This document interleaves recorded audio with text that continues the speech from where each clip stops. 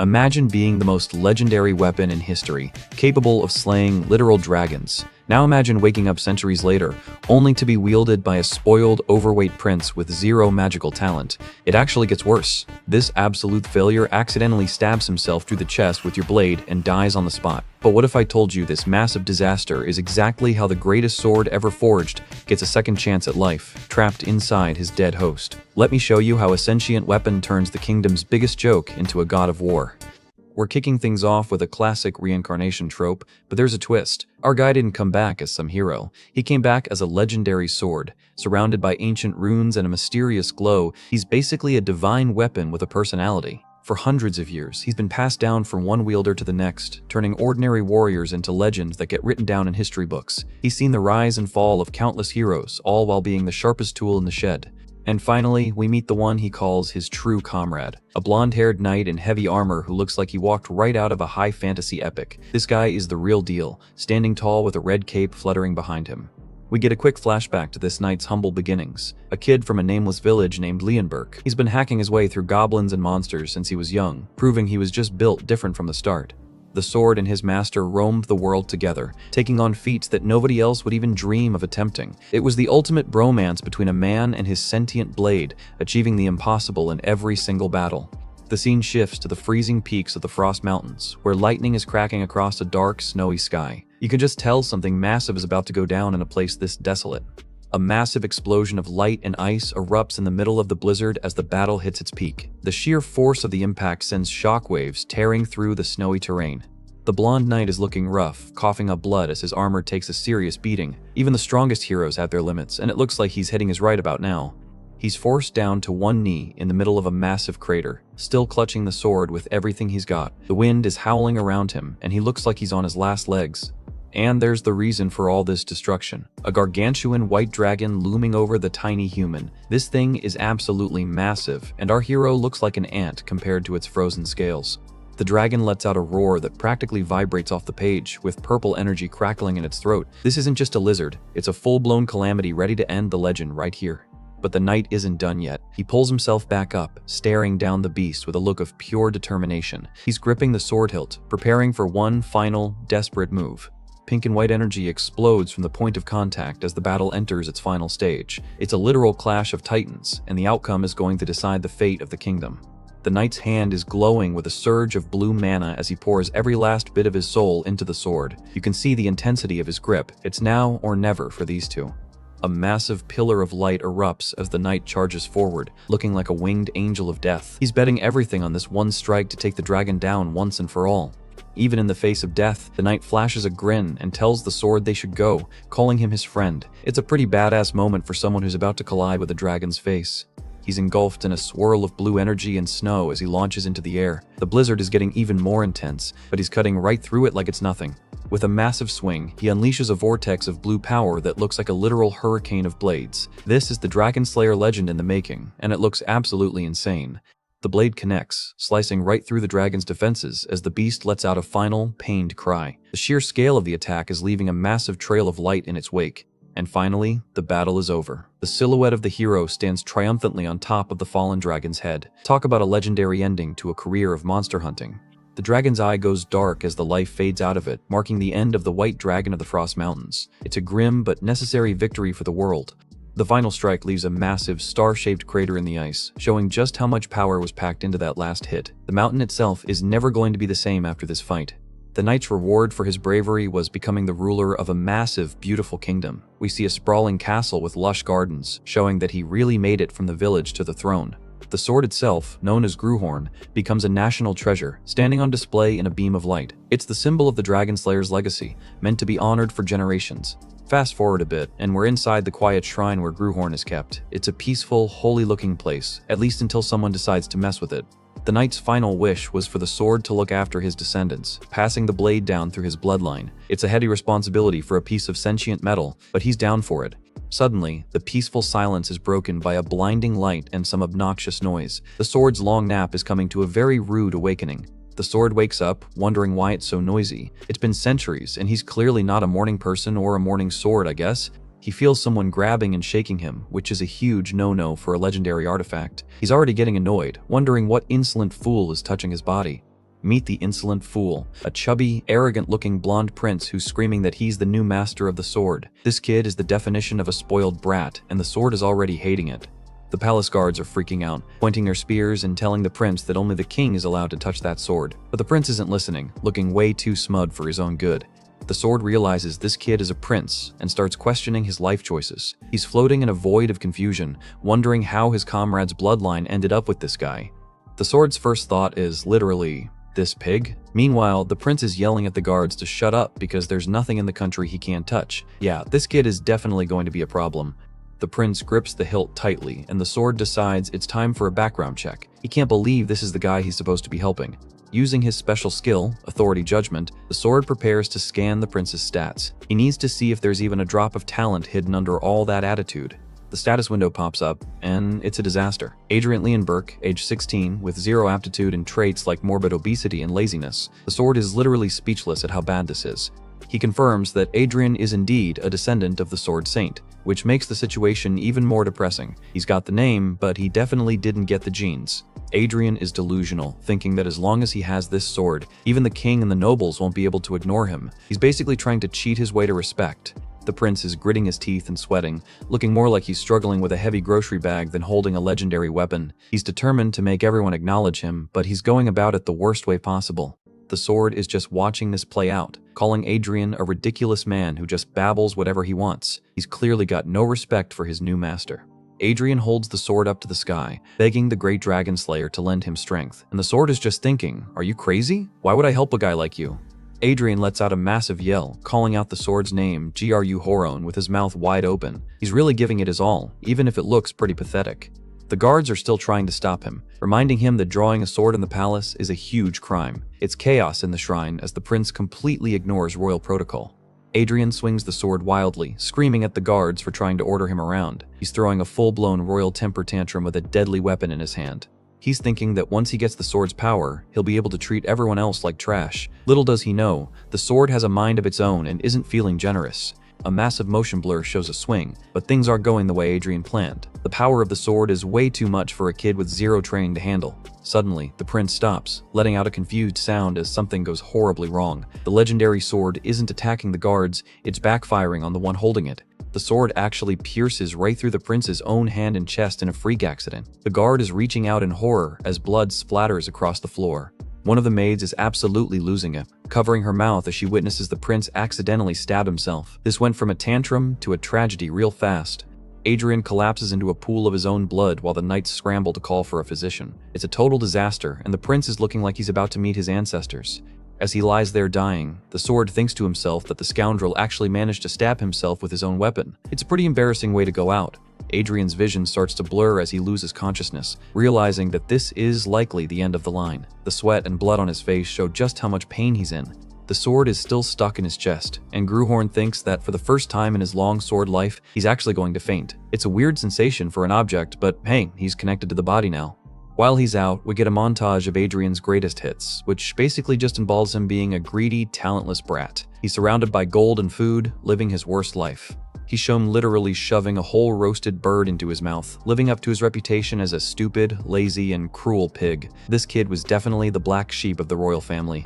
Thunder rumbles over the castle as rumors start to spread about the prince's strange recovery. After nearly dying, people are starting to notice that Adrian isn't acting like himself anymore. The maids are gossiping in the hallway, noting that he hasn't flipped any dining tables or gathered his usual gang of delinquents. It's like he's a completely different person, and they aren't wrong. The maids are laughing, thinking he's just acting quiet because he's scared after his accident. They're convinced he'll be back to his old, trashy self in no time. We see Adrian sitting quietly, looking down at his own reflection in the sword's hilt. He's having a major identity crisis because, well, the sword is now the one running the show. The truth comes out. The sword's spirit has taken over Adrian's body. He's horrified that he accidentally killed his comrade's descendant and is now wearing his pig-like skin. A maid shouts through the door that the king has arrived, telling Adrian to hurry up and get dressed. The new occupant of the body is not looking forward to this family reunion. Adrian is just sitting there with his arms crossed, complaining that the king didn't even visit when he was dying. He's already getting into character as the rebellious prince, even if it's unintentional. A maid warns him to watch his words since the royal knights are listening, while a stern-looking man stands in the background. Things are getting tense in the prince's chambers. A gray-haired man with a sharp beard enters, telling Adrian he's heard about his return from the dead. He's got an intimidating vibe that says he doesn't take any nonsense. Adrian looks up, totally lost, and asks who this is. It's a bold move considering this guy looks like he could snap him like a twig. The man is offended, reminding Adrian that they have a bond of master and student and asking why he's pretending not to know him. Apparently, this guy was the prince's teacher. Adrian's inner monologue is just him wondering if this guy was the pig's teacher. He's clearly not impressed by the former Adrian's choice of mentors. The teacher looks genuinely confused, but then an announcement cuts him off. His Majesty the King has arrived, and Adrian realizes he's about to meet the big boss. The king walks in, and Adrian is just chilling in his chair, thinking, the king? Like it's no big deal. The teacher is looking more nervous than the prince is. We see a close-up of some regal-looking boots as the king approaches. Adrian realizes that this must be the original scoundrel's father, and he's bracing for the encounter. Adrian gets a good look at the king and is actually surprised, thinking he's better than I thought. He can see the royal power radiating off the man. The king looks like a true warrior, and the sword spirit thinks that maybe the lion's blood hasn't totally turned it to dog's blood after all. At least someone in this family has some dignity. The king stares down at his son, disappointed that Adrian didn't even bother to greet his own father. He's wondering if the near-death experience changed him or just made him worse. A palace official explains to the king that the prince's memory is not intact, which is a polite way of saying he's forgotten everything. Everyone in the room looks like they're dealing with a major headache. We see a flashback of the doctor examining Adrian while he was out cold. The room is filled with worried servants, showing that even a pig prince gets the royal treatment when he's hurt. The doctor tells the king that there are no physical abnormalities with the prince's body. He looks a bit nervous, probably because memory loss is a hard diagnosis to prove in a palace full of schemes. The king listens with a somber expression as the doctor suggests the memory loss might be caused by mental shock. He's trying to figure out if his son is faking it or if he's actually broken. When the king says memory loss, Adrian starts sweating, wondering if the old man noticed something was off. It's hard to hide a legendary sword spirit in a teenager's body. The king's reaction is cold as ice, simply saying how truly convenient. He clearly doesn't believe a word of it, thinking his son is just trying to escape the consequences of his actions. Adrian gets a bit defensive, gritting his teeth as the king asks if this means everything he did in the past never happened. The tension in the room is thick enough to cut with a sword. The king starts lecturing him about making wrong choices and learning from mistakes. He looks like a tired father who's given this same speech 1,000 times before. His expression turns even more stern as he tells Adrian that by forgetting, he's just running away from his errors. He's not buying the amnesia act for a single second. The king looms over his son, telling him that because he's forgotten, he hasn't actually moved forward at all. It's a brutal reality check, and the new Adrian is just taking the hits. The king walks away while the guards and the teacher watch in silence. Adrian is left sitting there, thinking, he's really cursing me out, which is a pretty accurate summary of that interaction. As the king leaves, Adrian thinks to himself that he's really stepped in it. He realizes that being a prince isn't all it's cracked up to be, especially when your dad hates your guts. Adrian looks frustrated, wondering what the original kid could have possibly done to make his own father treat him like he's not even human. He's starting to realize the mess he's inherited. Suddenly, someone calls out his nickname, Ian, and Adrian is startled by a new person entering the fray. He's still not used to having a name, let alone a nickname. The queen, or Adrian's mom, rushes in and gives him a massive hug, crying about how confused he must be. She's surrounded by a literal garden of flowers and sparkles, which is a huge contrast to the king. She's squeezing the life out of him, and Adrian just groans in pain while she tells him that his memory will return soon. She's clearly the enabler in this family dynamic. She holds his face and laments that his beautiful face has wasted away. Adrian looks like he's having an out-of-body experience, probably because he knows he looks nothing like a beautiful son right now. She gives him a sweet smile, telling him she's just happy he's finally opened his eyes. It's a rare moment of genuine affection in this palace, even if it's directed at the wrong soul. Then she drops the hammer, telling him he must never touch such dangerous objects again. She's basically grounding the legendary sword from ever touching a sword again. Oh, the irony. Adrian is just sitting there, looking completely dead inside while his mom dotes on him. He's realizing that his new life is going to be incredibly burdensome. He thinks to himself that the queen's actual son is already dead, which is a pretty dark thought to have while she's smiling at you. He feels a bit guilty, even if it wasn't his fault. The scene shifts to a night view of the castle under a crescent moon. Adrian is alone with his thoughts, realizing that he's stuck in this royal drama for the long haul. The queen waves goodbye, telling him to rest well and that she'll see him again soon. Adrian is just sitting in his chair, watching her leave with a look of pure exhaustion. He lets out a simple huff, looking out the window as he processes everything that's happened. He's gone from a legendary weapon to a pampered, hated prince in less than a day. A vision of the original Adrian's body shows up in his mind, reminding him that he essentially ended his comrade's bloodline. He feels the weight of his old friend's request to look after his descendants. He stands up, admitting that while it wasn't intentional, he's the one responsible for the original prince's death. He's taking full accountability for the situation, like a true warrior would. Adrian decides that since things turned out this way, he's going to live well for the dead guy's share too. He's got a new mission: turn this pig into a legend. A ghostly image of the sword Gruhorn appears behind him, symbolizing his true identity. He spent his whole life cleaning up after others, and it looks like he's about to do it one more time. He clenches his fist, determined to build up his power again from scratch. He's not going to stay a talentless pig for long if he has anything to say about it. Adrian flashes a confident smirk, thinking about all the kids he's raised over the centuries. He's basically the ultimate coach, and he's ready to train himself this time. He stands in the middle of his room, deciding that his first step is to forge a mana heart. It's a bold move for a body with 0 mana sensitivity, but he's the expert. Blue mana starts to swirl around him as he begins the process. It's the first sign of real power we've seen from this body, and it looks like it might actually work. We get a close-up of his mouth as he exhales a breath of blue energy, concentrating all his soul into the task. He's pushing this body to its absolute limits right out of the gate. A core of blue light starts to form in his chest as the mana condenses. This is the foundation of every great warrior, and he's building it by sheer force of will. Mana particles are flying everywhere as the mana heart starts to take shape. It's an impressive display of technique, but then something starts to go sideways.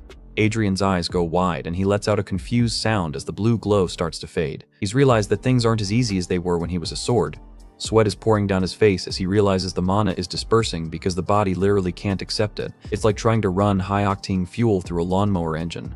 He's not giving up though, shouting once more as he forces another surge of blue fire to erupt. He's trying to brute force his way past his physical limitations.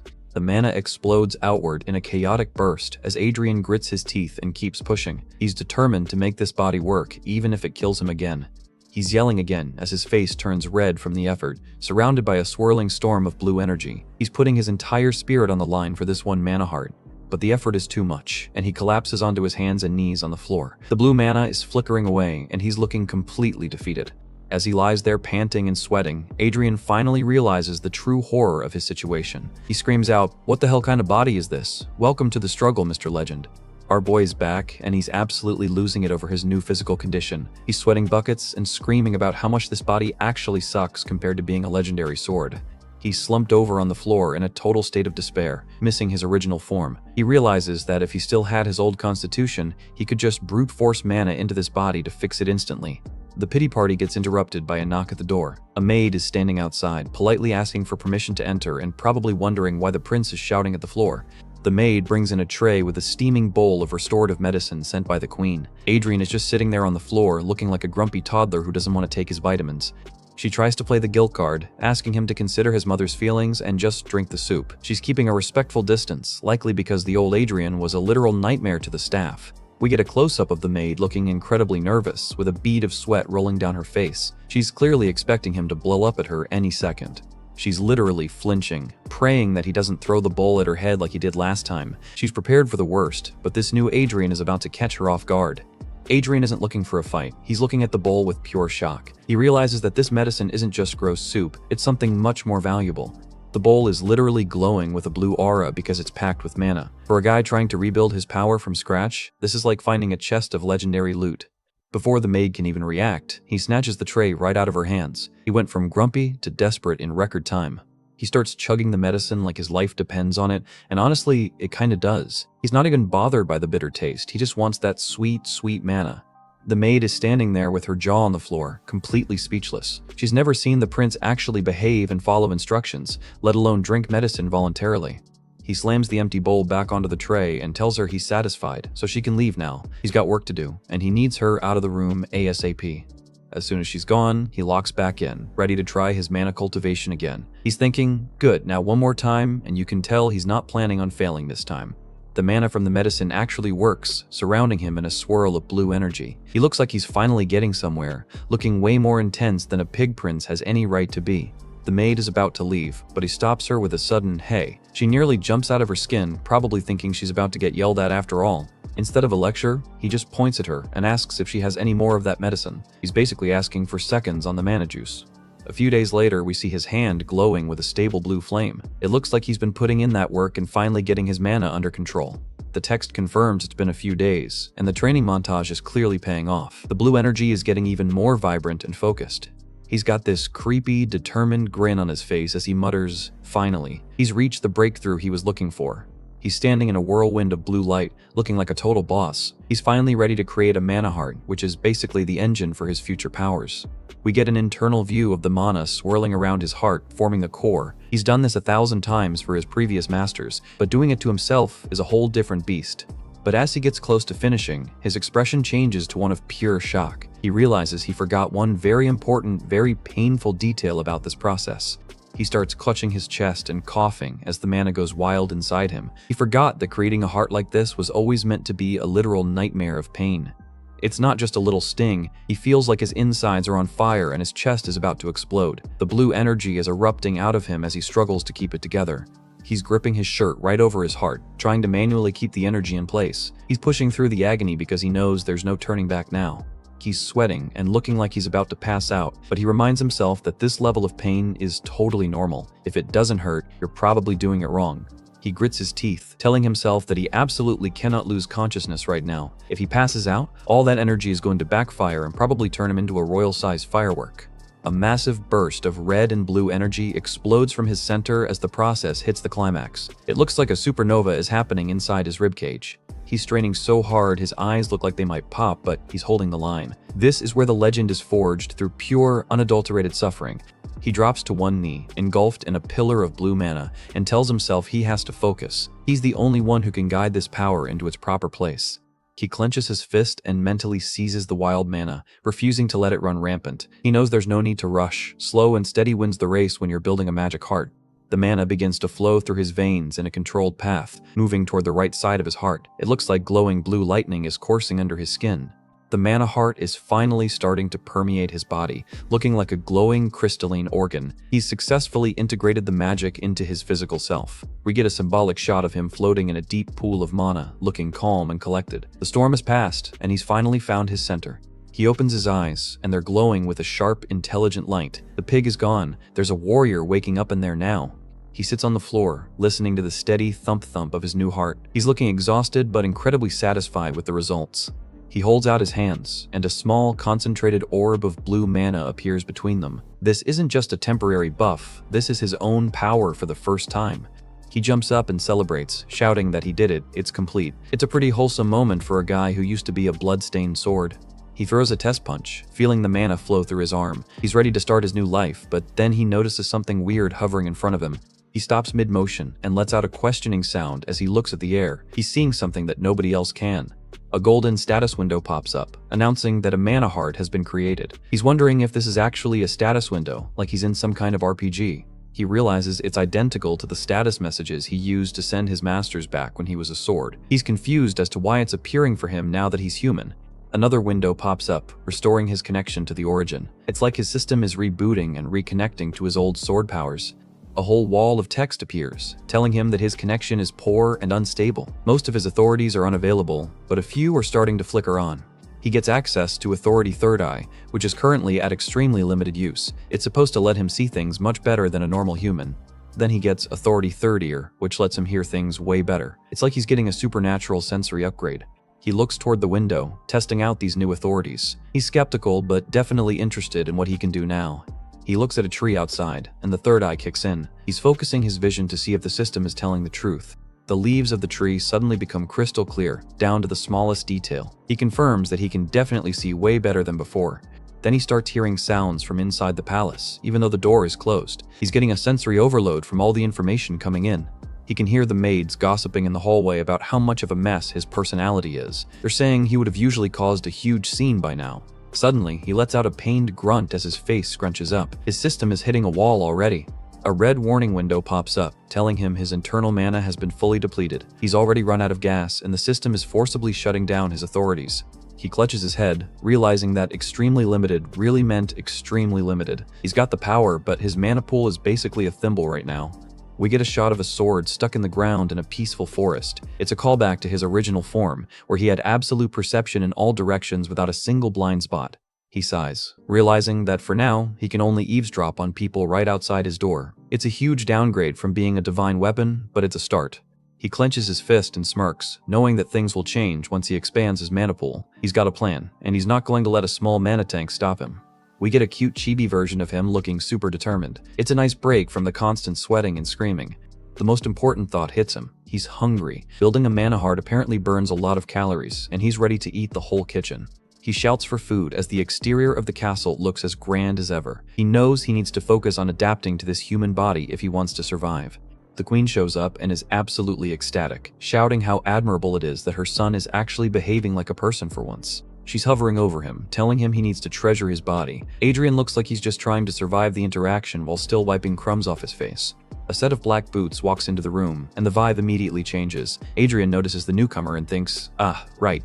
Meet the uncle, a scarred, middle-aged warrior with silver hair and a look that says he's seen too many battles. He looks completely unimpressed with his nephew. The queen introduces him and begs her brother to help the child since he's lost his memory. The uncle is just standing there with his arms crossed, looking like he'd rather be anywhere else. Adrian realizes this is the queen's brother, which makes him his only uncle. He's wondering what kind of relationship the pig had with this scary-looking dude. The uncle isn't exactly a fan, noting that Adrian's past wasn't exactly good anyway. He can tell just by looking that the kid still has that annoying vibe. Adrian stays calm and asks the man to make one thing clear. He's not backing down, even in the face of a guy who looks like a professional killer. The uncle looks at Adrian's midsection and says he's only here to help remove a bit of that flab. It's a brutal roast, and Adrian is just left letting out a confused sound. The uncle tells him to abandon any useless expectations because he's not going to provide anything more than basic fitness training. He's basically telling the prince he's a lost cause.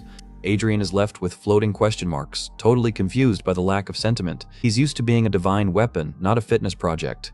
The uncle gives him a cold, piercing stare. He's clearly not here to play games or be a nice uncle. Suddenly, the uncle sends Adrian flying back with a swift kick. He's not wasting any time starting the training. Adrian is sprawled out on the floor as the uncle looms over him, telling him that from now on he needs permission for everything, even breathing. He's basically turning the prince into a recruit at boot camp. He smirks and says if Adrian tries his best, he might even teach him a shred of the family's secret swordsmanship. He's dangling a carrot, but it's a very small carrot. Adrian thinks it's ridiculous that an instructor is trying to teach him how to fight. He's the one who taught the legendary kings after all. The uncle keeps the roasts coming, saying that Adrian must be resentful seeing his fat tremble. He's really trying to get a reaction out of the kid. Adrian stands up, looks his uncle in the eye, and proposes a bet. He's had enough of being treated like a useless lump of lard. He tells his uncle that within half a year, he'll make him acknowledge his strength. He wants to break that arrogant look in the man's eyes. He doubles down, saying that if he fails, he'll do whatever the uncle says. It's a high-stakes gamble for a kid who currently can't even run a mile. The uncle looks genuinely amused, saying it's interesting. He probably thinks this is the most entertainment he's had in years. They stand in a courtyard as the uncle agrees to the bet, figuring he might as well have a source of entertainment while he's at the palace. The training starts, and it's absolute hell for Adrian. He's sweating and panting, realizing that this body is even more out of shape than he thought. He's cursing the body as it struggles to keep up with his mental commands. He's determined to whip this pig into shape through sheer willpower. He starts channeling blue mana into his feet to give himself an edge. He's not just exercising, he's using magic to cheat his way through the workout. He realizes he has to use mana if he wants to burn the fat off this body quickly. He's moving with a blue trail behind him, looking way faster than he was a minute ago. The uncle notices the change and is completely blindsided. He's thinking, "That brat, don't tell me," as he realizes something impossible is happening. The uncle rushes forward and grabs Adrian's arm, shouting his name in disbelief. He's detected the mana heart and it's blowing his mind. Adrian just looks up at him with a cool, calm expression. He knew this would happen, and he's enjoying the look on his uncle's face. The uncle is screaming, asking if he actually managed to create a mana heart. It's a feat that usually takes years of dedicated training, not a few days of jogging. Adrian flashes a smug grin and just asks, "Oh, this?" He's playing it off like it's no big deal, which is the ultimate power move.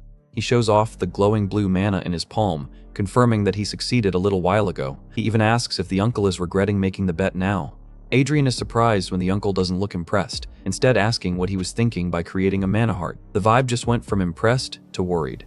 The uncle facepalms and asks where he even learned the method for forging a heart. He says Adrian clearly doesn't even know what he did wrong.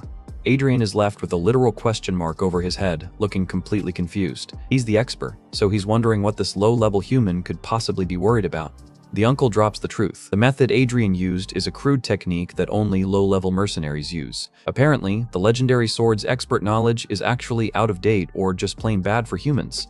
Adrian lets out a massive yell of disbelief as the camera zooms out on the castle. He just realized he's accidentally turned himself into a low-level mercenary instead of a royal elite. Talk about a major fail. The blonde prince is looking seriously stressed out, leaning his head on his hands while purple energy swirls around him. He thinks to himself that it really is the end of an era, and he's clearly not happy about the state of the world's magic. Uncle Vale isn't holding back, calling the mana heart a crude technique that only bottom-tier mercenaries would even bother learning. He's standing tall with a look of pure disdain, basically calling Adrian's hard work a total joke.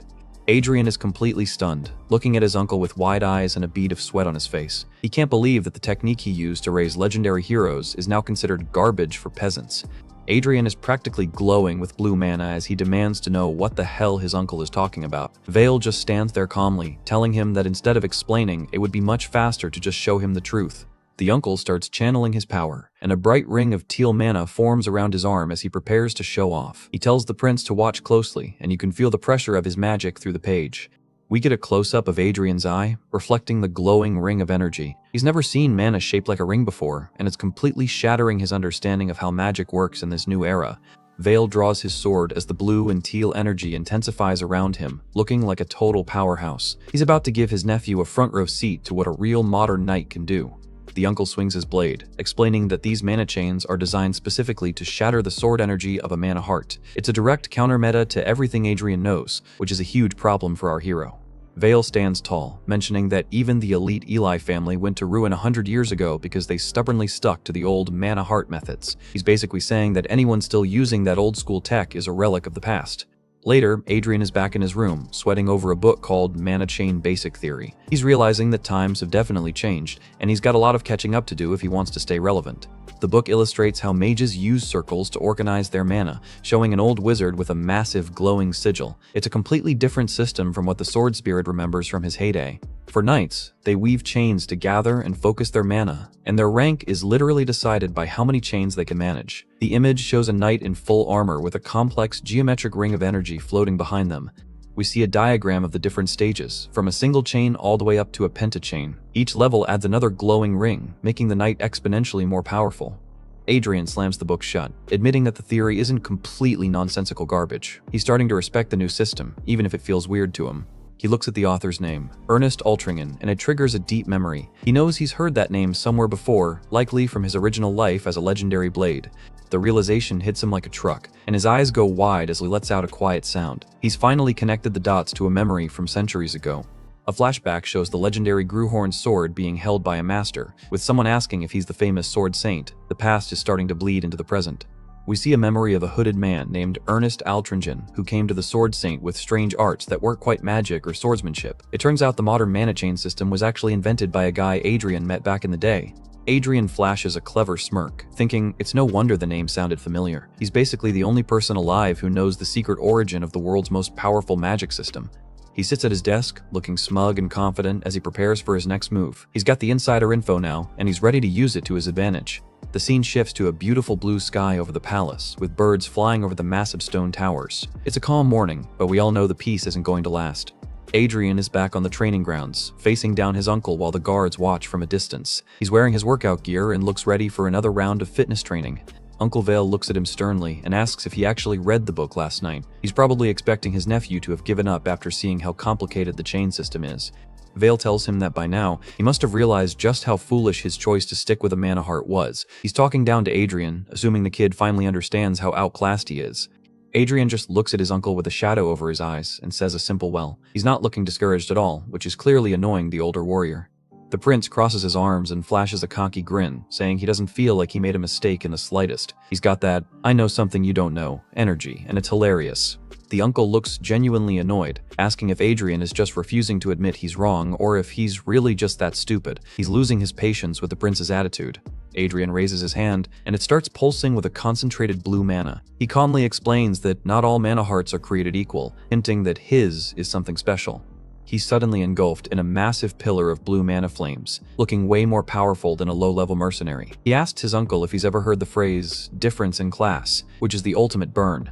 Vale looks skeptical, wondering what kind of nonsense his nephew is spouting now. He's still not taking Adrian seriously, even with the fancy light show. The uncle tells him that there are occasionally mercenaries who delude themselves into thinking they're legendary heroes from the past. He's basically calling Adrian a cosplayer with too much ego. He adds that all those people eventually fall away because they can't even surpass a 2-ring knight. He's trying to crush Adrian's confidence with some cold, hard reality. a vision of a powerful knight with glowing blue mana chains appears, looking like an unstoppable force. This is what Adrian is supposed to be afraid of. Vale challenges him, saying if he's really so different, he should try defeating a double chain knight. He's setting the bar high, expecting Adrian to fail miserably. The uncle smirks, saying that if Adrian succeeds, he'll actually become his guardian as the queen requested. It's a high-stakes deal, but Vale clearly thinks he's safe. Adrian just laughs it off with a sinister grin, wondering out loud if having his uncle as a guardian is even a good thing. He's not intimidated, he's actually finding the whole thing funny. The two face off in the training courtyard, and the tension is so thick you could cut it. The guards are watching from the shadows, sensing that something big is about to happen. The uncle takes a heavy step forward, his boot cracking the stone beneath him. He asks with a low, dangerous voice if Adrian just questioned his qualifications as a guardian. Vale starts glowing with an intense teal mana, revealing his true titles, Count of the Kingdom and Commander of the Northern Army. He's done being the nice uncle and is showing his true colors. He continues listing his accolades, including being the master of the Black Lancers and one of the king's 5 silver lions. He's a living legend, and he wants Adrian to feel every bit of that pressure. A massive explosion of teal mana erupts around him, shattering the ground and sending debris flying. He's showing off a fraction of his power, and it's absolutely terrifying. The camera zooms in on his icy blue eye as he reveals his rank. He's a quad chain knight. That's near the top of the food chain, and Adrian is officially in over his head. Vale stands in a whirlwind of teal energy, telling Adrian that his name, Vale Balorhard, is the name of the man who may stand behind him. It's a flex of epic proportions. Adrian is literally sweating under the pressure of the mana, but he doesn't look away. He asks if those are sufficient qualifications, sounding like he's actually impressed for once. We get a quick collage of action shots, blades clashing, mana exploding, and the intensity of the fight. It looks like things got very physical very quickly. The guards have to step in and tell Count Balorhard to stand down before he actually kills the prince. Adrian is on the ground, looking like he just got hit by a magical freight train. The uncle has a satisfied, somewhat malicious smirk on his face. He's definitely enjoyed putting his nephew in his place. Adrian is panting and covered in dirt, looking up at his uncle with a look of pure exhaustion. That quad chain power was no joke. Vale looks down at him and coldly says, "That will be all for today." He walks away, leaving Adrian to contemplate his life choices while lying in the dirt. A caption says a short while later as Adrian finally collapses completely. He gave it his all, but he's currently just a heap on the training grounds. Later, Adrian is back in the palace, leaning heavily on a table while sweat drips from his chin. He's looking like he just went 10 rounds with a dragon and barely survived. He slumped over, breathing hard and thinking to himself that he nearly died. That was way more intense than a standard training session. He has a distorted memory of his uncle's demonic-looking face, mocking him for thinking he could even beat a single chain knight. The uncle's words are clearly haunting him. Adrian wobbles down the hallway, looking completely drained as he mutters, "That devilish bastard." He's definitely holding a grudge after that beatdown. He enters his room to find the royal physician waiting for him. The doctor says he's been waiting for the prince, which is the last thing Adrian wants to deal with right now. The physician bows deeply, saying he's humbled that Adrian even remembers someone lowly like him. Adrian is just standing there with a blank stare, totally over it. The doctor explains that the queen ordered him to use healing magic on Adrian. The prince is confused, asking why the physician is even there since he's supposed to be training, not being pampered. The physician starts charging up a ball of green healing magic with a creepy, eager smile. Adrian panics, shouting for him to stop like the guy is holding a bomb. Adrian literally runs for his life, bolting out of the room to escape the doctor. He's moving pretty fast for someone who was just half dead a minute ago. He's walking with a grumpy expression, thinking that getting healed would make all the hell he went through today go to waste. He wants to keep the soreness as a reminder of his limits. A female knight with long blonde hair watches him go with a single sweat drop. She's probably wondering why the prince is so determined to stay in pain. The sun is setting over the palace as Adrian's long day finally comes to an end. It's been a wild ride of revelations and roasts. Suddenly, a new guy bursts into the dining room, calling out for his brother. It looks like another family member is joining the party. This guy is the third prince, and he's looking very stylish in his red and gold jacket with a cocky grin. He's definitely the type who enjoys a bit of drama. Adrian is in the middle of eating when the third prince walks in, and he doesn't look happy about being interrupted. He's got a spoon in his hand and a look of "not this again" on his face. We get a close-up of Adrian with his mouth full, thinking, what is with this guy? He's clearly not a fan of his flamboyant brother. The female knight confirms that it's the third prince, and Adrian just thinks, "That guy?" He's already judging him before the conversation even starts. The third prince smirks and says he heard Adrian had an accident, but he looked better than expected, which he calls a shame. Yeah, these brothers definitely don't get along. Adrian keeps chewing his food, totally ignoring the insult, and asks what it is he wants to say. He's not going to let a little trash talk ruin his dinner. The third prince's face turns dark and demonic as he calls Adrian a fool who stuck a sword into his own body. He's really leaning into the villain vibes here. He mentions that he heard an interesting piece of news about Adrian's bet with Count Balorhard. He's got a gossipy, malicious look in his eye. The prince asks about the bet involving dueling a double-chain knight. He's clearly trying to bait Adrian into something even more dangerous. The third prince has a truly sinister grin on his face, looking like he's just come up with a brilliant, evil plan. He's got that energy that usually ends in disaster. He leans in real close to Adrian's face, looking him right in the eye. He asks how Adrian would like him as an opponent. This just went from a dinner chat to a royal showdown. Gillian finally leaves, and Adrian is back at the table looking like he just finished a round of verbal gymnastics. Uncle Vale is standing in the background, likely wondering why the family dynamic is so messy. Adrian is lost in thought, questioning why every single one of his comrades' descendants turned out to be such huge headaches. We see a chibi Gillian in the background still cackling like a cartoon villain. The blonde aide explains that Gillian has actually been a prodigy with a sword since he was a kid. Adrian's reaction is a flat, "What? That punk?" because he clearly isn't seeing the talent. We get a glimpse of Gillian's potential, weaving 2-mana rings together at only 14 years old. It looks like a bright blue galaxy of power, showing that the kid is actually a monster in the making. The conversation is cut short when a maid walks in with a stack of letters that's taller than her head. Adrian and the aide both look over, probably wondering who still sends snail mail these days. The maid is practically hiding behind the mountain of envelopes, telling him these just arrived. This is definitely not going to be good news. Adrian stares at the letters, wondering why people who didn't care if he lived or died are suddenly flooding his inbox. It's suspicious, and he's not falling for any sudden acts of friendship. He starts scanning the contents, and you can see the sweat on his face as he realizes the magnitude of the situation. People are coming out of the woodwork now that he's awake. He's sitting there at the marble table looking completely overwhelmed by the paper trail. It's a quiet moment, but you can feel the gears turning in his head. The letters are revealed to be humbled requests for duels, but we know they're just looking for an easy win. They think he's still the same weakling from before. In short, the kingdom's low-tier nobles see him as a legal punching bag to increase their own fame. A group of shadowed figures looks ready to jump on the chance to take him down. Adrian flashes a truly devious smirk as he realizes he's become the easy target of the week. He's not worried, he's actually excited to prove them wrong. He hands the pile back to the maid with a cold look in his eyes. He's done being the victim and is ready to start keeping receipts. He tells the maid to write down every single name on those letters. That sinister grin tells us that he's making a hit list, and those nobles have no idea what's coming. The scene shifts to training, and Uncle Vale throws a wooden sword onto the stone ground with a loud thud. He's not giving his nephew any special treatment today. Adrian stares down at the wooden blade, probably missing his original metal body right about now. He looks a bit confused, like he's expecting a real weapon. Vale looks at him with a deadpan expression and simply commands him to pick up the sword. No more talk. It's time for some actual work. The uncle explains that Adrian needs at least a shred of actual swordsmanship for their bet to even be valid. He doesn't want the kid making excuses when he eventually loses. Adrian grumbles about his uncle's personality while bending down to grab the wooden blade. He's still complaining, but at least he's following orders for once. We get a close-up of Adrian's face looking focused, though there's a bead of sweat showing he's already feeling the strain. This is going to be a long day. Suddenly, Adrian is screaming in pure agony, clutching his arm as his muscles fail him. Vale is just standing there in the background like a stone wall, completely unbothered. The uncle walks over and asks if he didn't receive the healing magic from the physician. He's checking to see if Adrian is just being dramatic or if he's actually hurt. Vale drops some logic, saying healing magic only restores muscles. It doesn't actually make them stronger or help them grow. He's telling Adrian that there are no shortcuts to becoming a knight. Adrian is left speechless, looking up at his uncle with a shocked expression. He just realized that his plan to use magic to cheat the gym was a total bust. Uncle Vale just sighs and says, "Right," as if he's already disappointed. He's probably used to Adrian giving up after 5 minutes. He turns his back on the prince and starts walking away, mentioning that this wasn't even what he wanted to talk about today. Talk about a cold shoulder. Vale pulls out a real sword and tells Adrian to watch closely because he's only showing this once. He's about to demonstrate a core technique of the kingdom. He stands there glowing with a sharp teal mana, looking like a total professional. This is the foundation sword style that every knight in the kingdom has to master.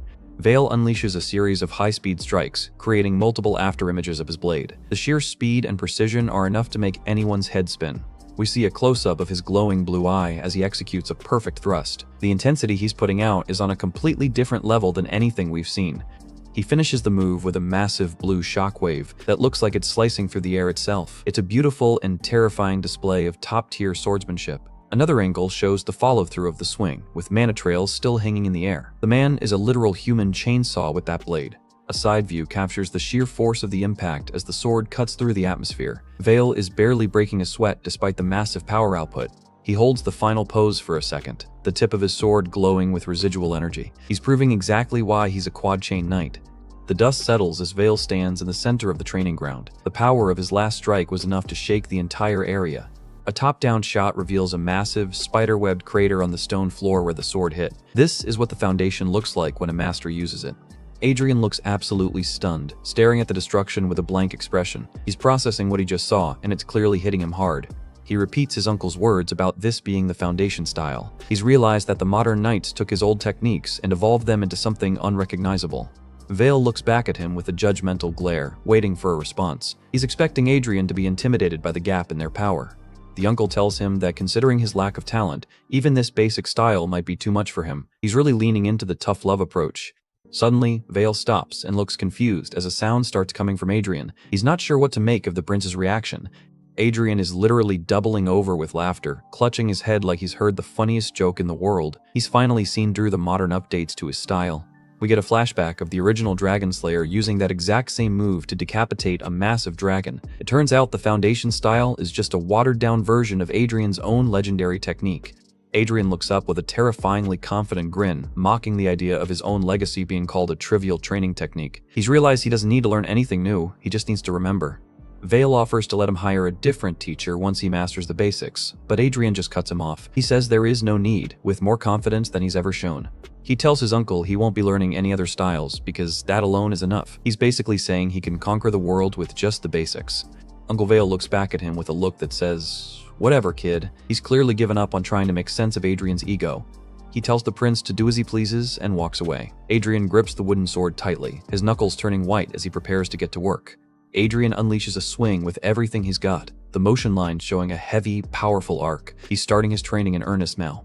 He spends the rest of the day training alone in the pouring rain, leaning on his sword for support. He's pushing himself harder than he ever has in this new body. He's sweating and exhausted, admitting to himself that his rapid weight loss is a natural phenomenon of his insane training. He's turning his pig body into a weapon. He remembers the Dragon Slayer standing over a fallen beast and realizes that his current style lacks the will to slay dragons. He knows he needs more than just the moves, he needs the mindset. A silhouette of a warrior appears in his mind as he continues to push through the exhaustion. He's chasing a level of power that this world has long since forgotten. He swings again, but his wooden sword looks slow and clumsy compared to the master in his head. He's frustrated, but he's not stopping. Veil is still watching him from the sidelines, looking unimpressed as Adrian struggles to keep his balance. He's waiting for the kid to finally collapse. The uncle shouts at him, asking if he's already forgotten the demonstration. He's pointing out all the flaws in Adrian's form without a shred of mercy. "And the legs," Veil yells, as Adrian trips over his own feet and loses his grip. It's a messy fall, and he's looking pretty pathetic right now. He's left sprawled out on the wet ground while Veil's shadowed boots walk away. The uncle tells him he has to channel strength through his whole body, not just his arms. Adrian looks up from the dirt, his face covered in shadow and sweat, and just says right. He's taking the criticism and using it as fuel. He wobbles back to his feet, admitting that his current body is just a weak vessel that can't even mimic the real Dragon Slayer style yet. He's honest about his limitations, but determined to surpass them. He stands tall and vows to prove that the Dragon Slayer style isn't just worn-out shoes to be thrown away. He's defending his own honor now.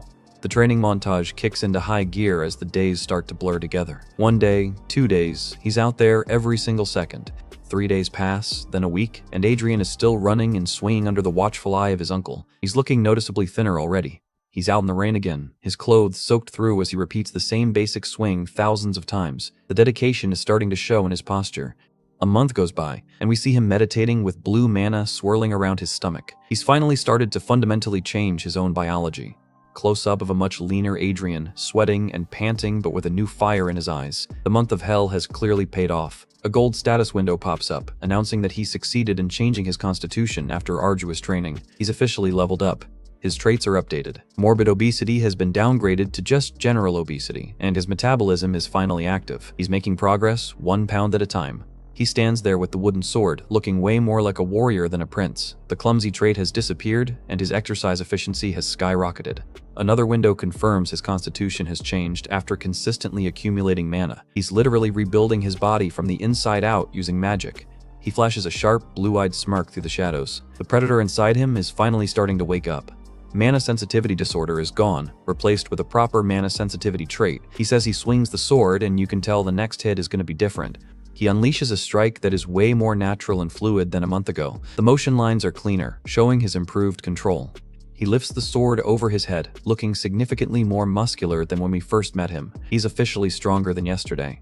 A close-up of his intense blue eyes shows he's reached a state of flow. He's not just moving his limbs anymore, he's part of the blade.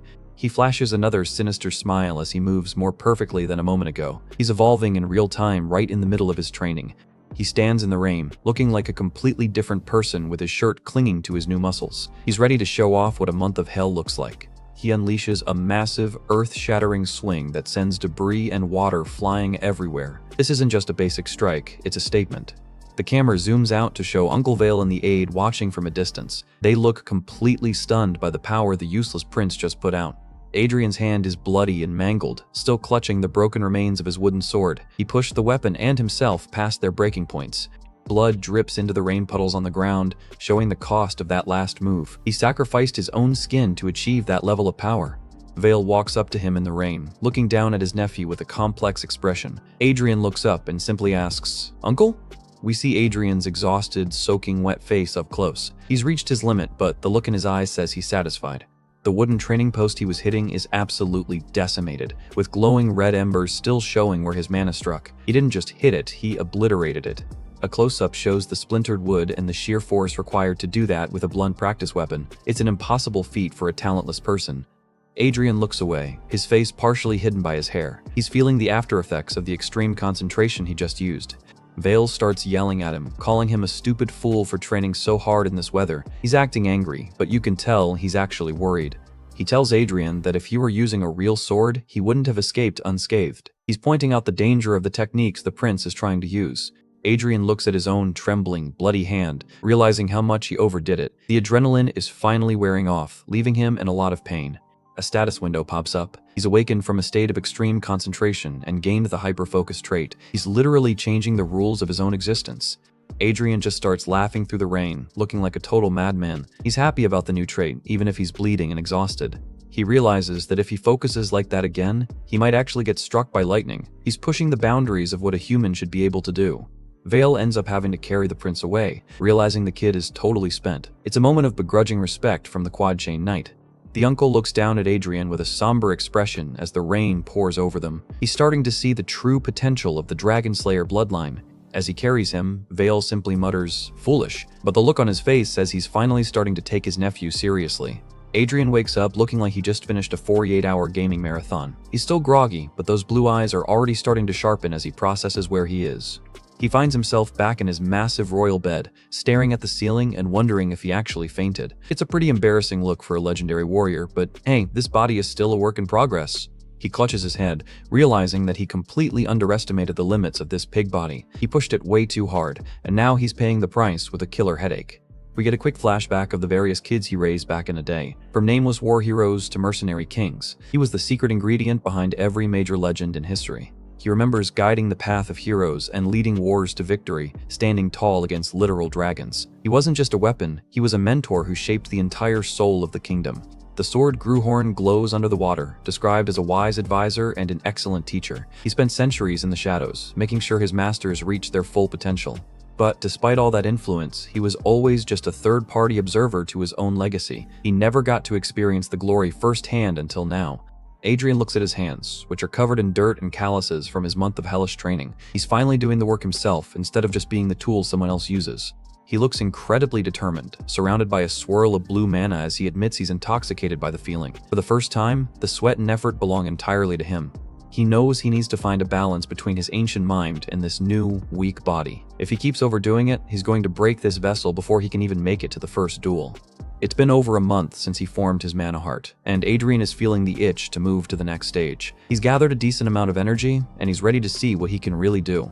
He sits in a meditative pose, blue mana crackling around him like electricity. He's refining his core, making sure every drop of energy is exactly where it needs to be. A status window confirms that through consistent effort, he successfully gathered mana to a certain level. The grind is finally starting to pay off with some actual stat increases. Adrian stands in a pillar of blue light, looking way more like a protagonist than he did a month ago. He's channeling all that energy through his limbs, testing the strength of his new frame. The system tells him his body can now withstand a little more mana. It's not a huge leap, but for a body that was basically at 0, it's a massive improvement.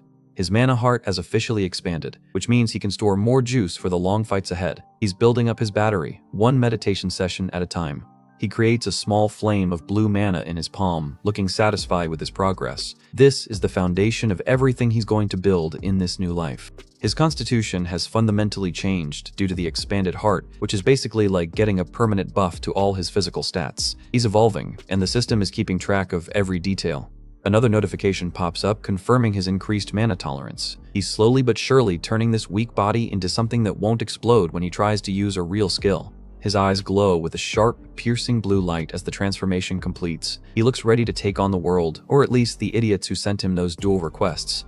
He shouts that it's done while blue aura erupts from his body. It's a major milestone, and he's definitely not being quiet about his success.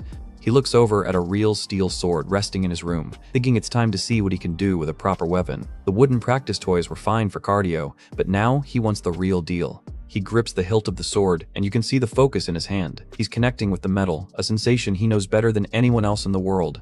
The system grants him the rank of Sword Learner, which is kind of hilarious for a guy who is literally a legendary blade. He's back at the bottom of the ladder, but he won't be staying there for long. He's now able to use the most basic level of aura, which is the next step in becoming a true knight. He's unlocked the starter pack of modern combat skills. The steel blade glows with a beautiful blue aura, showing that he's already mastered the basics. He's proving that his outdated knowledge still works perfectly fine with modern weapons.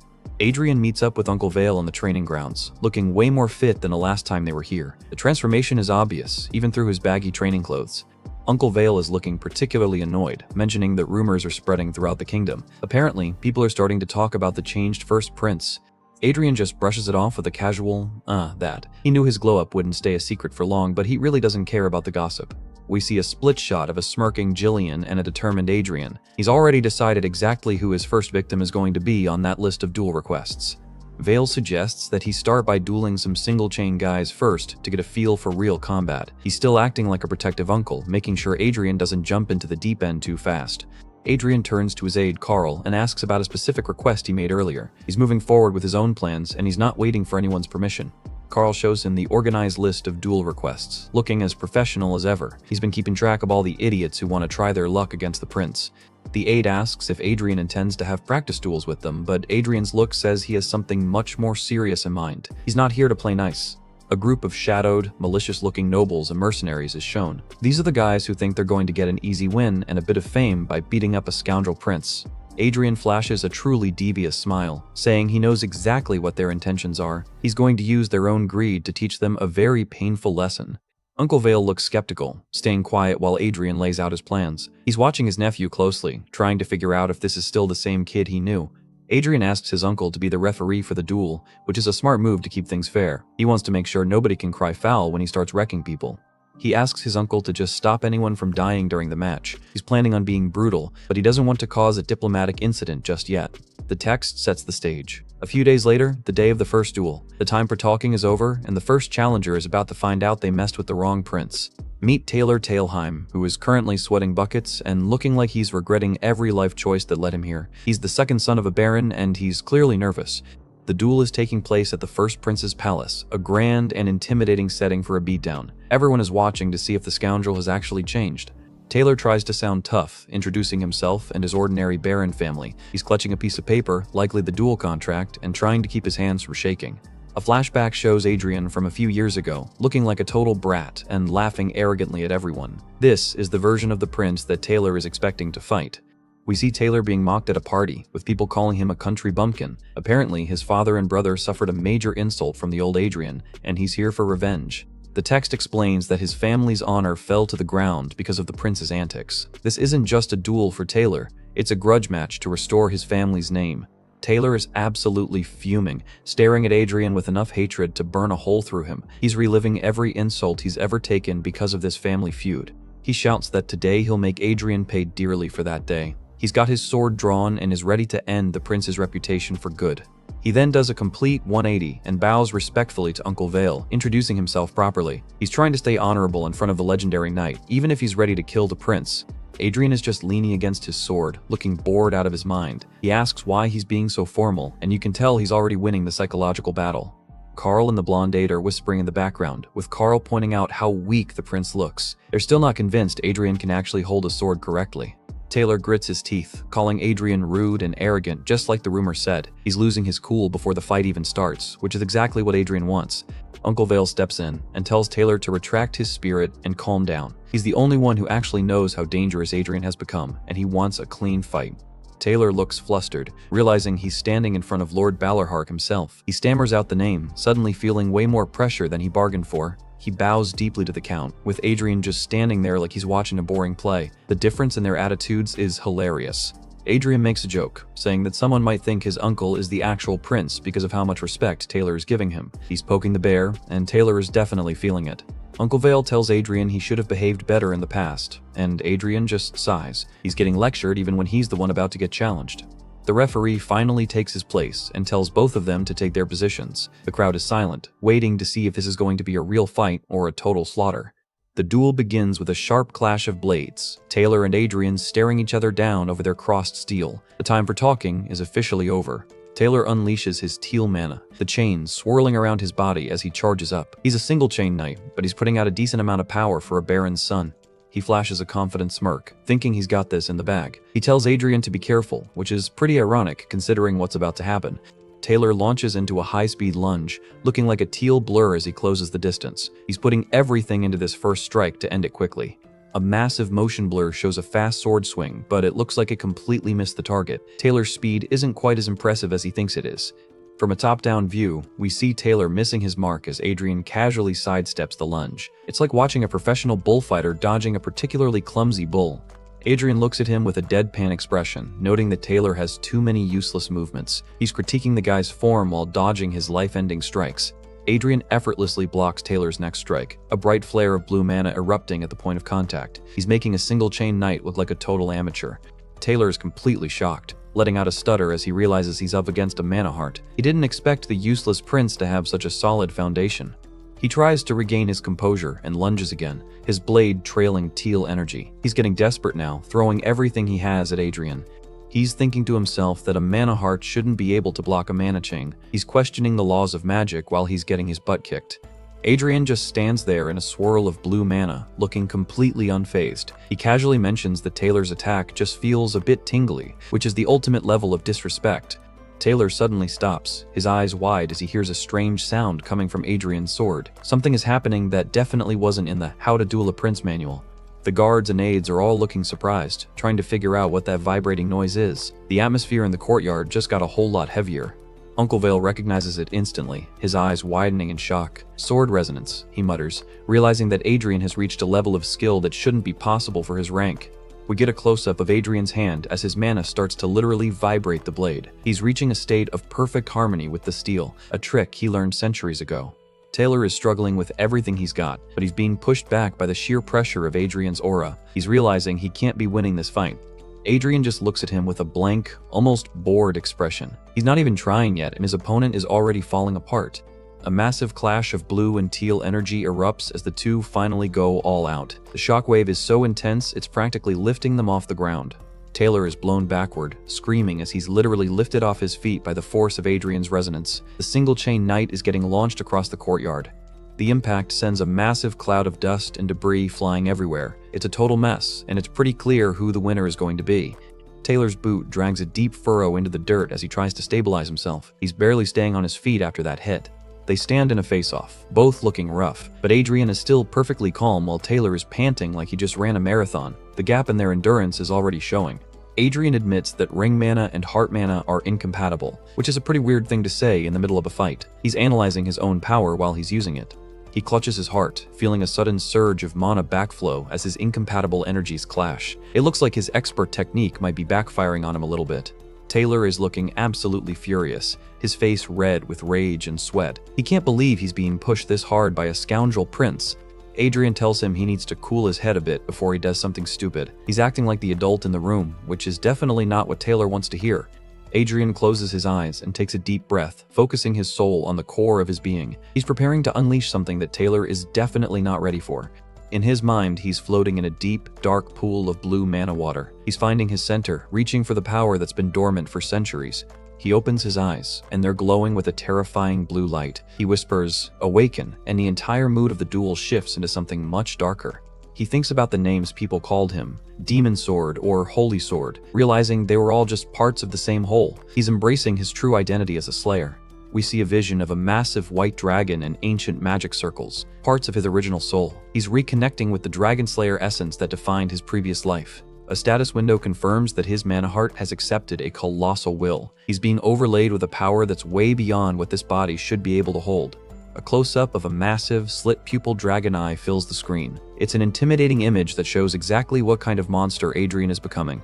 The dormant will to slay dragons officially awakens in his soul. This isn't just a buff, it's a fundamental change in his entire being. He remembers the Sword Saint and a red dragon from his past, symbols of his former glory. He's reclaiming the essence of the heart he once helped create. The Dragon Slayer's heart has been activated, surrounding him in a swirl of intense pink and red energy. He's gone from a prince to a force of nature.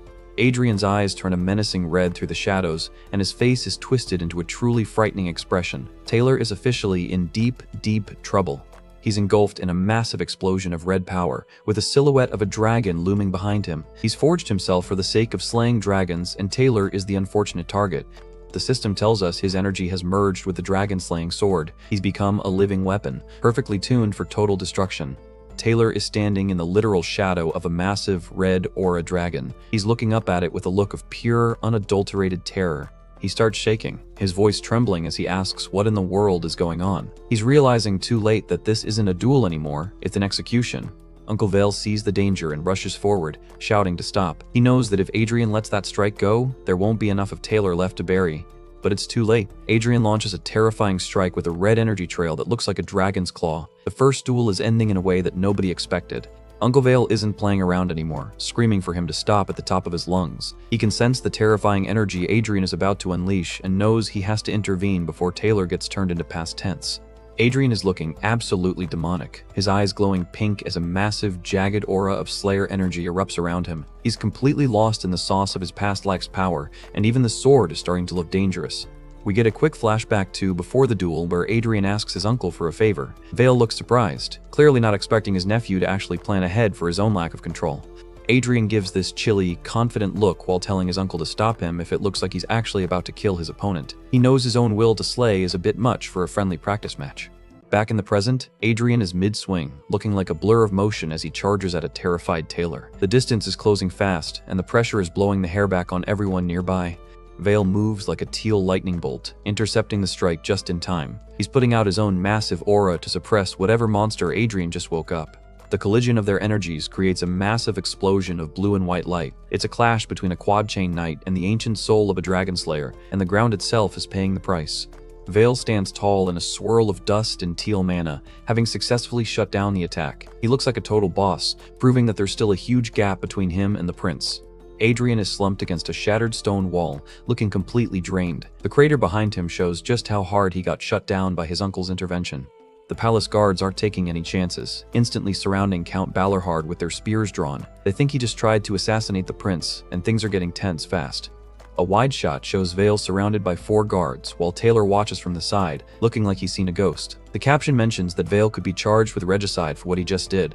Adrian wobbles back to his feet, telling everyone to stand back and revealing that he actually asked his uncle to do it. He's saving Vale from a massive legal headache while still looking like he just got hit by a truck. The prince is coughing and holding his bloody hand, admitting that while he asked for a stop, he didn't expect to get knocked out. He's learning the hard way that his uncle doesn't do things halfway.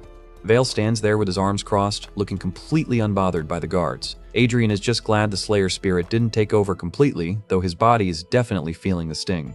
The crowd of knights and servants lets out a collective gasp of relief, realizing the prince isn't actually dead. People scramble to check on him. Adrian focuses on his internal mana, which is currently a chaotic mess of swirling blue energy. He's trying to stabilize his heart after that massive surge and subsequent shutdown. He looks down at his hand, admitting that he thought his mana heart was actually going to crack from the pressure. He's realizing that his current body is like a glass bottle trying to hold a literal ocean of power.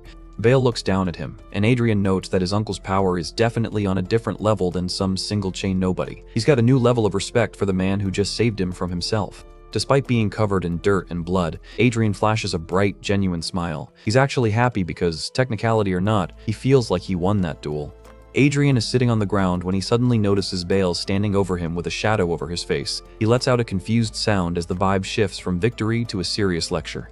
Vale looks down at him with a stern expression, asking what on earth Adrian thinks he was doing. He's not impressed by the win and is more concerned about the dangerous technique he just witnessed. Vale is absolutely fuming, yelling about that unrighteous sword style Adrian used. He knows for a fact he never taught the kid something that smells that much like blood and death. Adrian just stares back, claiming he was merely faithful to the essence of the sword. He's being vague because he can't exactly say he learned it from being a sentient blade for 500 years. The uncle goes quiet, looking at Adrian like he's trying to solve a puzzle. He points out that talking about the essence of the sword when you've never seen real combat is pretty ridiculous. A vision of the killing intent aura appears again, a red and black void of pure malice. Vale admits that while this essence is flagrant and uncomfortable, it's also a hard truth of combat. Vale has his eyes closed, looking deeply contemplative as he reflects on his nephew's words. He's starting to realize that the pig might actually have the soul of a warrior hidden inside. Adrian looks down, his expression unreadable as his uncle calls his growth unexpected. He's managed to surprise one of the strongest men in the kingdom, which is a massive win in itself. Vale lets out a small smirk, tired of Adrian's long rants and philosophical talk. He's done with the deep conversation and ready to get back to reality. A vision of a stoic commander leading hooded soldiers appears as Vale explains that he is a soldier, not a knight. He chooses the path of victory over the path of righteousness every time. Adrian looks up, surprised by this revelation from his uncle. It seems the two of them might have more in common than they thought, especially when it comes to the essence of killing. Vale warns him that his sword goes too far, and that excessive killing intent will make him lose the ability to tell friend from foe. He's giving him some veteran advice to keep him from turning into a mindless monster. Adrian just looks at him with a flat expression as Vale mentions all the fuss he's kicking up to fix the kingdom. He's realizing his uncle might be a bit more of a schemer than he lets on. Vale walks away, telling Adrian he'll be watching him to see if he gets consumed by his inner demon or not. The training is far from over, and the stakes just got a lot higher. A white caption box informs us that the 3 days of practice duels have finally come to an end. Adrian has officially started his climb back to the top of the food chain. We see a close-up of a sword point digging into the stone, surrounded by blue sparks. Adrian is wrapping up his business with the challengers in a very literal way. Taylor Tailheim is standing there, looking like he's about to faint from the sheer pressure. Adrian asks for his name again just to rub it in how little he mattered as an opponent. Adrian sheaves his wooden sword and tells Taylor good work over the last 3 days. He's acting like a gracious winner, but you can tell he's enjoying the power trip. We get a quick flashback of Taylor getting absolutely wrecked by that red dragon aura. He really did go through hell for 3 days straight, and he's lucky he's still standing. Adrian tells Taylor he would have felt better if he'd at least kicked his ass once, but Taylor just stammers out that that's impossible because he knows he never even stood a chance. Adrian calls over a maid, telling her to bring that here. He's got one last surprise for the guy he's been using as a punching bag for the past few days. The maid brings out a heavy, ornate wooden chest. Taylor looks confused, asking what it is. He's probably expecting another trick or a bill for the broken floor. Adrian looks at the chest, remembering the terrible things the original prince did to Taylor's family in the past. He admits he doesn't know if this will make up for it, but it's a start. He hands the chest to Taylor, explaining that it contains some gold and a letter for Baron Tailheim. He's essentially paying reparations for his previous host's douchey behavior. Adrian tells him to travel safely, watching Taylor walk away with the chest. He's surprisingly chill now that he's gotten the aggression out of his system. Taylor stammers out his thanks while sunset colors the palace in the background. Adrian thinks to himself that if you make someone work, you should pay the price. The palace looks majestic in the evening light as the narrator mentions that the scoundrel prince's duels have become the talk of the town. People are finally starting to realize that the old Adrian is gone. A text box confirms that the practice duels became a hot topic in the kingdom. It seems Adrian's plan to change his reputation is actually working, though maybe not the way he expected. In a dark room, some high-ranking nobles are whispering about how much humiliation Adrian is going to suffer. They're still hoping he fails, showing that some grudges don't die easily. Another white caption box notes that even after waiting for days, the news people expected, namely, Adrian's defeat, never actually came. The silence from the palace is driving the haters crazy. Taylor is spotted talking to some other knights, looking way more composed than before. People are crowding around him, desperate to know how the duel with the prince actually went. Taylor explains that the first prince wasn't nearly as bad as the rumors said, and that both sides just did their best. He's effectively becoming Adrian's PR manager among the lower nobility. A group of guys is looking totally baffled, asking what is this, as they realize their plan to laugh at the prince just backfired spectacularly. The atmosphere is thick with confusion and salt. Someone slams their fist onto a table in rage, screaming about Taylor's silence. They think Taylor is just keeping his mouth shut out of embarrassment for losing to a weakling. Adrian is leaning against a crate on the palace walls, looking smug as ever. He's enjoying the chaos he's caused by actually being a decent person and a terrifying warrior. Adrian grumbles about how these nobles really have nothing better to do than gossip. Vale stands behind him, throwing the line right back at him with a dry, "You're one to talk." Taylor is shown flinching when he realizes Adrian is watching him. He's clearly still a bit traumatized by those 3 days of practice, even with the bag of gold in his hand. Adrian grabs Taylor and tells him to make sure he spreads the results of the duel properly. He's making sure his rehabilitation story gets out to the masses. He leans back with his arms crossed, thinking that the rumors should finally die down now. He's looking pretty satisfied with his work as a publicist for himself. He stops mid-thought and just asks, "What?" as his maid delivers some more news. It looks like his plan might have hit another weird snag. The maid nervously explains that there's a new rumor, that Adrian threatened Taylor to fabricate the duel results. Man, being the scoundrel prince really makes it hard for people to believe you've changed. Adrian's face is cast in deep shadow as he takes in this news. He looks like he's about 10 seconds away from going back to being a villain just for the hell of it. He decides to just forget it and focus on training instead. Blue mana starts to swirl around him as he chooses to sweat his frustrations away. He unleashes a massive, high-speed swing that sends a shockwave through the air. He's channeling all that annoyed energy into his blade, and it looks devastating. The motion lines show a horizontal slash so fast it's practically invisible. He's really pushing the limits of his basic aura now. We see a montage of Adrian training at different times of day, looking more and more like a professional. He's becoming a literal machine of practice and discipline. He finishes a thrust that's glowing with an intense blue light. His sword learner rank is looking more and more like a lie every single day. Adrian sits in a meditative state with a massive ball of blue mana swirling in front of his chest. He's reaching a new level of internal power that would make most knights jealous. He checks in with Carl, asking how many duel opponents are left on the list. He's looking way more lean and athletic now, finally shedding that pig persona. He wipes sweat from his face, panting and admitting that apprentice knights aren't enough for him anymore. He's outgrown the low-level competition and is looking for a real challenge. Carl looks up from his clipboard, mentioning that the last one is a knight who has properly learned the sword. He looks a bit more serious about this final opponent. A shield and sword emblem glows as Carl explains this person joined a knighthood to train and wasn't satisfied with just polishing their family's sword arts. This sounds like the real deal. Adrian flashes a sharp, interested smile. He's heard the rank, a probation knight of the Iron Lion Knights. Now this is the kind of workout he's been waiting for. 2 knights are shown standing at the palace gates as someone approaches. The lighting is dramatic, setting the stage for a big arrival.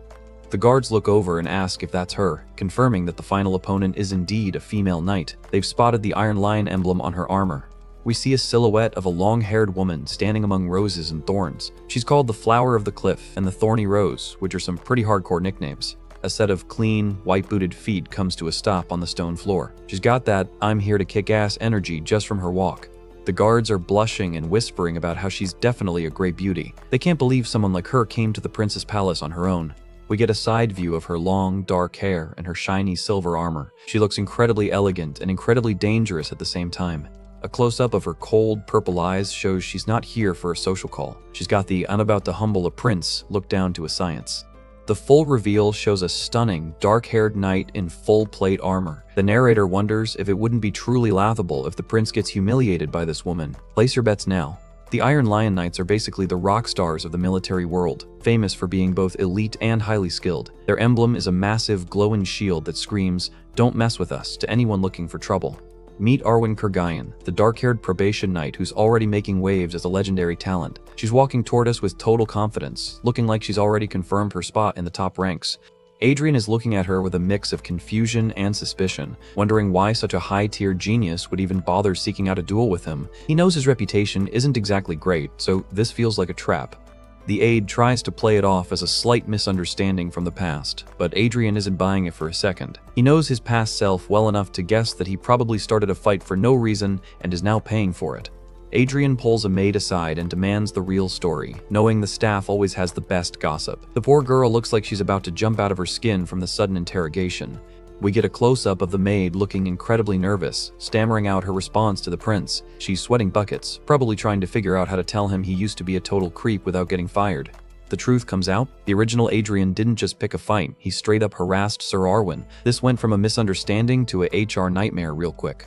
Adrian is literally clutching his hair in horror, yelling about what a crazy bastard his predecessor was. He's realizing that the former owner of this body left him a mountain of baggage to deal with. A flashback shows a pale hand reaching out to grab someone's shoulder in a dark hallway. You can tell this isn't a friendly gesture just by the way the scene is framed. Old Adrian has that disgusting pig face again, looking way too smug while cornering a knight. He was clearly using his royal status to act like a total predator. The scoundrel prince actually put his arm around Arwin's shoulders, acting like they were best buddies while she looked visibly uncomfortable. This kid really had zero boundaries. Arwin wasn't having any of it, looking back at him with pure rage and reminding him that knights are not his private property. She has a spine of steel, unlike the old prince. Old Adrian's response was to call her an ugly thing when she rejected him, which is the ultimate sore loser move. He was throwing a full-blown royal tantrum because he didn't get his way. Back in the present, Adrian is sweating and cringing as he hears about his twisted courtship style. He's realizing that Arwin probably wants to chop his head off, and honestly, he can't blame her. Adrian is looking completely drained, with a single sweat drop showing how much he hates his life right now. He's inheriting the consequences of a lifetime of being a jerk. We get a shot of Arwen looking absolutely stunning and regal, which makes the ugly comment even more ridiculous. No wonder everyone in the palace thinks the first prince is a total clown. Arwen greets him formally, but her words are sharp, telling him he hasn't changed a bit. She's still holding that grudge, and she's ready to let it out on the training field. Adrian thinks to himself that while he might look the same on the outside, the person inside is a completely different soul. He's trying to be a better man, but first, he has to survive this duel. We get a close-up of Arwen's intense violet eyes as she glares at the prince. She's locked on target, and you can practically feel the killing intent radiating off the page. Uncle Vale arrives on the scene, making his presence known as the official referee for this royal showdown. He's the only one who can keep this from turning into a total massacre. Vale looks at Arwen with a serious expression, acknowledging her status as a high-potential knight. He knows exactly what kind of skill she brings to the table. Arwen bows respectfully to the count, identifying herself as a probation knight of the Iron Lion Knights. Even when she's about to fight, she keeps her knightly discipline perfectly. Vale warns her to be careful, saying the prince's sword style has become quite vicious. Adrian is in the background looking annoyed, probably because his uncle is already selling him out. The Count gets into character as the observer, telling them now then as he prepares to start the match. The atmosphere is heavy with the scent of impending combat. Adrian stands ready with a confident smirk, telling both of them to take their positions. He's actually looking forward to testing his new powers against a real challenge. Arwen looks completely stone-faced, staring down the prince with cold determination. She's not here for a friendly spar, she's here to settle a debt. The camera pans up the castle walls as the announcement echoes out. From now on, the whole palace is holding its breath for what's coming next. The duel is officially declared open. The two fighters are separated by a wide courtyard, and you can practically hear the fight bell ringing in the background. Arwen draws her blade in one fluid motion, a swirl of blue mana following the steel. She's fast, precise, and clearly doesn't plan on holding back. Adrian flashes a sharp grin, deciding it's time to see the skill of the Iron Lion's prospect. He's embracing the fight, looking more like a warrior than a prince. Arwen launches into the air with a high-speed strike, her sword glowing with teal mana. She's closing the distance in a heartbeat, looking to end this before it even starts. Adrian's eye reflects the incoming attack, and he acknowledges that her movement is indeed quite decent. He's calm as a statue, even as a deadly blade flies at his face. Blades clash in a massive burst of blue sparks and wind pressure. It's a high-speed exchange that proves both of them are playing in the big leagues now. Adrian's face is strained as he feels his mana starting to backflow again. His body is still struggling to handle the sheer amount of power his ancient soul is trying to pump through it. They lock swords, and we get a close-up of Arwen's cold gaze through the crossed steel. She's putting a massive amount of pressure on him, trying to break his guard. Arwen delivers a powerful hit that sends Adrian skidding backward across the stone floor. He lets out a pained sound as he realizes she's way stronger than the previous chumps. Arwen follows up with a relentless flurry of slashes, looking like a blur of dark hair and shining armor. She's not giving him a single second to catch his breath. Adrian is on the defensive, gritting his teeth as he realizes he's being completely dragged around. He knows that if he doesn't change tactics soon, he's going to lose this match. Arwen prepares her next move, surrounded by a swirling vortex of blue mana. She looks unstoppable, like a literal force of nature in plate armor. Adrian decides he's had enough of being the punching bag and activates his core. A massive explosion of red and black mana erupts from his body, signaling that the Dragon Slayer has entered the building. The gold status window confirms it. Dragon Slayer's heart has been activated. This is his trump card, and he's playing it early to turn the tide. Arwen's eyes go wide in total shock, her pupils shrinking as she feels the sudden, overwhelming pressure. She realizes she isn't fighting a prince anymore, she's fighting something ancient. A massive silhouette of a red dragon looms over Adrian as he unleashes his power. The red mana clashing with Arwen's blue energy looks like a literal apocalypse in the courtyard. Arwen is struggling to stay on her feet as the shockwave from Adrian's power pushes her back. She's being forced to give up ground for the first time in the duel. She manages to dig her heels in and stop her slide, her armor sparking against the ground. She's shaken, but she hasn't dropped her sword yet. She stares at Adrian's sword in disbelief, wondering how a useless prince could possibly produce such a terrifying aura. She's starting to question everything she thought she knew about him. Adrian is panting and sweating, realizing that Arwin is definitely on a different level from everyone else he's fought. He has a grudging respect for her skill and tenacity. He decides to use his special skill, activating the authority of judgment to get a read on her true power. He needs every advantage he can get to win this. Arwin's stats pop up: swordsmanship, A, combat techniques, B, and she has the pure-hearted trait despite her tough exterior. She's basically a high-level paladin in training. Adrian spits out some blood, looking totally exhausted but still game. He's pushing his body far beyond what it was meant to do, and it's showing. He realizes that even with his limited authority, he can still win if he plays it smart. He's channeling every drop of mana he has left into his next move. Arwin doesn't give him a break, charging back in with her blue mana flaring up. She's determined to end this fight on her terms, regardless of his scary new power. The two fighters move like lightning. Their speed's so high they're leaving trails across the courtyard. It's a high-stakes game of tag where the loser gets a face full of steel. A massive collision of red and blue energy sends a pillar of light into the sky. The sheer force of their battle is shaking the very foundation of the palace. Adrian is gasping for air, looking like he's about to collapse from mana exhaustion. His shirt is soaked with sweat, and he's reached his absolute limit. Arwin is in the same boat, her breathing heavy and her armor battered. They've managed to push each other to a complete standstill. They stand apart in the courtyard as the sun begins to set, casting long shadows over the arena. It's a moment of tense silence as they both wait for someone to make a move. Adrian rests the tip of his sword on the ground, leaning on it just to stay upright. He's done for the day, and he knows it. Uncle Vale steps forward and calls a stop to the match for today, telling them they'll continue tomorrow. He's making the executive decision to keep both of them alive. Adrian clicks his tongue in frustration, thinking he was just about to finish it. He's acting tough, but you can see his hand trembling from the strain. Arwen is sheathing her sword, admitting that she was thinking the exact same thing. She's got a look of frustrated respect for the prince she used to despise. A spark of electric rivalry passes between them as they glare at each other one last time. They're both eager to get back to it and finish what they started.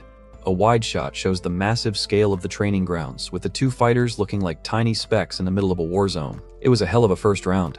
Uncle Vale orders both of them to go get treated immediately, showing no room for argument. He knows they've both pushed themselves way too far. The royal physician rushes in, looking worried and offering to treat the prince's injuries right away. He's always hovering when there's a chance for royal drama. Adrian looks skeptical as the doctor points out a tiny bruise on his arm. He's more worried about his internal mana than some small scrapes on the outside. The doctor's healing magic glows green around Adrian's arm, and Arwen watches from a distance with a serious expression. She's analyzing him, trying to figure out where that power came from. Arwen looks down, deep in thought, as she processes the duel. She's realized that the prince isn't just a scoundrel, he's a monster who's just starting to wake up. They both turn and walk away in opposite directions, without saying a single word. The silence is louder than any insult they could have thrown. Adrian walks off into the sunset, vowing that he will absolutely not lose this fight. He's got his pride on the line now, and he's going all in. The sun sets behind the palace towers, casting a golden glow over the castle. It's a peaceful ending to a day that was anything but quiet. Two other knights are gossiping on the wall, noting that it's already the third day of the duel. They're shocked that the prince has managed to last this long against Arwen. One of the knights admits that Arwen is skilled, but that the first prince's skills are equally as impressive. The rumors about his weakness are finally being proven wrong. The two duelists face off once again on the third day, looking rested and ready for more. The tension is even higher than before, as they both know this is the final stretch. Adrian smirks and tells Arwen he has something to say before they start the next round. He's always got a plan, and it usually involves making things more interesting. Arwen asks if he's trying to apologize for his past behavior, looking like she'd rather be anywhere else. She clearly doesn't want his courtship attempts again. She gives him a cold, hard look and tells him she will not accept an apology. She wants to settle this with swords, not words. Adrian casually dismisses that idea, telling her, well, it's not that. He's got something much more high stakes in mind for this final bout. He shrugs his shoulders and looks totally relaxed, which is clearly annoying Arwen even more. He's acting like this is just a game, while she's treating it like war. He proposes a prize, since they're fighting so fiercely anyway. He's turning the duel into a high-stakes gamble for both of them. Adrian drops the hammer. The loser grants one wish for the winner. He's basically saying the loser has to do whatever the winner wants, whether it's kneeling or apologizing. Arwen goes silent, considering the offer with a look of deep concentration. She knows the weight of a royal wish, and she's not taking the bet lightly. One of the other knights gets offended, telling Arwen that as a member of the royal family, the prince shouldn't be saying such things. He's worried about the kingdom's reputation. Adrian ignores the noise and asks Arwin directly what she thinks. He's focused only on his opponent, waiting for her to accept the challenge. Arwin stands tall, noting that she's a member of the knighthood loyal to the royal family. She's reminding everyone that she knows her place, but she's still her own woman. She accepts the bet, saying she'll take the prize if His Highness permits. She's confident she can win, and she's ready to claim her own prize. Adrian has a sinister grin, thinking, good thinking, as he prepares to unleash his full power. He's already decided what he's going to ask for. The final clash begins with a massive explosion of red and blue mana. They're both going 100% from the start, and the shockwave is blowing everything away. Adrian's red aura slashes right through Arwin's blue defenses, looking like a literal claw of energy. He's way more aggressive than before, and it's working. He unleashes a horizontal slash that Arwin barely manages to block, the sparks flying from her armor. The speed and power of his strikes have doubled since yesterday. We get a terrifying close-up of Adrian's red eyes through the shadows. He's completely tapped into the Dragon Slayer essence, and he looks like a literal demon. Adrian unleashes a massive vertical strike that looks like a pillar of red flame. He lets out a pained grunt, but he's not stopping until she's down. Arwin is stunned, thinking fast, as she realizes he was hiding his true strength yesterday. She's struggling to even keep track of his movements now. The silhouette of a giant red dragon appears behind Adrian as he continues his assault. He's become the living embodiment of the Dragon Slayer legend, and it's absolutely terrifying. They exchange a flurry of high-speed blows, with red and blue streaks lighting up the entire courtyard. It's the ultimate climax to their 3-day struggle. Arwin groans in pain as she's pushed back by the sheer overwhelming pressure of Adrian's red aura. She's running out of mana and energy to block him. She lands on one knee as the ground shatters beneath her, looking completely spent. Adrian is still standing, his red aura pulsing like a heartbeat. We get a close-up of Arwin's face, covered in sweat and dirt, but her eyes are still full of determination. She's panting for air, knowing that the next hit will decide everything. Adrian prepares for the final blow, his hand glowing with an intense, jagged red mana. He's ready to end this duel once and for all and claim his prize. He unleashes one last massive red strike, and Arwin manages to block it, but she's clearly at her limit. The shockwave of the collision fills the entire area. The sun is almost gone, and their swords are locked in one final, desperate struggle. You can feel the tension in the air as they both pour every last drop of mana into this moment. The dust settles, and Arwin is slumped on the ground, defeated. She's still clutching her sword, but she can't even lift her head. The crowd of knights and spectators are all wide-eyed and stunned into silence. They can't believe the probation knight they all bet on actually lost to the prince. Uncle Vale looks on with a grim and serious expression. He's seen the true power hidden inside his nephew, and he knows things in the kingdom are about to change. Arwin looks up at Adrian with a look of pure, utter disbelief, whispering that this can't be. She's devastated that she lost to the man she despised the most. Adrian stands triumphantly over her, looking down with a smug expression. He simply says he won the bet, making it official for everyone listening. He points his sword right at her as she kneels in the dirt, the sunset casting a dramatic light over the scene. He's got her right where he wants her. Adrian flashes a truly sinister smirk, enjoying every second of his victory. He's about to reveal his wish, and you know it's going to be something crazy. He stares her right in the eye and drops the bomb. I want you. Oh boy, this just took a very unexpected turn, and Arwin looks like she's ready to faint all over again. Meet the new recruit, Carl, who's currently questioning his life choices while staring at the back of the kingdom's most notorious scoundrel prince. He's standing stiff as a board in full plate armor, probably expecting to be yelled at any second. Adrian looks back and casually asks if he's the new royal guard. Carl bows deeply, keeping it professional while saying he looks forward to serving His Highness, even if the rumors say this is a suicide mission. Adrian is just chilling in his chair, looking way more composed than a scoundrel should. Carl thinks to himself that the prince seems arrogant, but at least he hasn't started throwing a tantrum yet. The scene cuts to the training grounds where Adrian is running his heart out, sweating and huffing like a man on a mission. Carl is watching from a distance, realizing the rumors might have been a bit outdated. Carl gets a good look at the prince's focused expression and realizes something is very different. He admits to himself that, contrary to the gossip, this dude is actually putting in the work. Carl and the other guards are watching Adrian train in the middle of a literal downpour. It's a pretty intense scene. Most royals would be inside drinking tea, but our boy is out here grinding. One of the other guards is freaking out, asking Carl if they should stop the prince because it's raining too hard. They're genuinely worried he's going to catch a cold, or worse. Suddenly, a massive surge of mana erupts from Adrian, and Carl screams out for him to watch out. Something big is happening, and it's about to get flashy. Adrian unleashes a strike that practically shatters the training post, with sparks of light and rain flying everywhere. He's looking like a total beast in the middle of the storm. He stops and pants for air, a small, satisfied smirk creeping onto his face through the rain. He's finally starting to see the results of all that self-torture. We see Carl's face, dripping with rain and looking completely mesmerized. He's seeing a side of the prince that no one else believed existed. As the camera pans out over the castle walls, Carl thinks to himself that he had a feeling His Highness would eventually become a great man. The hype is real. Back to the duel cliffhanger, Adrian stands over the defeated Arwin and says he wants her. The sunset in the background makes it look way more dramatic than it probably should be. The guards in the back are losing their minds, blushing and whispering about how scandalous the prince is being. They're clearly taking his words in a very different way than he intended. Carl is having a major internal crisis, wondering if he completely misjudged the prince's character. He looks like his entire worldview just got flipped upside down. Arwin is struggling to stand, looking up at him through her hair while she trembles from exhaustion. She's processing what he just said, and it's clearly a lot to take in. She stares him down, her eyes wide with shock as she asks if that is truly what His Highness desires. She's ready to fight or faint, and honestly, it could go either way. Adrian stays cool, reminding her that as she is right now, she's nearly an ordinary apprentice who couldn't even beat a scoundrel like him. He's being brutal, but he's got a point. He leans in with a smirk, saying, "So what I want is..." He's really dragging out the suspense, enjoying the fact that everyone is hanging on his every word. Arwen is just frozen there, looking absolutely stunned as she waits for the rest of his sentence. The tension in the air is thick enough to cut with a sword. Adrian looks away slightly, saying he needs a knight who actually follows him. He's not looking for a mistress, he's looking for a loyal soldier. Carl flinches in the background when Adrian specifies he wants a knight who belongs only to him. The wording is still a bit spicy, but the intent is finally becoming clear. A wide shot of the courtyard shows the two of them facing off, while the other knights watch in silence. It's a powerful moment of recruitment in the middle of a literal battlefield. Adrian uses his authority to scan Arwen again, noting her high aptitude and her sword prodigy trait. He tells her she has quite the talent, which is high praise coming from him. Adrian looks her dead in the eye and addresses her by her full name, therefore Arwin Kurgayan. He's getting ready to make her an offer she can't refuse. He finally drops the real command, "Become my knight." It's a direct order, and Arwen looks like her brain just short-circuited. We get a flashback of Arwen training against multiple opponents, realizing she became the knight she always dreamed of, but things didn't go as planned. She's had to fight for respect her whole life. The narrator notes she has a remarkably striking appearance, which has actually been a burden for her as a warrior. People often see the face and ignore the skill.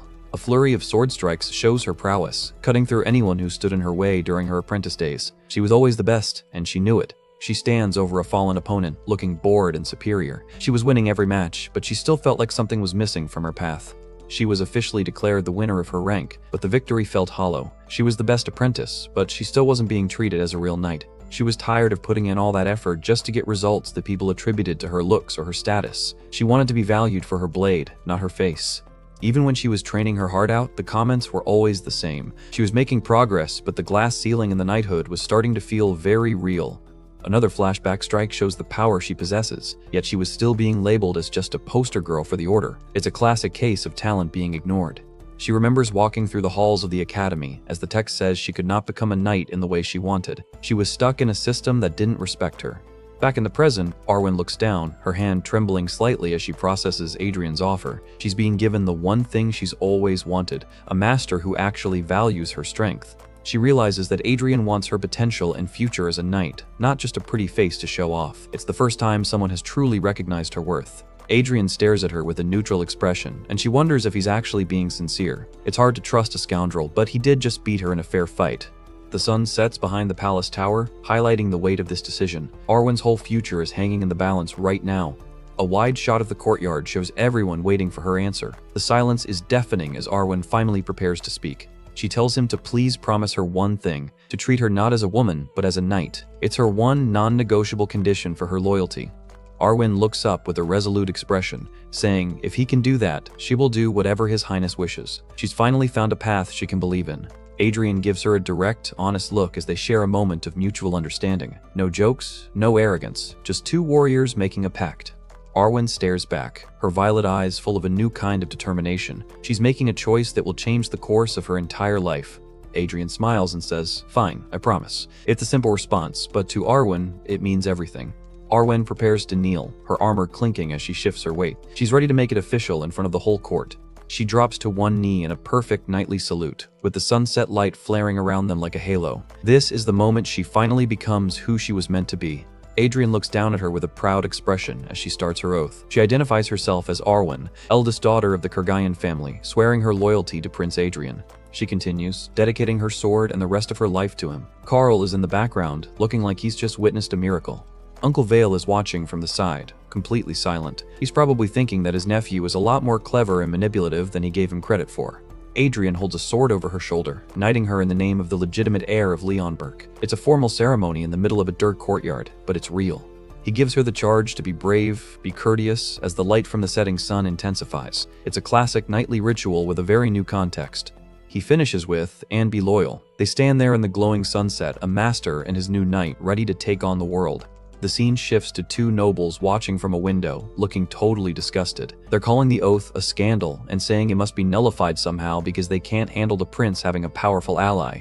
They're fuming that Arwin refused their help, which probably just meant she wouldn't join their little political schemes. They're realizing that their control over the knights is slipping. The rumors are already flying, with people whispering that there must be some secret relationship between them. They can't imagine a knight would serve the scoundrel for any other reason. Adrian is back in his room, clutching his hair and yelling that this is crazy. He's reading the gossip and realizes everyone thinks he's some kind of mastermind villain now. He's shaking with rage, screaming that people are calling him the worst scum on earth. He just wanted a good bodyguard, but now he's a romantic scandal. Carl stands there in silence, looking completely deadpan while his prince has a meltdown. He's clearly getting used to Adrian's dramatic personality. Carl finally speaks up, calling out to his highness. Adrian stops his tantrum and just gives a confused sound. Carl asks about what Adrian said that day, and Adrian looks genuinely lost. He's got a floating question mark over his head, totally forgetting whatever wisdom he might have dropped. Carl reminds him of the final duel day where Adrian said he wasn't a real knight by royal decree. The flashback shows Adrian looking cold and serious, a stark contrast to his current pig mode. Carl asks if that truth upset him, noting that if a royal decree came down, Carl would have to leave. He's testing the prince's commitment to his staff. Adrian just smirks and says if Carl wants, he can make the oath later too. He's basically saying, you're already part of the team, don't overthink it. Carl gets very serious, asking if Adrian would actually accept his oath if he chose to make it. He's looking for some genuine validation from his prince. Adrian turns his head away with a sharp no. Talk about a brutal rejection after that touching moment with Arwin. Adrian gives him a cold stare and says he doesn't want him. There's no joy in raising him. Ouch. That's got to sting for the poor royal guard. Carl is left sweating and stuttering. Is that so? While Adrian just laughs it off. He's back to being a jerk, or at least pretending to be one to mess with Carl's head. Adrian puts on a serious face and says he's not joking. He's serious. He's a master of switching between playful and terrifying in a split second. Suddenly, Adrian is holding a fancy official document that says his probation is hereby released. He looks at it and wonders if he did something. Even he's surprised by the good news. He's scratching his head in confusion, realizing they lifted his probation a full month and a half early. He's wondering what changed in his father's mind to get him off the hook so soon. He remembers the king acting like he would lock Adrian in the palace forever and never see him again. The memory of his father's cold gaze is still fresh in his mind. Carl and a maid are standing nearby, with the maid asking if he's happy his probation is over. Adrian just gives them a thoughtful, almost sad look. He admits that he doesn't really care because even if he leaves the palace, he has nowhere to go. He's realizing just how lonely the original prince actually was. He mentions that he has no one to meet since he doesn't know anyone, which makes the maid realize she has another letter for him. The maid bows deeply and apologizes, saying she just saw an invitation that arrived for His Highness. It looks like his schedule's about to get a lot busier. Adrian looks up, asking about an invitation. He's looking way more fit in his royal uniform now, showing that his training is really sticking. The maid hands him a silver envelope with a fancy wax seal. She confirms, yes, it is this one, looking a bit nervous about the contents. Adrian opens the letter and reads out, a social club for special young lords? He looks skeptical already, probably sensing another royal headache. He points to himself and asks, me? He can't believe a social club would actually want the scoundrel prince to show up. The maid stammers when Adrian asks if it's a weird place. Her reaction is basically a giant red flag that this club is anything but innocent. We get a vision of what the club is really like. Old Adrian surrounded by booze and a bunch of bored-looking women. It's described as incomprehensible and trashy. Adrian crumbles the letter in his hand, calling it a gathering for booze and chasing women. He's got no time for that useless garbage when he's busy training to be a legend. But then he stops, his eyes widening as he spots something else in the invitation. He's noticed a detail that changed his mind instantly. The letter is addressed to the wise, brave, and thoughtful prince from his eternal friend, Bernardo of the Eli family. Now things are getting interesting. Adrian repeats the name Eli with a look of pure concentration. He's found a lead on something important from his past life. He remembers his uncle mentioning the Eli family was the only one that insisted on the mana heart until the very end before they fell to ruin. It's a direct link to his old school magic style. He decides he should attend after all, and the maid bows as she agrees to prepare his things. He's got a new objective: investigate the remnants of the Mana Heart users. Adrian walks off, looking every bit the cool, collected prince. He thinks to himself that he hopes the family hasn't completely fallen from grace just yet. The real game is finally starting. 4 months have passed, and our boy has gone through a literal transformation. After possessing the scoundrel prince's body, he spent every waking second training to shed that pig status once and for all. The royal tailor is practically bowing to the floor, asking if the new outfit is to the prince's liking. He's terrified of missing a single instruction, probably because he remembers how the old Adrian used to treat the help. We get a close-up of the threads, and it's a total vibe shift, all black with minimal embellishments. Adrian is trading the gaudy royal look for something much more practical and intimidating. Adrian stands tall in the simple, sleek design, looking like a completely different person. Even the tailor has to admit that despite the simplicity, His Majesty's dignity is off the charts now. Adrian checks himself out in the mirror, and even he's impressed, noting that he's definitely lost a ton of weight. The tailor is gushing over the fact that his measurements have decreased by more than half. The prince is so happy with the result, he decides to put the tailor in charge of his banquet outfit too. The man looks like he just won the lottery, laughing and promising to start working on it immediately. Adrian gives a cold, knowing look as he walks away, telling the tailor his measurements will change again by the time the banquet rolls around. He's not even close to being done with his physical evolution. A few days later, the probation is officially over. We see the royal carriage heading out to that blasted social club Adrian mentioned earlier, but you can tell he's not going there for a good time. Carl is riding alongside the carriage, looking as stoic as ever in his silver armor. He's taking his job as the royal guard seriously, even if they're just headed to a noble's party. Inside the carriage, Adrian is yawning and complaining about how exhausting it is to be a prince. All the protocol and stifling clothes are clearly starting to grate on his nerves. He's slumped on the red velvet cushions, feeling frustrated by the carriage and the constant surveillance of the guards. He just wants to get to business, but the royal lifestyle is slowing him down. He stops mid-complaint and looks over at the maid sitting across from him. Something about her has caught his eye, and the vibe in the carriage suddenly gets a lot more serious. Adrian leans forward and starts to address her, but the maid looks startled by the sudden attention. He's clearly noticed something that's bothering him. He points directly at her neck and asks what that scar is. It's a jagged mark right near her collarbone that definitely looks like it wasn't an accident. The maid immediately looks down, trembling and blaming her own incompetence for the injury. She claims the prince was right to reprimand her, which is just a fancy way of saying the old Adrian was an abusive jerk. Adrian realizes he's found another horror story from this body's past. We see a flashback of the old prince throwing tantrums and attacking the staff, proving he really was the worst scum on earth. The maid is visibly flinching, and Adrian feels a pang of guilt despite not being the one who did it. He realizes he's seen her every day for months and doesn't even know her name yet. He decides to break the cycle of abuse and asks her directly for her name. The maid looks absolutely stunned that the prince would even care about such a trivial detail. She introduces herself as Adilia Bayern, her voice shaking as she speaks to the man who used to terrorize her. Adrian is taking in the information, but the name Bayern triggers something deep in his memory. Adrian repeats the name Bayern while looking deep in thought. He notes that the family is barely even listed on the noble registry these days, but he knows the name from somewhere else. His mind drifts back to the distant past, long before cities or kingdoms even existed. He remembers a time when humans were the weakest species on the continent, hunted and robbed by everyone else. The flashback shows the era of various races, where elves and dwarves ruled the land while humans struggled to survive. It was a brutal time where only the strongest could claim any ground. Monsters and other races are shown slaughtering defenseless humans in a dark, bloody era. It's a grim reminder of how far the world has come since the Great War. Then came the saviors who put an end to the miserable history of the human race. A lone warrior in a red cape stands overlooking a burning valley, signaling the turning of the tide. The 5 electors are shown standing on a mountain peak at sunset, the legendary heroes who led humanity to dominance. They were the ones who truly built the foundation of the current world. One of those heroes is revealed, a red-haired woman with an intense gaze. Adrian remembers her name clearly because she was his first wielder back when he was the sword Gruhorn. She's standing on a rocky ledge, looking incredibly badass with a golden sword in her hand. She asks Gruhorn if he's ever thought about what they'll do once the war is finally over. A massive horde of ogres and giants looms over the tiny red-haired warrior. This was the reality of her daily life, fighting impossible odds just to give humanity a fighting chance. We get a close-up of her determined yellow eye as she stares down the giant king. She had a will to slay that was so intense, it used to vibrate through the sword's own soul. She unleashes a strike so powerful, it creates a blinding white flash against the dark sky. The sheer output of her mana was enough to change the geography of the battlefield. The red-haired hero is shown mid-combat, leaping into the air to take down a massive, armored opponent. She fought like a demon, earning her legendary reputation in blood. She was the one who famously beheaded Ida, the king of the giants, effectively ending centuries of human exploitation. Her victory was the spark that allowed human civilization to finally flourish. Another angle of her brutal combat shows her slicing through enemies with ease. She wasn't just a knight, she was a force of nature that no one could stand against.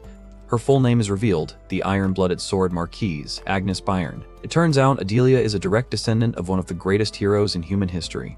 Agnes looks back with a bloody face and a tired smile, having just finished another slaughter. She had a personality that was, well, let's just say she wasn't known for being ladylike.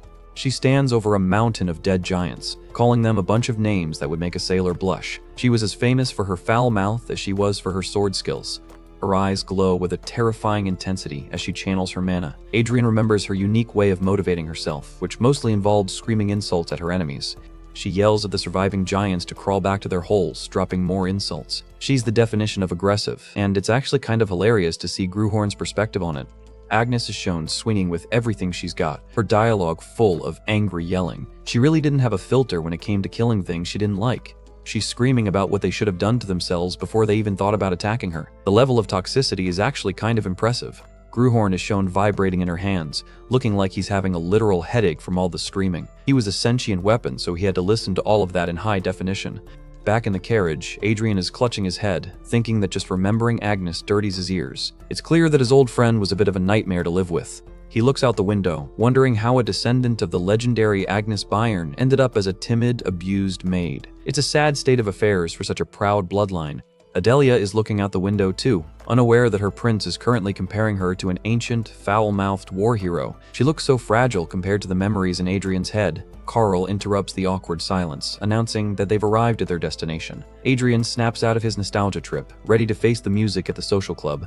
Carl opens the door with a respectful bow, and Adrian prepares to step out into the lion's den. He's looking sharp in his new suit, and he's ready to make an entrance. Adrian steps out of the carriage with a confident look, saying it's great timing. He's not going to let the ghosts of the past distract him from his mission today. We get a close-up of his boots hitting the pavement as he makes his way toward the entrance. You can practically hear the boss music starting as he walks. Adrian tells Adilia they'll finish their talk later and turns his attention to the crowd. He's putting on his royal persona, but with a much sharper edge than before. Adilia is left in the carriage, looking confused and a little frightened by the prince's sudden shift in mood. She has no idea she just met someone who knew her ancestor personally.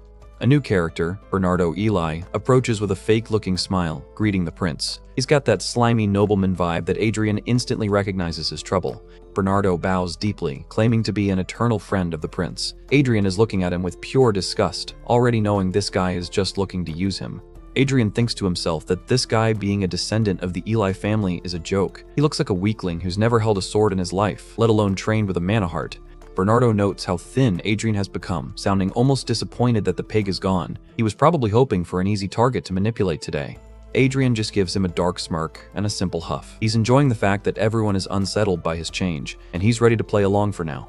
Bernardo asks if his body is still feeling unwell, and Adrian just brushes it off, saying he's just glad he came. He's keeping his cards close to his chest while he scans the room.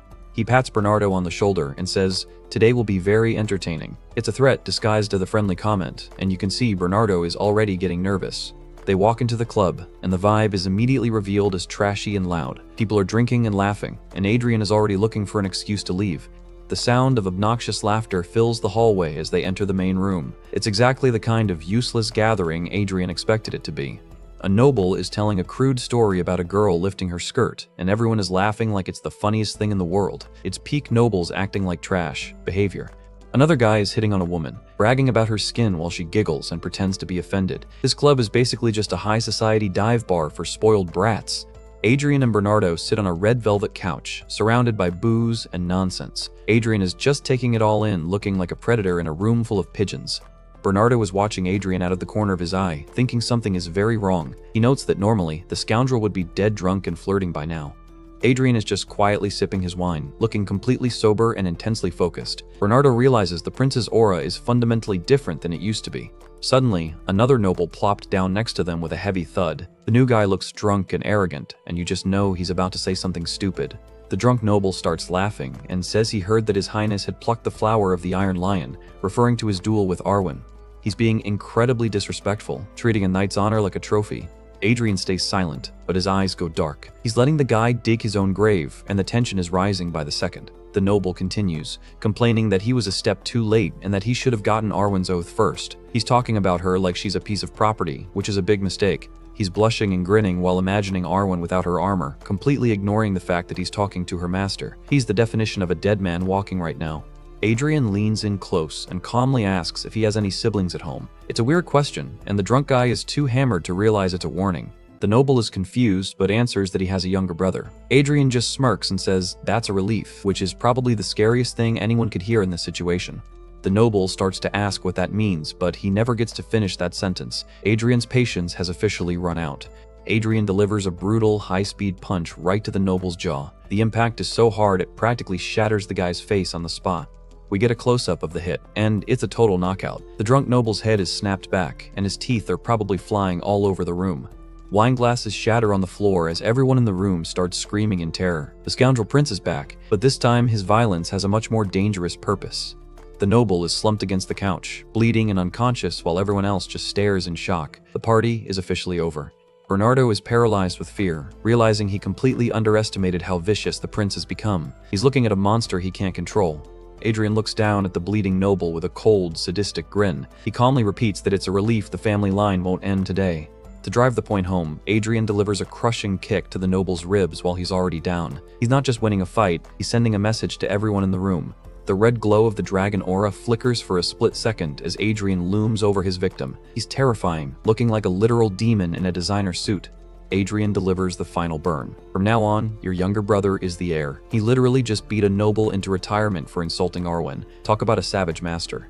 Adrian is done talking and decides it's time for some manual labor. He's winding up a punch with enough force to send a message to every noble in this room. And boom, straight to the jaw. The arrogant noble gets clocked so hard his head snaps back, and you can practically hear his teeth rattling. The entire room is in literal shock, watching the weak prince absolutely floor a guy. The girl in the red dress looks like she's about to faint from the pure chaos. Adrian isn't stopping at just one. He's handing out tickets to the struggle bus like it's his job. The other nobles are recoiling in fear as they realize the scoundrel just became a slayer. He grabs the guy by his shirt, refusing to let him fall before he's finished. Our boy is a master of the "stay right here so I can hit you again" technique. The noble is crying and begging, asking why on earth the prince is doing this. Adrian just stares him down with a look that says he's about 10 seconds away from making it worse. Adrian gets right in his face, looking like a total menace through the shadows. He tells the guy to listen well, and you can tell he's about to drop some heavy reality. He says he can handle people thinking he's a scoundrel, but he draws the line at them actually treating him like one. He's essentially telling them that while he might be trash, they're the ones about to be taken out. We get a quick chibi break because everyone in the room has a massive question mark over their heads. They literally have no clue what this dude is talking about. "You need to get hit some more," Adrian yells as he unleashes another brutal strike. He's really leaning into the role of the disciplinarian today. The noble hits the deck hard, with papers and dust flying everywhere. Adrian stands over him in the middle of the hall, looking like the final boss of the social club. The prince looks down, his face hidden in shadow as the gravity of the situation sets in for everyone else. The party is officially over, and the consequences are just beginning. The noble is left looking like a total mess, bruised and bleeding on the floor. It's a pretty satisfying sight after the way he was talking earlier. Bernardo Eli collapses to his knees, probably terrified that he's next on the list. Adrian calls out his name, and the poor guy is shaking like a leaf. Adrian looks back with a bloody face and a truly terrifying grin, reminding Bernardo that he warned him today would be entertaining. If this is his idea of a good time, I'd hate to see him angry. Bernardo is having a full-blown internal crisis, wondering why this crazy bastard is suddenly acting like a warrior. He's completely out of his depth. Adrian looks down on him and gives him a direct order. Go and summon the royal knights. He's escalating this to an official matter, and Bernardo has no choice but to obey. The Eli descendant scrambles to his feet, sweating buckets as he agrees to the command. He's running for the door as fast as his legs can carry him. The wide shot shows the aftermath of the beatdown in the center of the hall. The rest of the nobles are huddled together, wondering if they're going to make it out in one piece. Adrian wipes the blood off his cheek, looking completely bored with the situation now. He's achieved his goal and is just waiting for the cleanup crew. He turns his attention to the women in the room and coldly tells them to leave. He's clearing the room before the real negotiations start with the guys left behind. One noble is sweating bullets, looking like he's trying to become invisible against the wall. He realizes that being an observer to a royal beating was a huge mistake. Adrian takes a heavy step forward, his boots clicking on the floor. The sound alone is enough to make everyone flinch. He gives them a look of pure disdain, reminding them that none of them showed him the respect a prince deserves. He's essentially holding a trial right there on the rug. He gives them an ultimatum. If you want to leave, then leave. But if you do, you'll be leaving as a woman. It's the ultimate medieval burn, calling out their lack of courage. The guys are literally trembling and screaming in terror. They went from smug bullies to pathetic cowards in record time. Adrian walks calmly past them, looking like he's just strolling through a park. He's totally in control of the room. He points out that none of them knelt before him, proving they never saw him as a real threat. Well, they definitely do now. The noble who took the first hit is still on the ground, looking like a crushed bug. Adrian is literally stepping on their pride. Adrian's eyes glow with an intense blue light as he adds the final charge, and insulted my knight. Messing with him is one thing, but messing with Arwin was the final straw. He turns to the doorway and asks what charges can be applied in this specific case. He's doing this by the book now, which is even scarier. The royal guard answers from the shadows, listing insult to royalty as a primary offense. The nobles' faces go pale as they realize they're actually going to jail. The purple-haired guy looks like he's about to have a heart attack. They thought they were just having a bit of fun at the prince's expense, but now they're facing treason charges. Karl stands tall in his armor, declaring that challenging the authority of the royal family is tantamount to treason. The stakes just went from a bar fight to the executioner's block. Adrian stands with his hands on his hips, his loyal knights backing him up. He asks with a cold smile, "Who shall we force to their knees?" "Give the order, your highness," Karl says, waiting for the signal to start the arrests. The trap has been sprung perfectly. Adrian lets out a wicked grin, looking like a total mastermind. He's finally using his royal power for something other than acting like a brat. We see a silhouette through the curtains as the knights move in to finish the job. The special club is officially shut down for business. Back at the palace, Adrian stands before the king, who looks like he's dealing with a massive headache. The king notes that Adrian caused quite a scene the second his probation was lifted. The king yells that 14 noble children have been arrested on charges of insult to royalty and treason. He can't believe his son actually used every grand excuse in the book to lock them up. Adrian just listens calmly while his father asks if he even realizes the magnitude of what he's done. He doesn't look sorry in the slightest. The king warns that with 14 powerful families involved, they can't simply ignore the inevitable backlash. He's worried about a political civil war. Adrian smirks and asks his father if he's worried about the backlash. He's got that "don't worry, I have a plan" energy. He points out that those kids are irredeemable trash who only tarnish their families' names. He's basically telling the king he did the parents a favor by getting rid of them. Adrian has a brilliant, evil idea and tells the king to simply send the letter. He's looking way too happy about this. The king is baffled, asking who on earth he should send a letter to. Adrian explains that there are always people who can handle the internal noise of a family better than anyone else. He drops the strategy. Send the letters to the brothers and sisters of those arrested scoundrels. He's weaponizing sibling rivalry to solve his political problems. The king looks stunned into silence, realizing his son might actually be a tactical genius. Adrian just asks if he's wrong, with the smugness of a man who just won at 4D chess. The king gives up and tells Adrian to leave now. Our boy walks away with a jaunty yes sir, knowing he just secured his position. Adrian spots Adilia and puts on his friendly prince act, telling her she doesn't need to be so nervous. He's trying to show her he's not the monster she remembers. Adilia isn't buying it, clutching her hands and trembling as she asks what she did wrong. She's still totally traumatized by the original prince's behavior. Adrian stands there awkwardly while she cries, realizing just how much the scoundrel host must have tormented this poor girl. He's got some serious apologizing to do. In the carriage, Adilia mentions that her family barely even has its name on the noble registry anymore. She's feeling incredibly small and insignificant. The text box explains that even the direct descendants didn't know the truth about the Bayern name. It's a forgotten piece of history that only Adrian remembers. We get a flashback of the history of bloody wars, showing a time when heroes were forged in fire. The past is calling to him through this maid. Adrian looks at her with a knowing gaze, thinking about their lofty pride vanishing without a trace. He's seeing the potential hidden beneath her timid exterior. He scans her status. Adilia Bayern, age 17, and her stats are absolutely insane. Aptitude, swordsmanship, S, mana sensitivity A. He's just found a literal legendary warrior acting as a maid. Adrian's eye goes wide with shock as he reads the rest of her traits. He literally cannot believe what he's seeing right now. What is up with these traits, he thinks, looking at butcher, war maniac, and slave mentality. She's a walking contradiction of bloodlust and total submission. The traits are explained. Butcher makes her go crazy at the sight of blood, while fragile heart makes her tender-hearted. She's basically a nuke wrapped in a teddy bear. Adrian looks visibly stressed, realizing she possesses unrivaled talent but has not a single trait to control her madness. He's holding a live grenade in a maid's uniform. He wonders if it's really okay to unleash that madness upon the world. He's questioning the ethics of turning a timid girl into a weapon of mass destruction. They stand in a quiet, dark hallway, a stark contrast to the explosive power hidden inside Adilia. Adrian is having a major moral dilemma. Finally, he decides he has to try. He can't let that level of talent go to waste, especially when he needs all the allies he can get. It's an S-rank talent after all, he thinks, focusing on the potential for her to become an elite knight. The gamer in him can't ignore those stats. The slave mentality trait is defined, one who feels great joy in the existence of a master they serve with their heart. It's dark, but perfect for ensuring her total loyalty. Adrian looks down at Adilia and drops the command, "Swear your loyalty to me." He's dropping the mask and being the commander he truly is. Adilia is completely baffled, letting out a confused sound. She has no idea why the prince is suddenly asking for her oath. "I am telling you to become my knight," Adrian says, looking her dead in the eye. He's offering her a path to power she never thought possible. Adilia falls to her knees, trembling and saying that's not something a humble girl like her can handle. She's terrified of the responsibility. Adrian reminds her that she said her family was insignificant. He's using her own words to push her toward his goal. He looms over her, telling her that in return for her family's safety, she must swear loyalty and serve him as her master. It's a high-stakes trade for a legendary future. He adds that if she can't control the madness herself, he will hold the reins for her. He's promising to be the anchor that keeps her from losing her mind. A wide shot shows the two of them in the center of the hall as she whispers a quiet yes. She's accepted the deal, for better or worse. Adrian smiles warmly, telling her he will summon her family to the capital so she can see them anytime. He's using the carrot and the stick to secure her heart.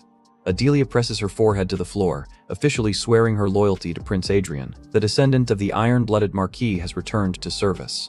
Adrian watches her with a serious, almost somber expression. He's just recruited his most dangerous ally yet, and he knows it. "Good," Adrian says, reaching out to pat her head. He's treating her like a prized possession already, feeding into that slave mentality trait. He stands over her and commands that from now on, she will obey his orders unconditionally. He's establishing a total master-servant bond. Adilia looks up with a blush and a faint, adoring smile, whispering as you command. It looks like the trait kicked in instantly. She's found her purpose. But as he walks away, Adrian looks a bit sweating and unsure, wondering if this was truly the right choice. He's just created a monster, and he's the only one holding the leash. Listen, we all know the rumors about the first prince are usually trash, but this is getting out of hand. Apparently, people are saying he used some underhanded methods to force a knight's oath out of Arwin, and they are not happy about it. It gets even worse. Now they're claiming he rounded up a bunch of noble children, beat the life out of them, and threw them into the dungeon. And the latest gossip? He's trying to turn a random maid who's never even touched a blade into his next personal knight. The court is basically convinced he's just building a private harem and calling them knights as a cover. Poor Adilia is stuck in the middle of these thorns, looking like she's just waiting for the other shoe to drop. Back at the palace, Adrian is just vibing at the table, looking way too cool for someone who's being cancelled by the entire kingdom. He's genuinely confused, wondering why everyone is suddenly so obsessed with his every move. He leans back in his fancy chair, pointing out that he literally only hired one knight. He's starting to realize that the second he woke up, everyone in the castle decided they needed to have an opinion on his life. Even the king is losing his mind over this, looking like he's aged 10 years just trying to clean up the political mess. He's fuming, asking Adrian if he's really just spending his time indulging in women while the palace burns. Uncle Vale joins the roast, calling the whole situation pathetic. He's staring Adrian down, asking if he's already given up on their bet because of all this drama. Then we have the third prince, Jillian, showing up with that punchable, smug grin of his. He mocks Adrian for appointing a maid as a knight, saying it's exactly the kind of trashy move he'd expect from his scoundrel brother. Adrian is just slumped over, resting his head on his hand and looking completely over it. He's wondering how on earth rumors can travel this fast in a castle without internet. Suddenly, a maid bursts in to announce that the queen has arrived, and Adrian just loses it. He throws his hands up in the air like, oh come on, not another one. The queen marches and looking regal and terrifying, and she's not here to give him a hug. She tells him that just when she thought he was actually changing, he's gone right back to his old, scummy ways. But then she stops and gets this look in her eye, saying that this actually works out perfectly. She's definitely cooking up a plan that Adrian is not going to like. She drops the bomb. She thinks once he gets a spouse and settles down, he'll finally stop all this wandering. Adrian just lets out a confused sound. He did not see the marriage card coming. She's shouting now, telling him to trust his mother because she is definitely going to find him a suitable spouse this time. She's glowing with maternal determination, which is usually a bad sign for a protagonist.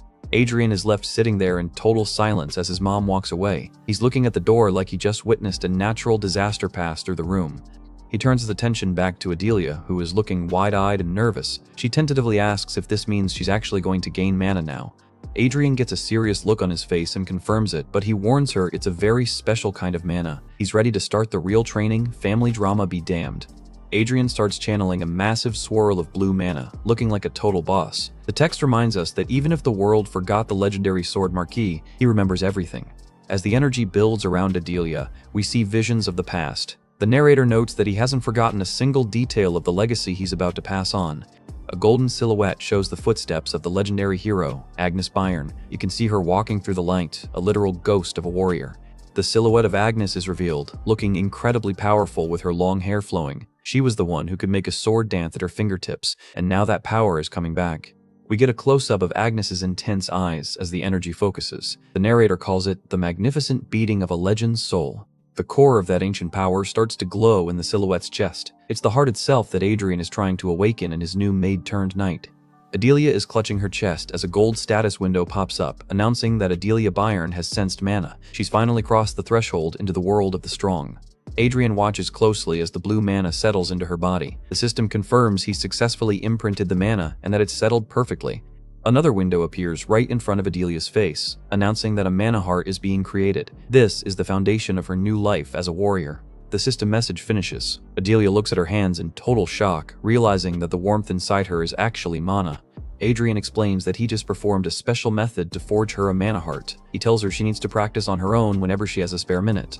But the effort takes its toll, and Adrian suddenly stumbles. Adilia panics, reaching out and shouting for his highness as he starts to collapse. He's down on the floor, panting and sweating while he clutches his chest. He's annoyed that creating just one measly mana heart for someone else took so much out of him. Adrian tries to play it cool, saying he's just a bit tired. Adilia looks heartbroken, asking why he'd push himself so far for someone as lowly as a maid. He just waves her off, telling her it's fine and that she should leave now. He's not the type to sit around and talk about his feelings. But as she walks toward the door, he stops and looks back at her with a heavy gaze. The atmosphere in the room is super tense right now. Adilia suddenly turns back and bows so deeply she's practically folded in half. She shouts that she will serve him with absolute loyalty for the rest of her life. Adrian flashes a sharp smirk and tells her to just not forget that he is her master. He's definitely leaning into the overlord role here. Adilia is absolutely ecstatic, shouting yes, yes with stars in her eyes. She's gone from terrified maid to a totally devoted subordinate in record time. Adrian walks away, but he has this dark thought that he's afraid she might truly forget her place. He knows exactly how dangerous that slave mentality trait can be. We get a shot of Adilia standing in the dark with her eyes glowing yellow. She looks a bit intense, to say the least. Adrian is definitely right to be a little wary. The scene shifts to a few days later as Arwin approaches Adrian with some news. She's looking professional as always, but she's got some intel on Bernardo Eli. She explains that Bernardo is being held by the royal guard as a witness to the recent chaos. Apparently, nobody is allowed to talk to him until the trial officially starts. Adrian looks nervous, asking if he's going to be forced to attend the trial too. Arwin just gives him a look and reminds him that royalty does not stand trial. Oh, the perks of being a prince. Chibi Adrian is celebrating in the corner, shouting that it's good news. He's clearly happy to avoid more boring political meetings. Arwin and Adrian keep talking, but Adilia is in the background polishing a silver vase. She's listening to every word while acting like a normal maid. Adrian notices her and asks how things are going. Adilia flinches like she's been caught doing something wrong, stammering about what he means. He asks her directly if her mana heart has stabilized yet. She looks up and confirms that it has, looking way more composed than she used to. Adrian stands up with a sharp good. He's clearly got a plan for the day, and it involves some heavy lifting. He points a thumb at himself and tells her that from today on, she's joining him in his training. He orders her to go change and meet him at the training grounds ASAP. He adds a final order to put down that rag, with a sweat drop on his face. He reminds her that she's a knight now, even if she's still holding the cleaning supplies. The scene shifts to the bright, open training courtyard. Adrian is standing there in his workout gear, looking ready for action. Uncle Vale walks up and demands to know what on earth he thinks he's doing. Adrian just looks back over his shoulder and says, "Can't you tell? I'm warming up." Adrian clarifies, "Not you," as he looks toward the entrance. He's got that "I'm the boss" energy that always seems to annoy his uncle. Adilia comes running onto the field, looking determined in her training gear. She's got her hair tied back and looks like she's ready to put in the work. Adrian casually asks Vale if he hasn't heard the rumors yet. He tells him flat out that he's making her a knight. Talk about a mic drop moment for the first prince. Vale looks absolutely appalled, asking if the title of a knight is so trivial to him. He's a traditionalist, and the idea of a maid becoming a knight is blowing his mind. Vale keeps yelling, calling Adrian reckless, and asking when he became such a busybody. Adrian is just standing there with his mouth open, taking the verbal beating. Adrian looks at the sweating Adilia and asks why he keeps coming here if he hates it so much. He's testing her resolve in front of his skeptical uncle. Adilia is on her hands and knees, panting for breath after finishing 10 laps. She's struggling, but she managed to complete the task he gave her. Vale is staring her down with a look of pure judgment while Adrian just stands there with his arms at his side. The tension on the training field is insane. Adilia looks up and apologizes, thinking she's the reason for the argument. Adrian just cuts her off with a sharp "forget it, take this." Adrian hands her a wooden practice sword, looking super cool with the blue mana glowing around him. He tells her that today he's going to teach her the basic stance. We get a montage of Adrian demonstrating a heavy horizontal swing. Blue mana trails follow the blade as he shows her exactly how to channel her power. He finishes the swing and simply tells her to give it a try. Adilia looks a bit overwhelmed, clutching her own practice sword with both hands. Adilia tries to mimic the stance, looking down at her feet and asking if it's like this. She's clearly unsure of herself, but she's trying her best. Suddenly, we see a close-up of her eye glowing with a sharp yellow light. The war maniac inside her is starting to wake up. She unleashes a massive swing that creates a huge blue arc of energy. The sheer force of it is enough to make the air vibrate around her. The follow-through of her strike is perfect, leaving a trail of blue light that looks almost identical to Adrian's. The power output is insane for a beginner. Uncle Vale is watching from the side, looking completely stunned. His eyes are wide as he witnesses the talent he just called trivial. Adrian is looking absolutely speechless, sweating as he realizes she copied his move that well after only seeing it once. He's just realized he might have created a monster. Adilia stops and asks if her stance was correct, while Adrian just stares at her, telling her to wait a minute. He's definitely having a crisis of confidence. Adrian is sweating bullets, thinking that if he lets his guard down, she'll surpass him in no time. The student is already becoming a threat to the teacher. He remembers her slave mentality trait, realizing it means she submits to the strong, not the weak. He's terrified that if he stops being the strongest person she knows, her loyalty might vanish.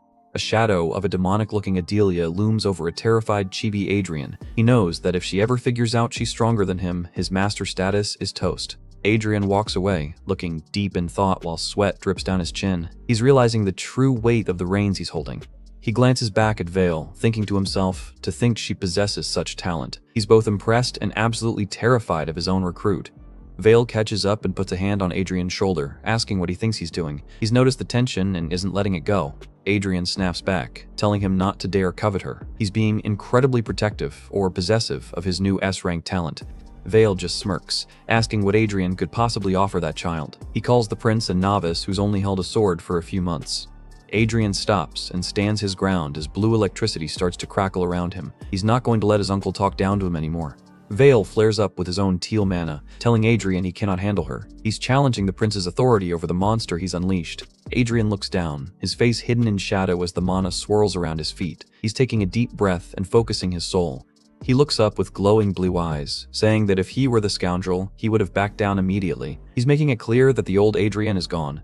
But I am not him, he says, with blue energy framing his face. He admits that if he can't handle her, then no one can. A massive, terrifying blue aura in the shape of a skull and demonic energy explodes behind him. He's finally letting his true power out. Adrian looks like a literal god of death, with blue and pink mana clashing around him. He's declaring his absolute dominance over his own knight. We get a vision of his past lives, mentioning how he's drunk the blood of the giant king and the mad dragon. This is the core of the legendary sword speaking. The image of the divine sword, Cru Horin, appears, glowing with an intense, holy light. This is his true identity, the soul that's now inside the prince. A status window pops up, announcing that a portion of the soul manifests in response to the user's will. He's literally overriding his current body with his ancient spirit. Adrian is engulfed in a swirl of red mana, his eyes now glowing a menacing pinkish red. He's reached a level of power that this world hasn't seen in centuries. Uncle Vale is sweating and looking completely paralyzed by the pressure. He's finally seeing the true monster that's been living in his nephew's skin.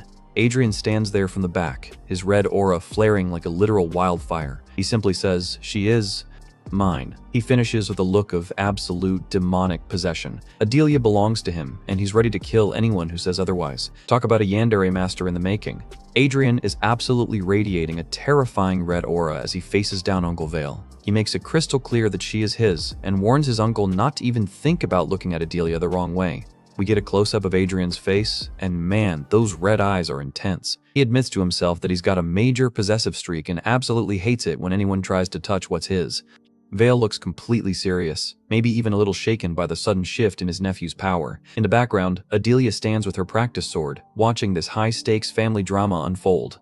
The camera zooms right into Adrian's glowing red eye, and you can tell the internal pressure is reaching a breaking point. Something about the way he's manifesting this Slayer soul is starting to take a toll on his mind. Suddenly, the scene shifts to Adrian submerged in a deep blue ocean, surrounded by bubbles. He looks totally dazed as he realizes his sense of reality is starting to slip away. He's floating in a void of cold and darkness, completely unable to feel any life or vitality. It looks like the price for tapping into that ancient power might be his own human consciousness.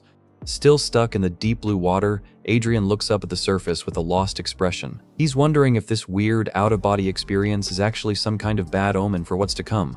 A massive, glowing version of the sword Gruhorn appears in the dark void above him, looking like a literal mountain of steel. Adrian realizes that if he keeps going at this rate, there's no turning back. Scores of creepy, red, shadowy hands start reaching out from the darkness to grab him. He's terrified that his weak human body is finally going to be consumed by the overwhelming soul of the legendary sword. The red hands are literally clutching at his face and hair, trying to pull him down into the depths. He's struggling to hold on to his identity as Adrian while the spirit of Gruhorn tries to take over the driver's seat. A sudden, booming command of "that's enough" breaks through the nightmare as a bright light erupts. Adrian is shown floating in a swirl of blue mana, finally snapping back from the edge of total soul consumption. Back in the real world, Adrian is surrounded by a whirlwind of blue energy on the training grounds. He's panting and looks completely spent, but at least he's back in control of his own body.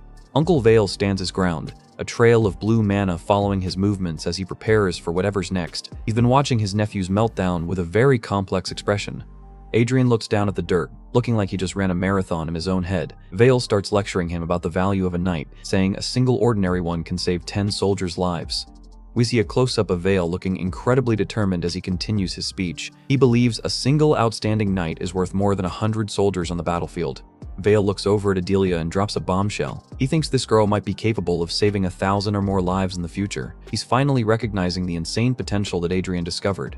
Adrian looks at his uncle with a skeptical side-eye, wondering what's going on in that head of his. He's asking himself if what he's seeing is actual conviction or just another layer of knightly nonsense. A wide shot shows the massive, snowy castle of the northern frontier under a dark sky. Adrian contemplates the heavy burden that a commander in such a desolate place must carry every single day. Vale stands tall against the blizzard, asking Adrian if he understands the great cause he's dedicated his life to. He's trying to appeal to the prince's better nature, if he even has one. Adrian just turns his back on him, looking completely bored by the whole conversation. He flatly says he doesn't care, completely dismissing the count's grand ideals. Vale is totally blindsided, shouting out in disbelief as he realizes Adrian isn't moved by the thought of all those lives. He can't believe his nephew is being such a cold-hearted brat. Adilia speaks up with a look of pure resolve, telling the Count she can't follow his words. She declares that her body and heart already belong to Adrian, proving her loyalty is absolute. Close-up of Vale looking completely stunned, and honestly, can you blame him? He just got rejected by a former maid who's choosing his scoundrel nephew over his legendary reputation. Adrian flashes a smug, sinister smirk as he watches this play out. He knows that Adelia's slave mentality makes her bound to follow whoever she sees as the higher-ranked master, and right now, that's him. Adrian looks at his uncle and basically asks if they're done here since he's already hit his weight loss goals. He's acting like his uncle was just a glorified personal trainer this whole time. The three of them stand in the middle of the courtyard as Adrian drops the hammer. He tells Vale that if he wants to keep coming around, he needs to stop interfering in the prince's personal business. Vale looks like he's about 10 seconds away from exploding, but he eventually grits his teeth and mutters, "Understood." Talk about a major ego blow for the legendary knight. Even after that roast, the training montage shows Vale still coming to the palace every day. He's clearly obsessed with watching over Adelia's progress, even if he's forbidden from teaching her himself. Adrian is shown with a truly devious grin, enjoying the view of his arrogant uncle having to behave for once. He finds the whole situation quite entertaining, and honestly, he's not wrong. Suddenly, something catches Adrian's eye. The wooden sword Adilia is holding is glowing with an intense golden light. He lets out a surprised sound as the weapon starts vibrating like crazy. Adilia is shown in a focused stance, her practice blade absolutely humming with power. She's making more progress in a week than most knights do in a lifetime, and the others are starting to notice. Vale's eyes go wide with total shock as he realizes what's happening. He's sweating buckets and can only manage to stammer out that it is sword resonance. He knows exactly what that golden vibration means. Adrian looks equally stunned, wondering if she's actually managed to learn it already. It's a high-level trick that usually takes years to master, but she's just built different. Adrian starts clapping, giving her a genuine good job. He's clearly proud of his recruit, even if he's a bit worried she might end up being stronger than him. Adilia is panting and her hands are trembling from the strain of the technique. She gives a sweet, happy smile, looking like she's just glad she finally did something to make her master proud. Vale turns to Adrian with a look of pure accusation, demanding to know if he taught her the mana heart technique too. He can't believe the prince is just handing out legendary secrets like candy. Adrian just gives him a bored look and asks, "Yeah, is something wrong?" He's acting like it's no big deal, which is clearly driving his uncle up the wall. Vale is absolutely fuming, yelling about how Adrian is teaching cheap tricks to others now. He thinks the mana heart technique is a joke compared to the modern way of doing things.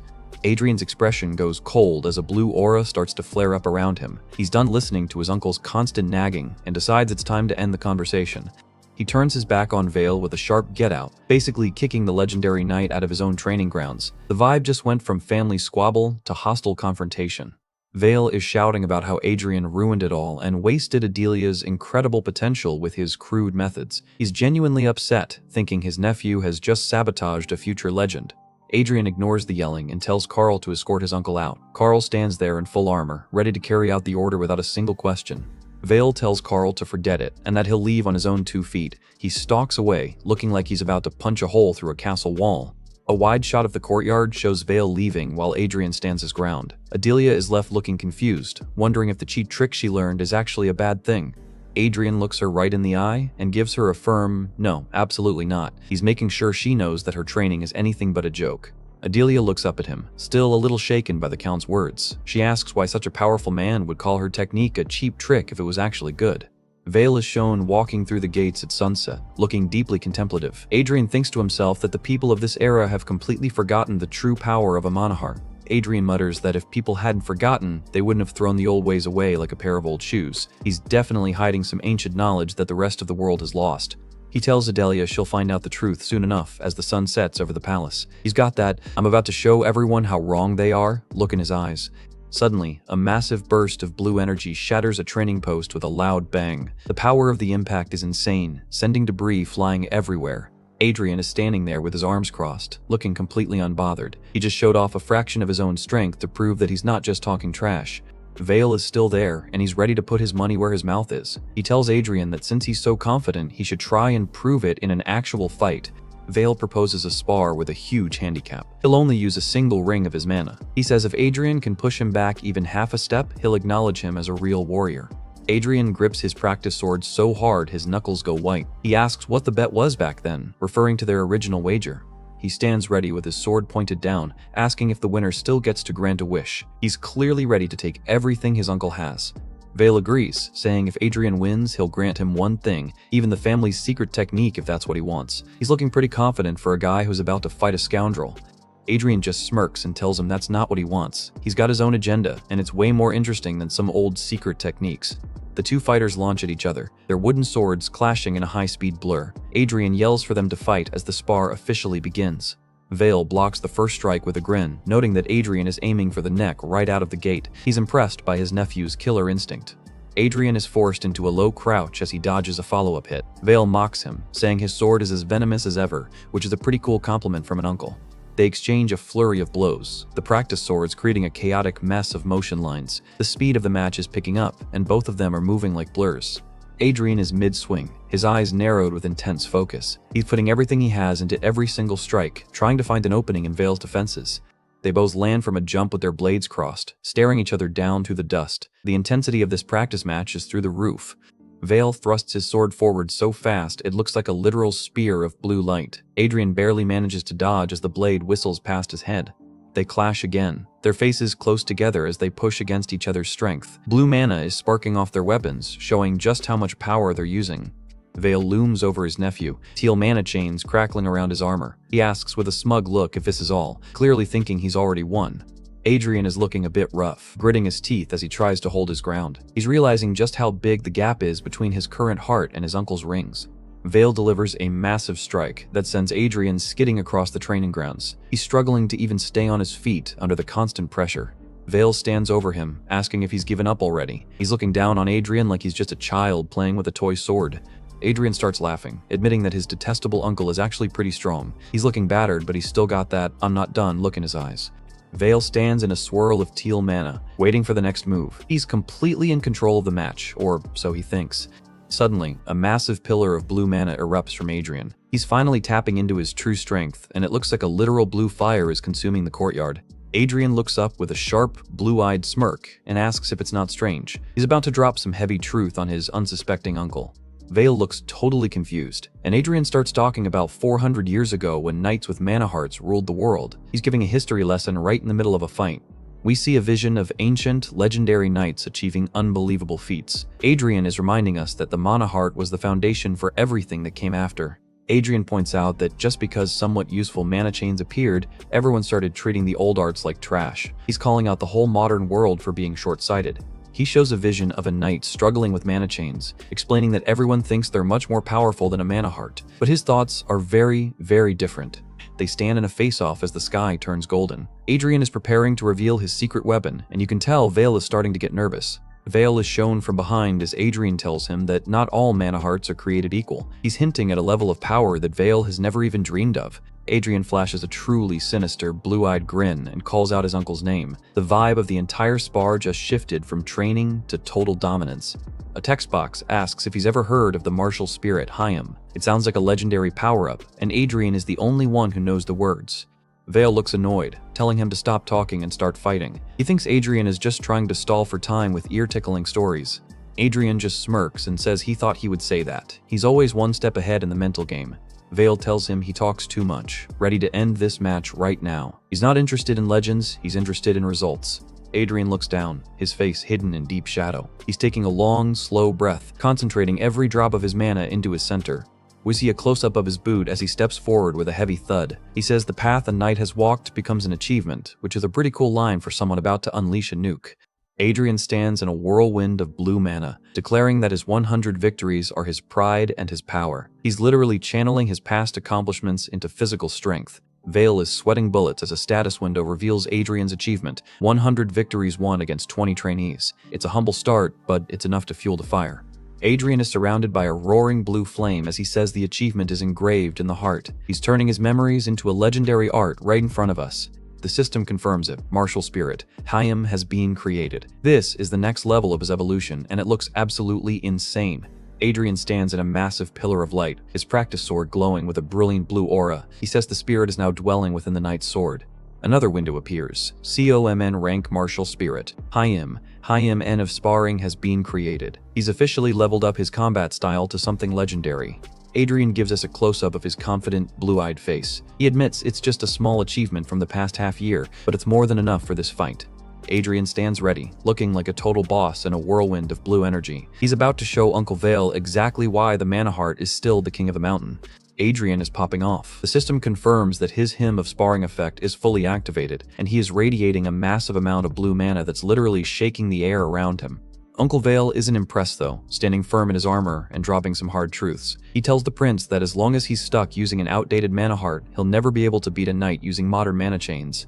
But Adrian isn't listening to the lecture, launching himself forward like a blue rocket. His eyes glowing with that signature, "I'm about to ruin this man's career" light, and the speed is absolutely insane. The two of them collide in the center of the yard, practice swords clashing with enough force to create a shockwave of blue sparks. It's the ultimate battle between old-school tech and the new age meta. We get a close-up of the impact, where the narrator explains that ring mana is designed to cause backflow in a mana heart. It's a direct counter build, which makes things extremely dangerous for our boy. Adrian is feeling the burn, gritting his teeth in pure agony as the conflicting energies tear through his body. He's sweating buckets and looks like his internal mana is about to explode from the pressure. Vale flashes a smug little smirk, thinking he's already got this in the bag. He's the professional here, and he expects his nephew to fold any second now. He delivers another heavy strike, pushing Adrian back while mockingly praising his ability to stubbornly endure. He's basically playing with his food at this point. But then Adrian looks up with this chillingly confident smile, his blue aura flaring back up. He's not enduring out of weakness, he's just getting started. We get a quick flashback montage showing that Adrian didn't just get this power for free. He spent the last few months sparring over 100 times and tanking thousands of hits just to refine this specific hymn. He was literally building a weapon specifically designed to take down modern knights. Every bruise and broken bone was just research for this exact moment. Back in the present, he unleashes a massive pillar of blue light that dwarfs everything else on the field. He survived 1,000 waves of mana, and now he's ready to send one back. The camera zooms in on Adrian's face, mostly hidden by his hair but glowing with that intense blue power. The tension is so thick you can practically feel it. The system confirms it. This is the power of the Hymn of Sparring. He's officially entered the boss phase of this training session. Even the wooden sword looks like a divine artifact now, completely encased in a vibrating high-frequency blue aura. One hit from that thing is going to hurt way more than a bruise. Vale recognizes the shift in energy and actually draws his blade properly. He admits that now, it finally seems like a challenge worth his time. Adrian lunges with a heavy step, the ground cracking under his feet. He's closing the distance in a heartbeat, and this strike is coming in hot. Boom. The collision is so massive it looks like a literal explosion of blue and white light. The shockwave is blowing the hair back on everyone watching from the sidelines. They trade a flurry of high-speed blows, the sound effects literally screaming across the page. It's a blur of wood and mana clashing over and over again. Adrian is shown mid-swing, looking like a total predator. He's finally able to keep up with a high-tier knight without getting immediately folded.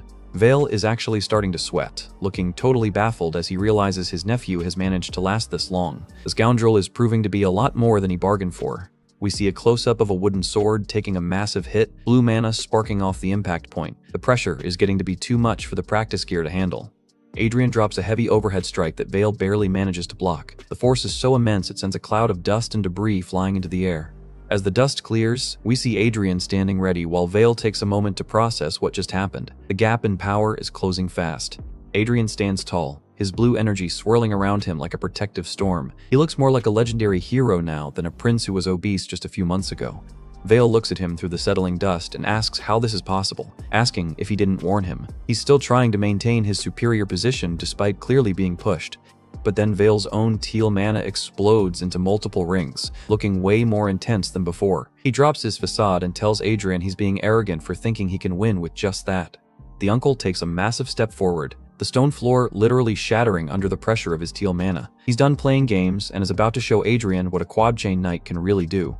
Vale unleashes an overwhelming strike, his teal aura so massive it completely swallows Adrian's blue mana. It's a total power play meant to end the fight right here. A massive explosion of light and shadow erupts in the courtyard, with Adrian letting out a pained yell. It looks like he finally hit a wall he couldn't climb. Vale stands calmly as the smoke clears, telling Adrian he's going to stop playing around now. He admits the kid's endurance was commendable, but it's time for the reality check. Adrian is slumped on his knees, panting and covered in dirt. He realizes that a standard rank hymn just isn't enough to bridge the gap between him and a master knight. He looks down at his uncle's boot, his mind drifting back to 400 years ago. He's starting to tap into those deep, ancient memories again to find a solution. Adrian looks up with a sharp, dangerous gaze, telling his uncle that the modern knights made a grave mistake. He's about to school his elder on the history of their own craft. We get a vision of a legendary hero standing over a mountain of dead monsters, having left no enemies for their descendants to train against. It turns out, peaceful times made for weak warriors. The narrator explains that initially, all the high-tier techniques were passed down perfectly. We see complex geometric mana circles forming in the background. A montage shows the pillars of the old world-refined sword techniques, the correct method for the heart, and the original shining hymns. All of it was meant to create gods of war. But without massive threats to fight, those legendary achievements were slowly forgotten. We see a knight's silhouette fading into a dark, bloody void. A terrifying vision of giant kings and ancient dragons appears, monsters that modern humans have never even heard of. These were the things the original Mana Heart users were built to slay. The scene shifts to a cute little chibi dragon looking very dead. Over time, these terrifying reality enders just became absurd legends that nobody believed in anymore. Modern knights tried to create new hymns, but they were weak imitations. Instead of being built to slay gods, they were at best built to handle a few dozen ordinary soldiers. The grades of these techniques failed to reach the level of myth or hero. They were just old shoes that couldn't stand up to the new wind of mana chains. Adrian stares Vale down, calling mana chains a paltry technique that can never reach true transcendence. He's calling the world's most powerful magic system garbage. Adrian starts walking forward with a heavy aura while Vale admits he has no idea what the kid is even talking about anymore. The mental gap between them is wider than the courtyard. Close-up of Vale's confused face as Adrian calls him an arrogant and foolish knight. He's really poking the bear now, but he has the backup to prove it. Adrian's feet are surrounded by a swirling mix of blue and pink mana that looks like flickering fire. He tells Vale it's time to realize exactly how much humanity has lost over the centuries. A massive, demonic red silhouette with glowing eyes looms behind Adrian as he prepares for the finale. "If you do not know," he mutters, "then I shall teach you." He grips his wooden sword as a jagged, dark red aura of pure malice starts to coat the wood. This isn't training energy anymore. This is killing energy. He's now a literal shadow in the middle of a red and black void, looking like a monster from a nightmare. He's talking about a power that no treasured sword can cut. We get a close-up of his glowing red eyes through the chaos. He's channeling the power used to split a dragon's scales and drink its hot blood. Adrian unleashes everything. A status window flashes. I sing the hymn of true dragon slaying. The entire courtyard is turning blood red from the sheer output. But immediately, a red warning pops up. His current stats literally cannot handle the grade of this hymn. He's trying to fire a railgun from a glass cannon. Adrian is shown bleeding from his mouth and nose as his own power starts to rip him apart. He's surrounded by a swirling vortex of red mana that looks like a literal dragon's mouth. The system spam warns him that parts of the hymn are being omitted because he's too weak. He's only singing a quarter of the full song, but that's still more than enough. He brings his sword back for one final devastating strike. The red aura is so intense the ground beneath him is turning to ash. Close-up of Adrian's focused, bloodshot eye as he commits everything to this one hit. He's betting his entire life on this single swing. He strikes. Veil blocks with everything he's got, but the collision of their energies is so intense it's creating a literal starburst of teal and red power. Veil's eyes are wide with shock as he realizes his defensive point is failing. He's thinking, this is as the red aura starts to eat through his protection. Veil is looking absolutely terrified now, sweating and staring at the approaching red energy. He thinks to himself, at this rate, I'll be devoured. The uncle has to unleash a massive geometric shield of teal mana just to stay alive. He's been forced to go way past his original handicap to survive his nephew's attack. A massive explosion of light and shadow fills the entire screen. The sound must have been heard from the other side of the kingdom. Adrian is shown flying through the air as the dust and smoke erupt around him. Someone is screaming for his highness in a panic as he crashes back to Earth. A wide shot shows the aftermath, with dust swirling over a massive crater where the collision happened. The courtyard is absolutely decimated. Adrian is lying in the dirt, clutching his chest and coughing as he tries to catch his breath. He looks like a total mess, but he's still got that stubborn glint in his eye. Veil stands nearby, glowing with the remnants of his 4-ring mana. Adrian weakly asks if he didn't say he would use only 1 ring. He's calling out his uncle for cheating. Veil looks down, his face hidden in shadow. He admits that even after using all 4 of his rings, he still couldn't handle what Adrian just threw at him. Veil looks at his hand and sees his sword has been snapped clean off at the hilt. He tries to save face by telling Adrian he failed to prevent his sword from being severed, but it's a weak argument. Adrian is sitting in the dirt, looking battered but victorious. He's not even bothered by the broken sword. He knows exactly what he just achieved. Veil looks up at the sky, admitting that the undeniable truth everyone believed, that heart mana is inferior to ring mana, was actually a lie. He's finally seen the light. Adrian looks his uncle dead in the eye, his expression stone cold. He addresses him formally as Count Veil Balorhard, preparing to drop the final bomb. He simply says, "You lost." We see a close-up of Veil's shocked, wide-eyed face. The legendary knight just got humbled by a scoundrel prince, and the look on his face is priceless.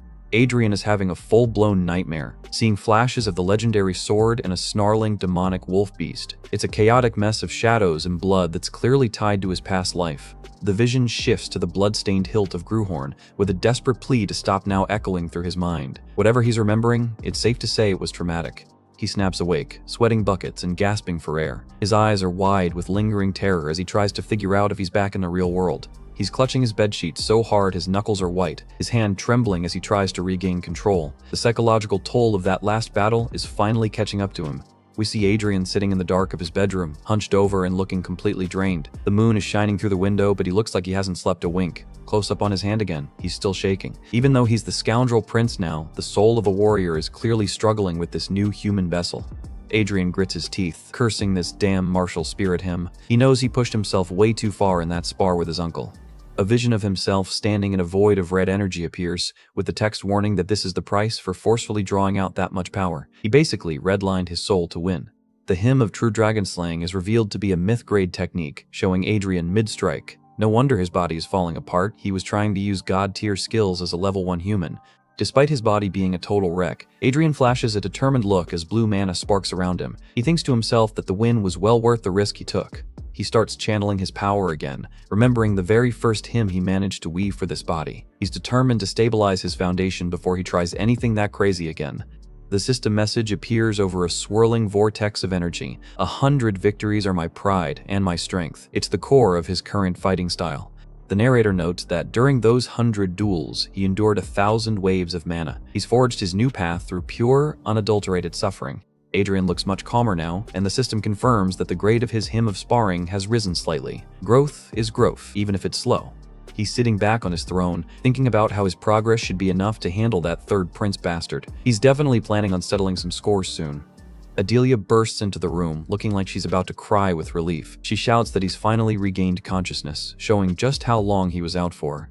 We get a quick flashback of the Queen looking absolutely terrifying as she yells at Uncle Vale. Adilia mentions she's never seen the Queen so angry, and considering she's usually so sweet, that's saying something. Chibi Adrian is pouting, thinking it serves them right for getting a royal lecture. He then asks what message his uncle left before he stalked off. Adilia explains that the Count wants to be notified the moment the prince wakes up. Adrian just gives a bored look, clearly not in a hurry for another family reunion. He flops back onto his bed, telling her not to report his awakening yet because he needs to rest. He's realized that being a hero is exhausting work. Adrian stares at the ceiling, thinking about the damage his spirit took. He knows that if he doesn't recover properly, the consequences will be terrible. A vision shows his soul literally cracking like glass under the pressure. Using that myth-grade him again too soon would basically shatter his mind. If his memories and reality mix into a chaotic mess, he warns that he'll eventually become a madman. He's walking a very thin line between genius and insanity right now. He imagines himself endlessly reenacting moments of his past in a severed world. It's a pretty dark fate for a legendary sword, and he's not looking to repeat it. Adrian looks frustrated, thinking it's ridiculous that he's trapped in the sword's memories again, even after finally becoming human. He just wants a normal life, or at least one that doesn't involve constant flashbacks. His mind drifts to Agnes Byrne, the great swordswoman from centuries ago. A vision of her standing in a sea of fire reminds us of just how legendary her bloodline is. Back at the dinner table, Adrian tells Adilia that since she's a descendant of Agnes, she should be able to inherit the martial spirit hymn her ancestor left behind. He's basically trying to give her a massive level up. Adilia is mid-bite, looking totally shocked as she processes that her ancestor was actually a great swordswoman. She clearly had no idea she came from such a badass family. Adrian notes that she still has a long way to grow before she can handle a hymn of that grade. He's setting high expectations for his newest knight. He leans in and asks her a very serious question. What do you want to do by learning the sword? He wants to know if she has the heart of a warrior or if she's just following orders. Adilia stammers out that is something she's still figuring out, clearly taken off guard by the deep question. She's looking down, struggling to find the right words. She admits that she's always wondered if she could truly become a knight. It's been her secret dream, and now it's finally within reach. Chibi Adilia is blushing like crazy while Chibi Adrian just watches her. She's clearly embarrassed by her own ambition, which is actually kind of adorable. Adrian tells her she doesn't have to decide right now and to tell him later. He's giving her the space to find her own will, which is a pretty mature move for him. Suddenly, Adilia stands up with a loud sound, catching Adrian by surprise. She's got this intense look in her eyes that says she just made up her mind. She looks her prince dead in the eye and declares she will become his highness's sword. She's not just talking about being a knight anymore, she's committing her entire life to him. Adrian looks absolutely stunned by her sudden burst of resolve. He wasn't expecting her to step up like that so quickly. The narrator explains that hymns can start in many ways, some with the sound of a charging trumpet or tales of great deeds. We're about to see something totally unique. An image of a massive army charging into battle appears, representing the standard type of martial hymn. This is what the world is used to, but Adilia is about to break the mold. Adrian is speechless as he watches Adilia, realizing she's doing something impossible. Her first step across the plain is happening right here in the dining room. Adilia kneels before him, surrounded by swirling golden manna. She swears a heartfelt oath to live for him for her entire life and dedicate everything she has to his cause. A massive pillar of golden light erupts from her body. The system announces that she's dedicating the hymn of subordination to him. We get a close-up of the golden energy, and it looks like it's literally weaving itself into the air. It's a beautiful and terrifying display of raw potential. A giant tree of golden light fills the room as a system message confirms that a new martial spirit hymn has been created. Adilia just pulled a miracle out of thin air. Adrian is watching with his jaw on the floor as a second status window pops up. It tells him he's just unlocked a normal grade hymn called the Hymn of Domination, all thanks to her oath. The system explains that this hymn is more of an oath that binds souls together than a standard combat skill. Even with her slave mentality trait, this level of dedication is totally unheard of. Adilia looks up at him with a look of pure devotion that's almost unsettling. Adrian is just thinking how crazy it is that a descendant of the legendary Sword Marquis would weave a hymn like this. Adrian feels the golden energy washing over him and realizes he just received some unexpected help with his own spiritual damage. She's literally healing his soul with her loyalty. He clenches his fist, realizing that as long as he's the target of her subordination, her power will directly support his. He just got a permanent buff from his maid. Chibi Adilia is blushing and smiling, and Adrian realizes her growth is going to work entirely to his benefit. He's basically playing this kingdom like an RPG with the best party member ever. Adrian gives a simple thanks as they continue their meal. It's a quiet moment after all that flashy magic, but the bond between them is officially locked in. Adilia looks at him with a gentle expression, her worry now replaced by a new sense of purpose. She's finally found where she belongs. The two of them sit together in the bright, sunlit room, looking like a proper master and knight. The vibe has shifted from scoundrel and victim to commander and soldier. The scene shifts to a wide shot of the palace under a beautiful blue sky. A few days have passed, and things are finally starting to settle down. For now. Adrian is back in his room, looking serious and deep in thought. He's fully recovered and ready to face the music. Arwin and Adilia are standing guard in the background, looking like a high-tier protective detail. The prince is officially surrounded by some of the strongest women in the kingdom. The queen enters the room and asks Ian if his body is feeling any better. She's using his nickname, showing a motherly concern that always catches Adrian off guard. Adrian has a look of mild annoyance, thinking to himself that it's actually easier to deal with people who hate his body. Those guys he can just punch or ignore. But dealing with someone who genuinely cherished the original owner of this body is way more awkward for him. He doesn't know how to play the role of the loving son. The queen looks at him with a sad expression and asks the million-dollar question. Does he perhaps resent his uncle? She's trying to mend the rift in the family. She tells him that Vale didn't truly mean to harm him and asks him to shake off any bad feelings. She's clearly the peacemaker of the Leonberg family. Adrian answers with a flat no, saying he really doesn't while looking away. He's being honest, but not for the reason she thinks. He scratches his head, looking a bit sheepish as he tries to finish the conversation. He's got that "I'm over it, Mom" energy that every teenager can relate to. A vision of Vale looking defeated appears as Adrian thinks about landing that blow on him. He knows he shattered his uncle's confidence that day. He realizes that since he denied all of Vale's pride and truths, it must be hard for him to endure. He's analyzing his uncle like a tactical objective. Adrian admits that he planted an inner demon in his uncle that day. He's forced the legendary knight to question everything he knew about swordsmanship. He thinks that if Vale has the talent, he'll leap further, but if not, he'll lose his martial prowess. And then he coldly adds that honestly, he doesn't care what happens after that, cold-blooded. The queen keeps talking, mentioning that Vale has spent his whole life closer to the sword than to people. She's defending his clumsy and rough personality. She mentions that Vale even went to the king himself to persuade him to lift Adrian's probation early. It turns out the hated uncle was actually working behind the scenes to help him. Adrian looks genuinely surprised by this news, his expression softening as he listens. He didn't realize his uncle was doing him any favors. A flashback to the arrest of the noble brats shows up as the queen explains that Vale's position must have been difficult after that. He had to defend Adrian's actions to the entire court. Chibi Adrian is left wondering if that's why he acted so disapproving. He's starting to realize that his uncle's nagging might have been a way to protect him. A close-up of Adrian's face shows him taking this all in, a single word hanging in his mind. But he's having a major internal crisis about his family dynamics.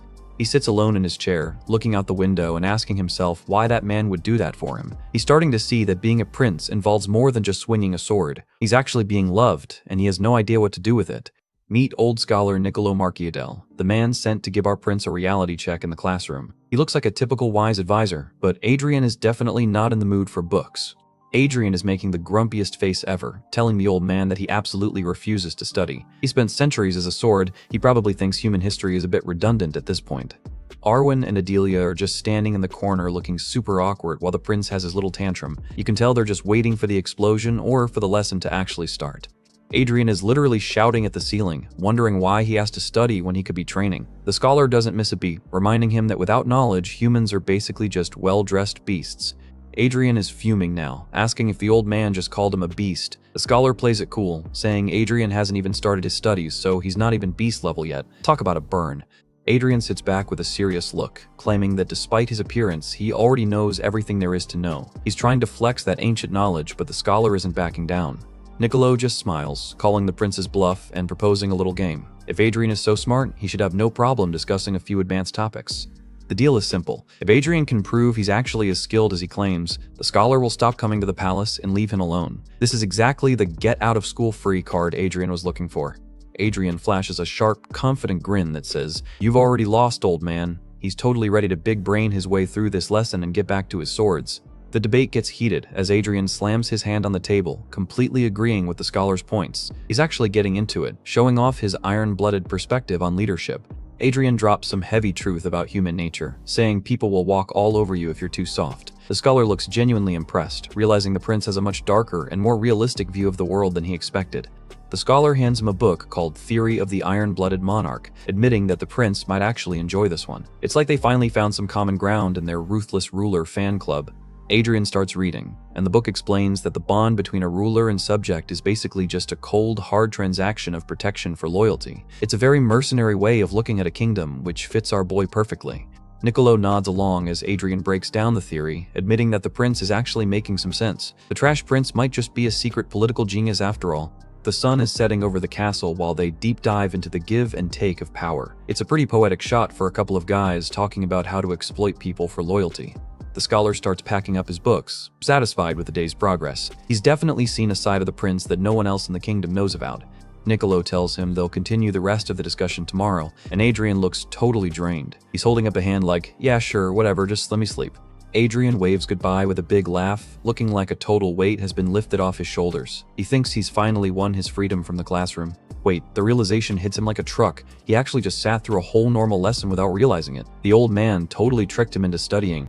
Adrian lets out a tired huff, realizing he just got outmaneuvered by a guy who doesn't even carry a sword. That's a major ego hit for a legendary weapon.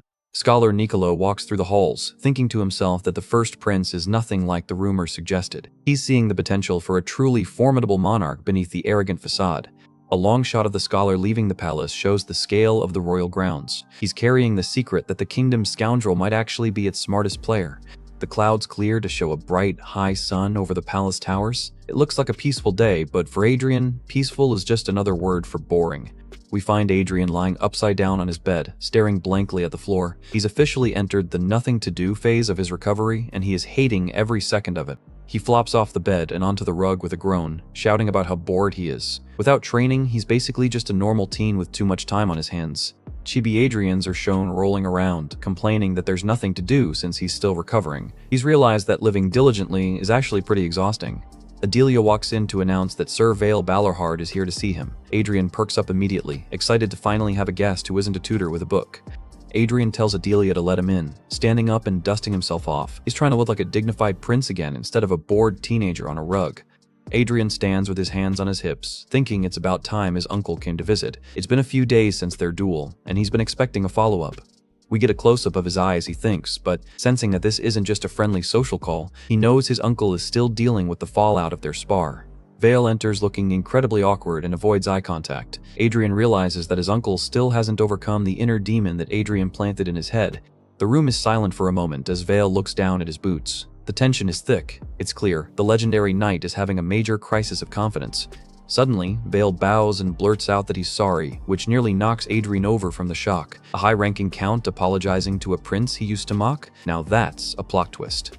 Vale admits he broke his own internal promise and caused Adrian serious injury during their spar. He's taking full responsibility, saying he has absolutely no excuses for his recklessness.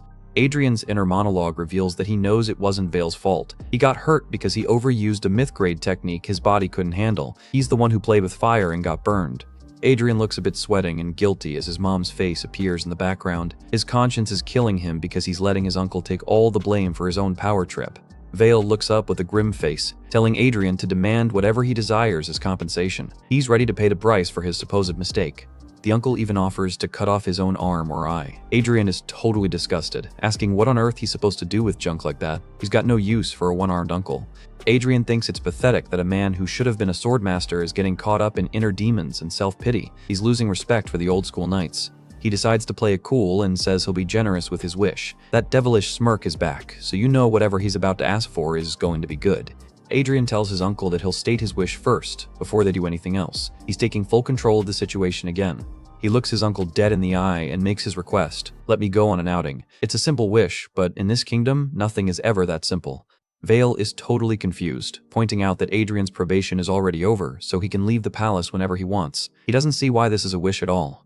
Adrian clarifies he doesn't want a one-day trip, but to go somewhere far away. He's looking for a real adventure, not just a stroll through the market. Vale just stares at him in silence, probably wondering if his nephew is trying to run away or start another riot. The suspicion is written all over his face. Adrian laughs it off, saying that once the royal banquet starts, going far will be impossible. He's trying to frame it as just a quick getaway before his royal duties kick in. Vale finally agrees, saying he'll contact Adrian once he's set up a proper schedule and security. He's still playing the protective uncle, even if he's a bit shaken. Arwin enters the room after Vale leaves, looking completely silent and stoic as always. She's been watching the whole interaction from the shadows. Adrian notices her staring and asks why she's looking at him like he's grown a second head. He's not used to people judging his choices. Arwin admits the wish was unexpected, as she thought he would demand something much more unreasonable or selfish. She's starting to see that he's not the brat everyone thinks he is. Adrian looks away, acting all tsundere and saying he just felt bad seeing the stubborn old man acting so pathetic. He's definitely hiding a bit of a soft spot for his family. Arwin is genuinely surprised by this moment of empathy. It's another small piece of evidence that the first prince has fundamentally changed. Adrian gets flustered and starts yelling at Carl for looking too comfortable while the prince is dealing with drama. He's trying to distract everyone from his earlier kindness. Suddenly, something catches his attention as he lets out a sound of curiosity while looking toward the door. It looks like more news is arriving. Adilia comes in with a letter, telling him the message he's been waiting for has finally arrived. This looks like the next step in his plan. Close-up of Adrian opening the letter, which is sealed with a fancy red wax crest. You can tell this is an official and important document. The letter is from Arwin Kurgayan, who is currently away. She mentions she's achieved a small accomplishment and will be able to visit him very soon. We get a mental image of Arwin in her element, powerful, surrounded by blue lightning, and looking like an absolute boss. She's definitely leveled up during her time away. Adrian is thrilled, saying it's the right news at the right time. He's putting his team together, and he needs everyone at their best for whatever is coming. 5 days later, the departure finally happens. A grand royal carriage and its heavy escort head out through the palace gates. The 20-day journey has officially begun. Adrian is sticking his head out of the carriage window like an excited kid, asking his uncle where exactly they're stopping by. He's clearly not a fan of being cooped up inside. Uncle Vale is riding on a horse nearby, looking annoyed as usual. He tells Adrian to stay still and quit acting like a toddler before he falls out. Adrian is still pestering him, asking Ellen, trying to remember the name of their destination. Vale just tells him to get back inside and he'll explain everything. The destination is revealed, Ellen County. It's the kingdom's biggest production site for high-end weaponry. This is exactly where a guy obsessed with swords needs to be. We see a shot of the local mines and blacksmiths working with top-tier iron. This place is the literal heartbeat of the kingdom's military power. Vale explains that over half of the Royal Armory's weapons come from this one county. Adrian is hyped, thinking this is the perfect spot for his next objective. Adrian explains his reasoning. Since his power is growing, he finally needs a decent sword of his own. He's done with wooden practice toys and cheap palace steel. A flashback shows the king decreeing that Adrian is banned from the Royal Armory. Arwin looks on with a sad face as the trash prince gets grounded from his toys. Chibi Adrian is shown being kicked out of a room by a giant boot. Because of that royal decree, he literally can't get a proper weapon inside the palace walls. Adrian admits that considering his past track record of tantrums, the ban is pretty fair, but it just means he has to go outside the palace to find a blade that can handle his mana. Adrian stares out of the carriage window at the passing scenery, looking more like a warrior in thought than a spoiled prince. He's clearly focused on the mission. He looks back at his uncle, thinking that Vale is surprisingly thoughtful for setting up this trip to help him get a weapon. The bond between them is definitely mending. The long royal convoy winds its way through a beautiful, sunlit green valley. The quest for the perfect sword is officially underway. I can't wait to see what kind of legendary blade he picks up. 3 days to Ellen County and another 2 to Iron Lion Castle. This trip is basically a world tour at this point. The royal convoy is making its way through the valley. It's a long road ahead, but at least the scenery is nice. Adrian is absolutely miserable inside that carriage. Sitting still for 3 whole days? Yeah, I'd be losing my mind too. To make matters worse, his travel buddy Adilia is basically a silent statue. No entertainment, no snacks, just pure boredom for our prince. He's out here yawning his head off while the carriage bumps along. When you're a legendary sword stuck in a human body, road trips hit different. Since he's got nothing but time, Adrian decides to do a little internal maintenance. Time to see what the state of his mana heart looks like after that last explosion. Pushing his limits with that true dragon slaying him left his mana tank completely on empty. It's like his soul is running on fumes right now. He drops into a meditative state, ready to top off the tank. Refilling a legendary mana heart isn't exactly a quick stop at a gas station. He starts focusing on everything, the rattling wheels and the vibration of the road. He's turning the journey itself into a training session. He feels the cold breeze slipping through the window and uses it to center himself. Every little sensation is just more fuel for the fire. Even the voices of the knights chatting outside become part of his meditation. He's completely tuned into his surroundings. He starts sucking up every tiny speck of mana hidden in the air. If he can fill this empty heart now, he's gonna be unstoppable. Suddenly, he sees it, a massive, swirling vortex of blue energy inside him. He's caught completely off guard, just staring at the sheer scale of it. He's standing there like, wait, when did my mana heart get this huge? It's like he went to sleep with a bucket and woke up with an ocean. The system drops a notification. Using that god-tier hymn actually broke his limiters. He glimpsed a fragment of a colossal will and it changed him forever. His risky play in the last fight actually paid off big time. The attempt to go beyond his capacity forced his mana heart to expand. His entire constitution has been overhauled by the system. He can now hold way more mana than his body should ever be able to handle. Boom, level up. He's officially reached the stage of sword expert, and his connection to his origin is getting stronger. More rewards are rolling in as the restrictions on his old authorities start to lift. He's slowly reclaiming his true power as a divine weapon. His third eye and third ear just got a massive buff. He's basically got a mini-map and radar in his head now. He snaps back to reality as Adilia checks on him. He's still glowing with aura, looking like he just drank 10 energy drinks.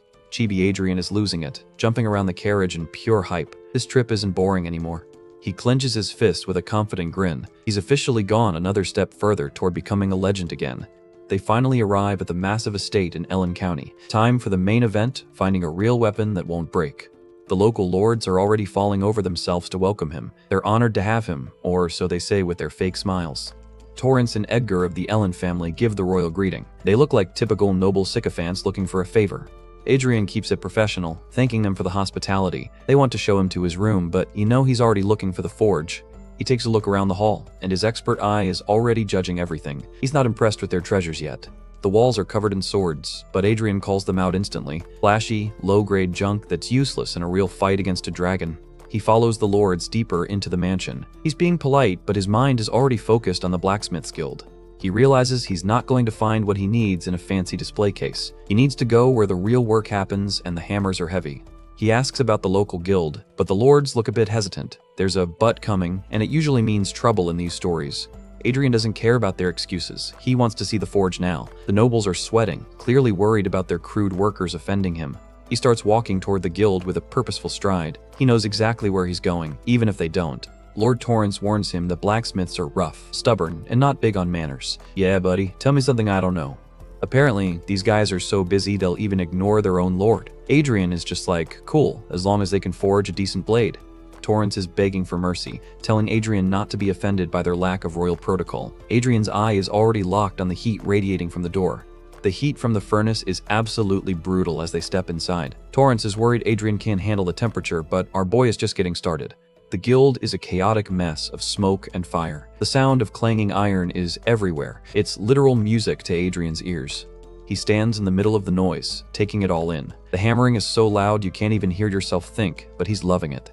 Adrian looks a little spaced out, and Torrance gets nervous. He thinks the prince is about to faint from the heat or the noise. The bellows hiss and the flames roar as the blacksmiths hammer away. It's an intense symphony of industrial production. Adrian is sweating buckets, but his eyes are wide and focused. He's sensing a rhythm that no one else can hear. Amidst all the noise, one specific clanging sound stands out. It's clear, sharp, and perfectly timed with every strike. He lets out a soft sound of realization as it hits him. He's finally found the master he was looking for. He spots an old, white-haired blacksmith hammering a glowing blade. This dude is an absolute unit, and he's clearly a master of his craft. Adrian's eye reflects the strike of the hammer. He's mesmerized by the technique and the raw power in that swing. The fire flashes, showing a vision of Gruhorn. This is the first memory he ever had, the moment he was born in a forge centuries ago. He's completely dazed, and Adilia has to wipe the sweat off his face. He's having a major nostalgia trip right now. Adilia is worried, telling him he's sweating way too much. She's trying to snap her prince out of his trance. He blushes a bit as he realizes he was daydreaming in front of everyone, letting out a small sound of embarrassment. He turns back to the workshop, his expression getting serious. He's done with the trip down memory lane. It's time for business. The old master keeps hammering, completely ignoring the royal presence in the room. That's some serious dedication to the craft. A man in a green hat approaches to give the official greetings. He's trying his best to play the polite host for the prince. This guy is Zaxxon, the man in charge of the entire guild. Adrian just gives him a short, "I see," while watching the old man. Suddenly, the old master unleashes a massive strike that sends sparks flying everywhere. Torrance is losing his mind over the disrespect. Zaxxon starts screaming at the old man to stop and bow to the prince. He's clearly terrified of a royal execution for this rudeness. Adrian just grabs Zaxxon's face to shut him up. "You're loud," he says, proving he's the coolest guy in the room once again. He stares at the forge in silence while the workers tremble. He's got their full attention now without saying a word. The glowing iron blade sits on the anvil, cooling slowly. The tension in the air is as thick as the smoke in the forge. Adrian is annoyed that they stopped working just because he showed up. He hates it when people ruin a perfectly good workflow. He tells them to get back to it before the iron cools and the work is ruined. He's not here for bows, he's here for blades. The workers scramble back to their posts, grabbing tools and hitting the bellows. The forge is finally alive again. Adrian watches them work, looking completely absorbed in the process. He's finally back in his element after centuries. He stands there with his arms crossed, a silhouette against the fire. He's judging every single strike with an expert's eye. The old, white-haired master is back at it, hammering with incredible intensity. The sparks are flying like fireworks around him. Clang. The hammer hits the iron with enough force to shake the entire floor. This is what true mastery looks like. Adrian watches the master's form, seeing the strength and precision in every move. He's definitely looking for something special today.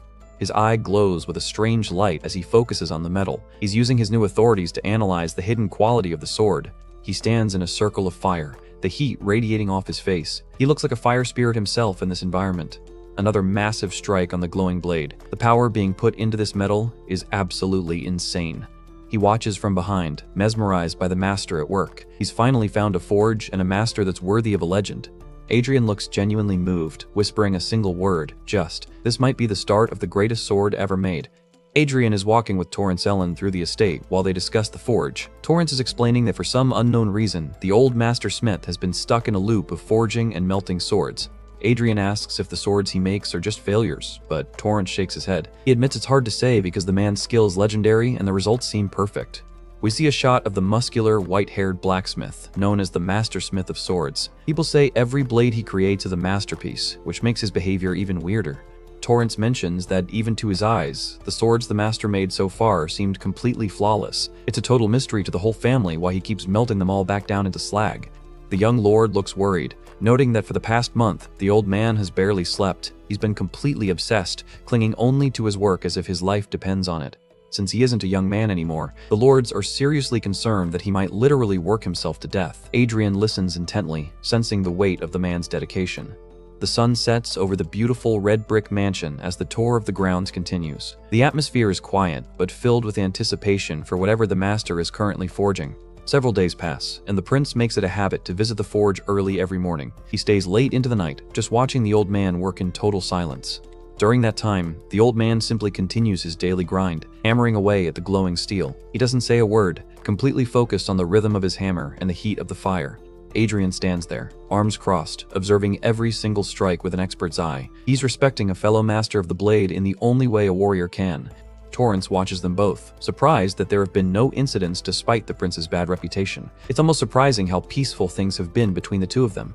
The moon shines brightly in the night sky over the mansion as another day ends. Time is running out for the prince's visit, and the sword still isn't finished. Finally, the day of departure arrives, and we see the master smith still at his anvil. The sparks are flying as he puts everything he has left into the final shaping of the metal. Adrian looks on, his face a mask of calm, but he's clearly thinking about the clock. He's waiting for the final result of all that labor before he has to hit the road. The old man stops for a second, his body trembling from pure exhaustion. He's clearly pushing his physical limits to reach the goal he set for himself. Adrian looks a bit downcast, admitting he had hoped to see the sword completed before he left. It's a rare moment of genuine disappointment for our hero. He looks away in silence while Torrance stands behind him, also looking a bit disappointed. It looks like the masterpiece won't be ready in time after all. The narrator notes that Adrian was in deep regret as he prepared to walk away. He truly wanted to witness the birth of a legend before moving on. He tells his group to prepare for departure, mentioning the farewell party planned for tonight. He's ready to move on to the next stage of his journey to Iron Lion Castle. Torrance notes that they must depart early tomorrow morning to stay on schedule. Perhaps that was why Adrian felt such a rush to see the forge one last time. Suddenly, a loud cry for His Highness echoes through the courtyard. The shout catches everyone's attention immediately, stopping them in their tracks. Adrian stops and peeks back around the pillar, looking surprised. He's got that, "Wait, did something change?" look on his face. Torrance comes running up with a frantic look on his face. He shouts that it seems the master smith has finally completed the sword. Adrian and the others rush toward the forge as the sun begins to set in a dramatic swirl of clouds. They're panting and racing to see the result of 6 months of obsession. The old master stands on a stone balcony, holding the new blade up against the dying light. He looks like a hero himself, standing tall against the horizon. We see a close-up of his hand wiping the blade clean with a cloth. The care and precision he's putting into this final touch shows his love for the craft. He holds up the completed sword, and it's absolutely stunning. A shining silver blade that catches the sunset. It's the masterpiece he's been chasing through all those failed attempts. The blacksmith kneels before Adrian, holding the sword out with both hands in a final gesture of respect. He says he dedicates this sword as he pays his ultimate tribute. A close-up of the blade shows Adrian's reflection in the perfectly polished steel. The blacksmith's eyes are weary but filled with a sense of completion. Adrian looks down at the weapon, genuinely impressed and a bit taken aback. He can feel the soul of the maker resting inside the metal. Torrance and the guards are completely floored, staring in shock at the incredible scene. They can't believe the master actually finished it just as the prince was leaving. The blacksmith gives instructions on how to treat the blade, telling him to heat it like the sun rising on the horizon. He's speaking like a poet of fire and steel. He continues, saying to cool it until its hue matches the king's crimson robes. If you do so, a sword like the sun and a king shall be born. Adrian grips the hilt, feeling the power of the blade as it glows with a golden aura. He looks like a true, legendary hero standing there with his new weapon. Adrian looks at the guard of the sword and asks a simple question. Does it have a name? He knows every great blade needs a proper title. The old master looks up and suggests calling it Twilight. It's a fitting name for a blade born at the end of such a long and arduous process. The blacksmith wonders out loud if it's the twilight of dawn or the twilight of dusk. For him, it's the end of his journey, but for the prince, it must be the start of a new dawn. Adrian lets out a big laugh, telling the old man he's surprisingly eloquent for a blacksmith. He's truly enjoying this rare moment of genuine connection. The master smith lets out a tired, happy chuckle, looking completely relieved. He's finally fulfilled the purpose he's been working toward for months. Suddenly, the old man starts to slump over. Adrian reaches out, realizing with relief that he's actually dying right there after completing his life's work. The old man looks up with a final, weary gaze as he starts to fade away. He's put his very soul into that steel, and now there's nothing left to hold him to this world. Adrian catches him, looking somber as the master smith whispers for him to tell his uncle. The sunset glows intensely behind them, framing this tragic but legendary ending. The royal guards stand at attention outside the tent at night, their torches lighting up the dark camp. It's a quiet, respectful atmosphere as they guard the prince. Adrian sits alone in the tent by the dead man's bed, looking completely lost in thought. He's keeping a silent vigil for the master who gave his life for a piece of metal. He watches the peaceful face of the blacksmith, thinking that the sword took shape as if by destiny. He knows there was something truly special about that forging process. He asks the spirit if the sword itself decided the day it would be born. He's talking to the master as one wielder of souls to another. Adrian leans in close to the old man and whispers, in truth, starting a confession he hasn't shared with any living soul in this era. He gets close to the blacksmith's ear, revealing the truth of his identity. He's giving the man the ultimate reward for his hard work. The blacksmith's eyes snap open in shock. He lets out a gasp as he hears the impossible truth from the prince's own lips. The old man gasps, asking if he is who he thinks he is, while Adrian just smiles and confirms it with a simple yes. He asks how he could not understand after seeing such a masterpiece. The blacksmith lets out a final, happy breath, muttering a sound of relief. He looks completely satisfied now that he knows who his final masterpiece is really for. He closes his eyes with a peaceful smile, whispering that now he finally understands everything. He died knowing he forged a weapon for a living legend. Adrian looks on, his expression unreadable as he says a final goodbye. He then asks to be handed the sword for a moment. He reaches out and grabs the hilt of the sword that the smith was still clutching. This is the official handoff of the blacksmith's legacy. Adrian grips the blue hilt of Twilight, and you can see his hand trembling slightly from the weight of the moment. He's connecting with his new partner for the first time. The dying smith made one last plea, asking that this sword, he's asking for his work to be used for greatness. Adrian finishes the thought, vowing that it will become as great as you are. He's making a sacred promise to the man's departing spirit. He stands up, looking at the sword in the dim light of the tent. He's taking the time to truly appreciate the craftsmanship one more time. It certainly will, he declares with absolute confidence. He's ready to write a new chapter of history with this blade by his side. Adrian looks back at the bed with a somber but determined expression. The master is gone, but his legend lives on in the steel the prince is now holding. He sits back down in the dark room, keeping watch until the morning light. It's a long, silent night of mourning and reflection. We get one final shot of the master smith, looking incredibly peaceful in his final sleep. He went out at the absolute peak of his craft, fulfilling his destiny. The scene shifts to the camp at night under a crescent moon. The caption simply says, "Certainly," echoing Adrian's final promise to the master. A grand ornate box is shown, holding a beautiful magic sword with a white hilt. This is a separate gift from the Ellen family to show their loyalty. Torrance presents the box to Adrian, mentioning that a sword made with one's soul is too valuable to simply use for everyday tasks. He thinks it might be inconvenient for the prince to risk damaging it.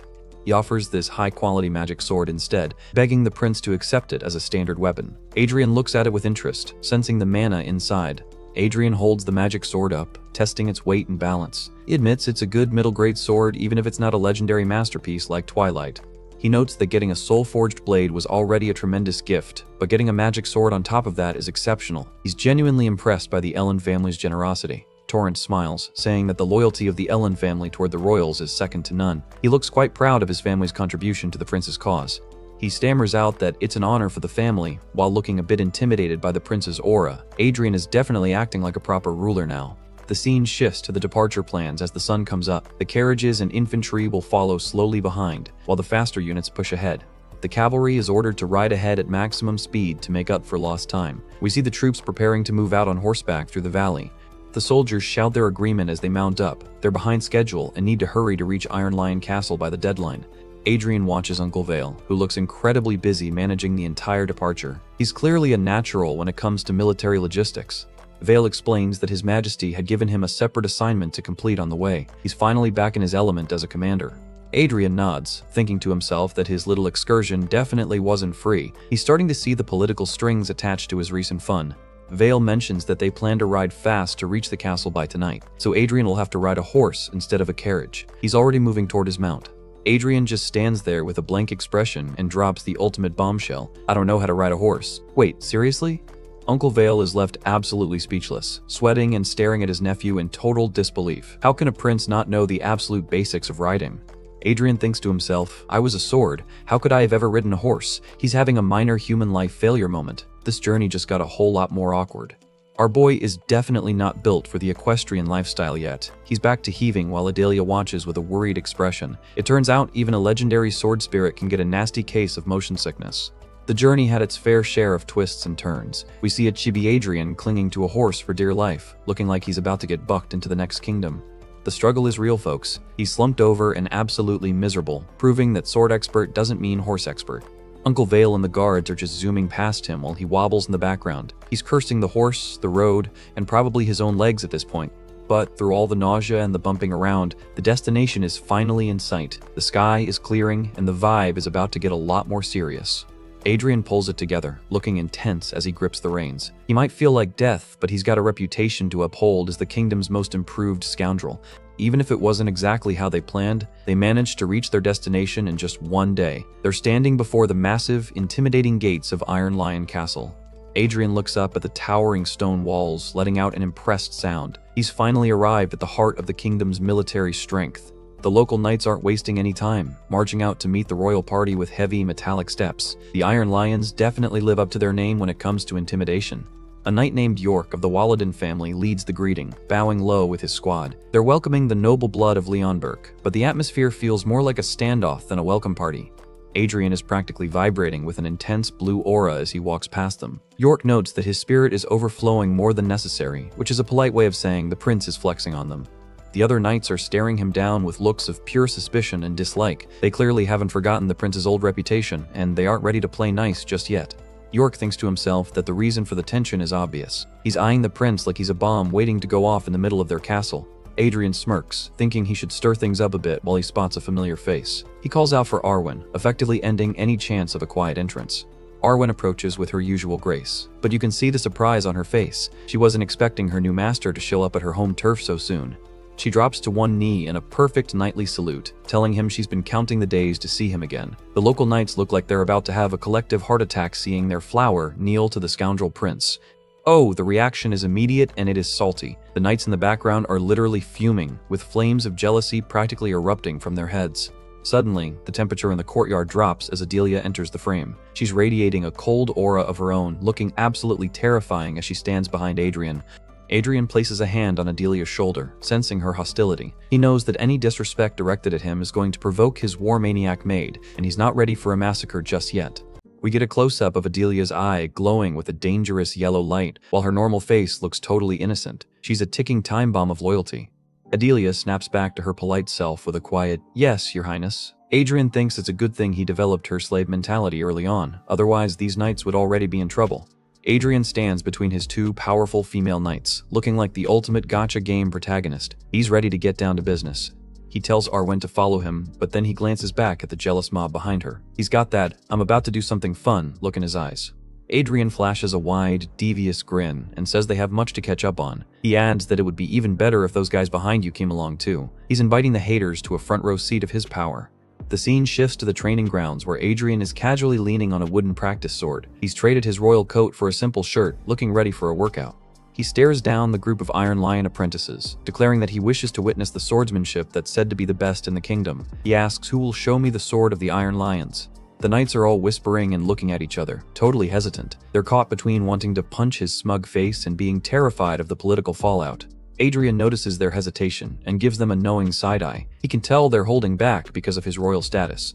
He realizes his position is burdening them, making it impossible for a fair fight. He's got to remove the safety rails if he wants a real challenge. He lets out a boisterous laugh and makes a proclamation. He stakes the Leonberg name that he won't hold anyone responsible for the outcome of the spar. He's basically giving them a get-out-of-jail-free card to go all out on him. The knights look stunned, realizing he's calling their bluff. Adrian mocks them, saying that if they're this faint-hearted, the title of Kingdom's Best is just a big lie. That does it. A knight named Dale of the Tennant family steps forward, drawing his wooden blade. He's a first-year apprentice, but he's already looking determined to humble the prince. Dale bows respectfully, asking for permission to stand before His Highness. He's trying to stay polite while his eyes say he's ready to swing. Adrian just shrugs and tells him there's no need for permission because he was the one who asked for the fight in the first place. He's looking totally relaxed, which is the ultimate flex. Dale doesn't wait another second, launching into a high-speed lunge. He shouts for Adrian to be careful as he charges across the grass with his sword raised.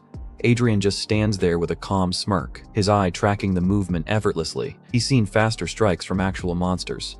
In a blur of motion, Adrian unleashes a blue lightning strike that moves faster than the eye can follow. The impact is so fast, Dale doesn't even have time to blink. Dale is sent flying backward, his eyes wide in total shock as he lets out a strangled sound. He's been blown away by a single, casual move. Another angle of the hit shows the sheer power of Adrian's mana. Dale is left looking like a rag doll caught in a storm.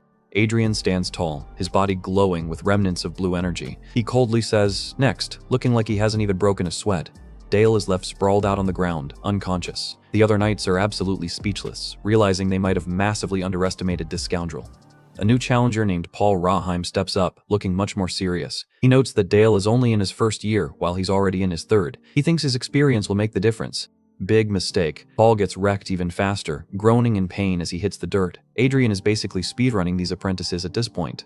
We get a montage of failure as more knights try their luck. A 5th-year apprentice named Haley and an 8th-year named Judith both get clobbered, screaming about how the sword of the Iron Lion never loses right before they lose.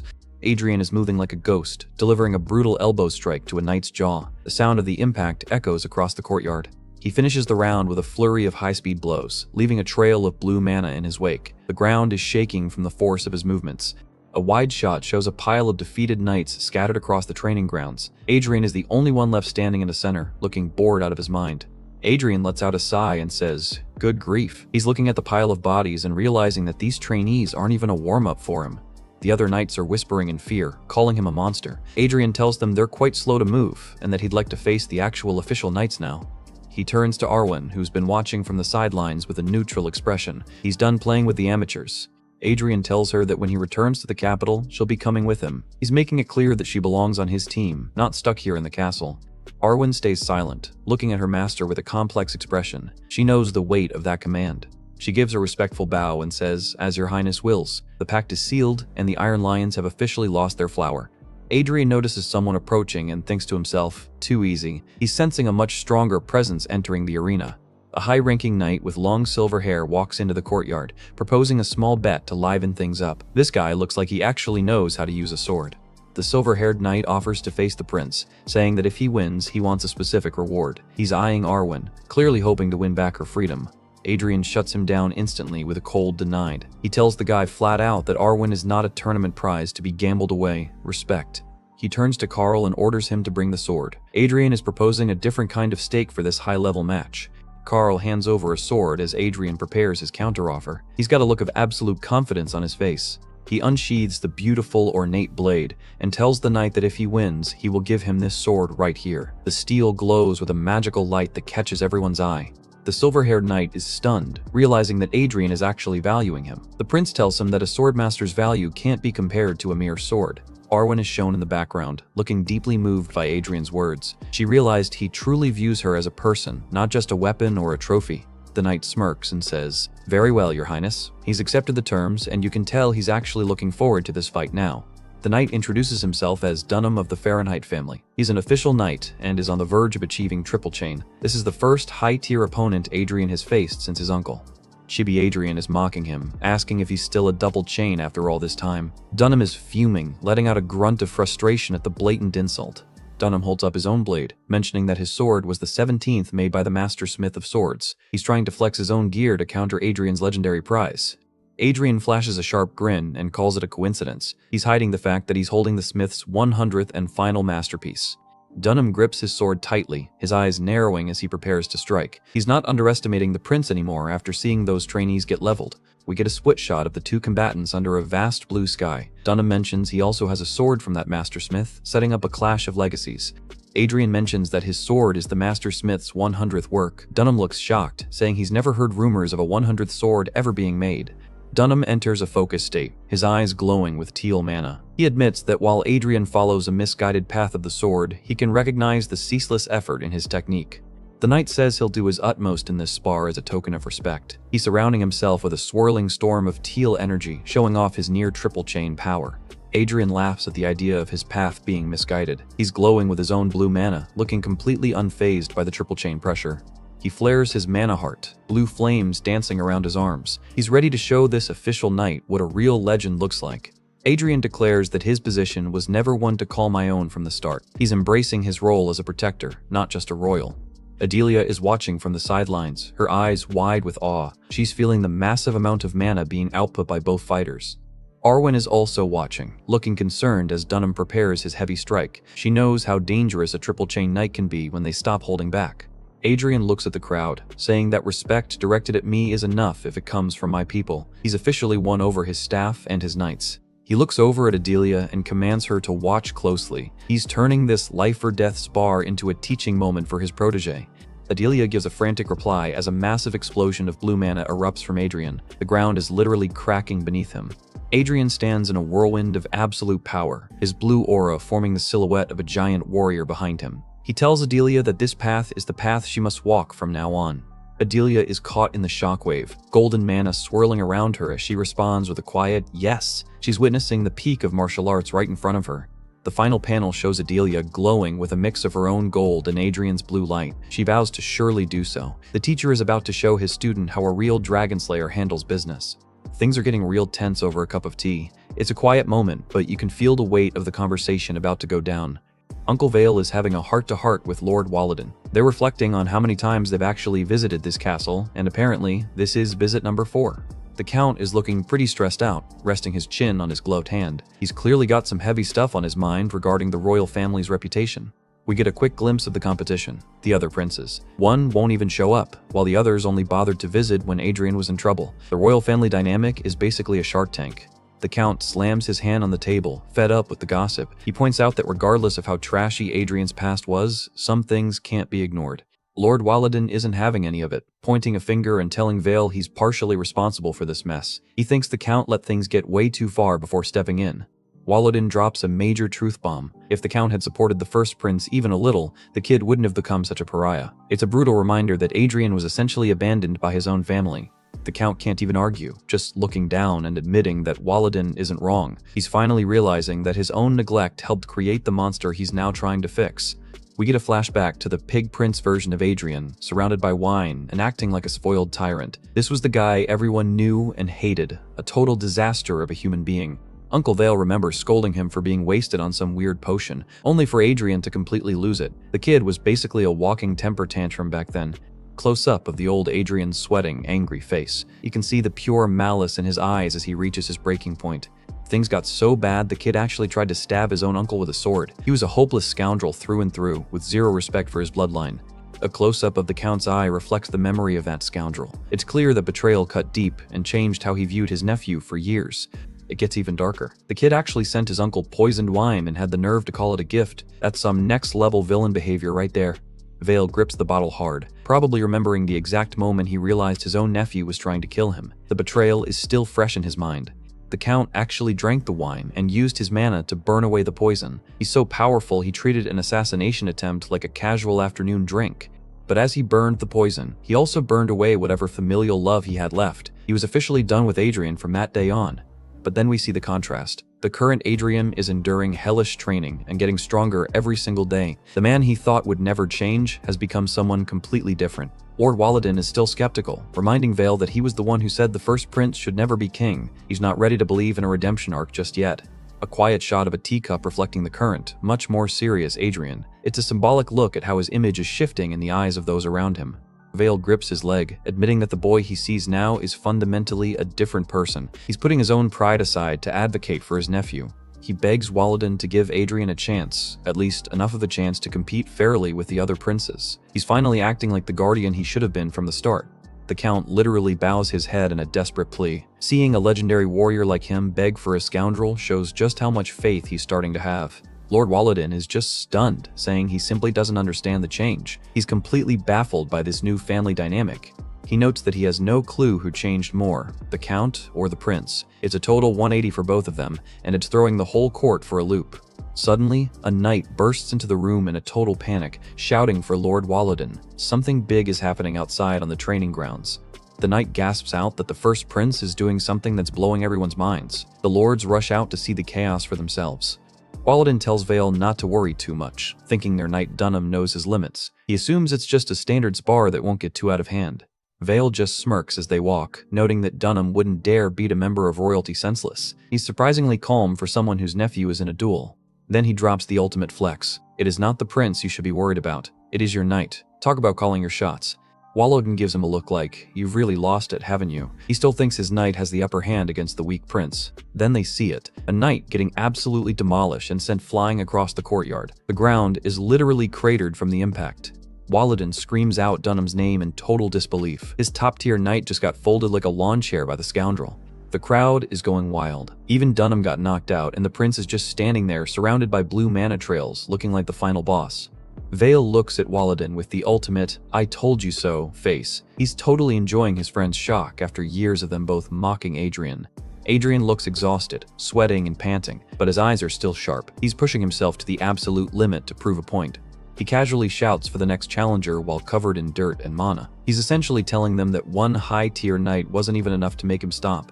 We get a vision of a knight with 2 rings, symbolizing the start of true mastery. Adrian is realizing that everything his uncle said about the difficulty of the path was 100% true. Adrian is gasping for air, his mana heart working overtime. He's realizing that his current technique is hitting its ceiling against this many opponents.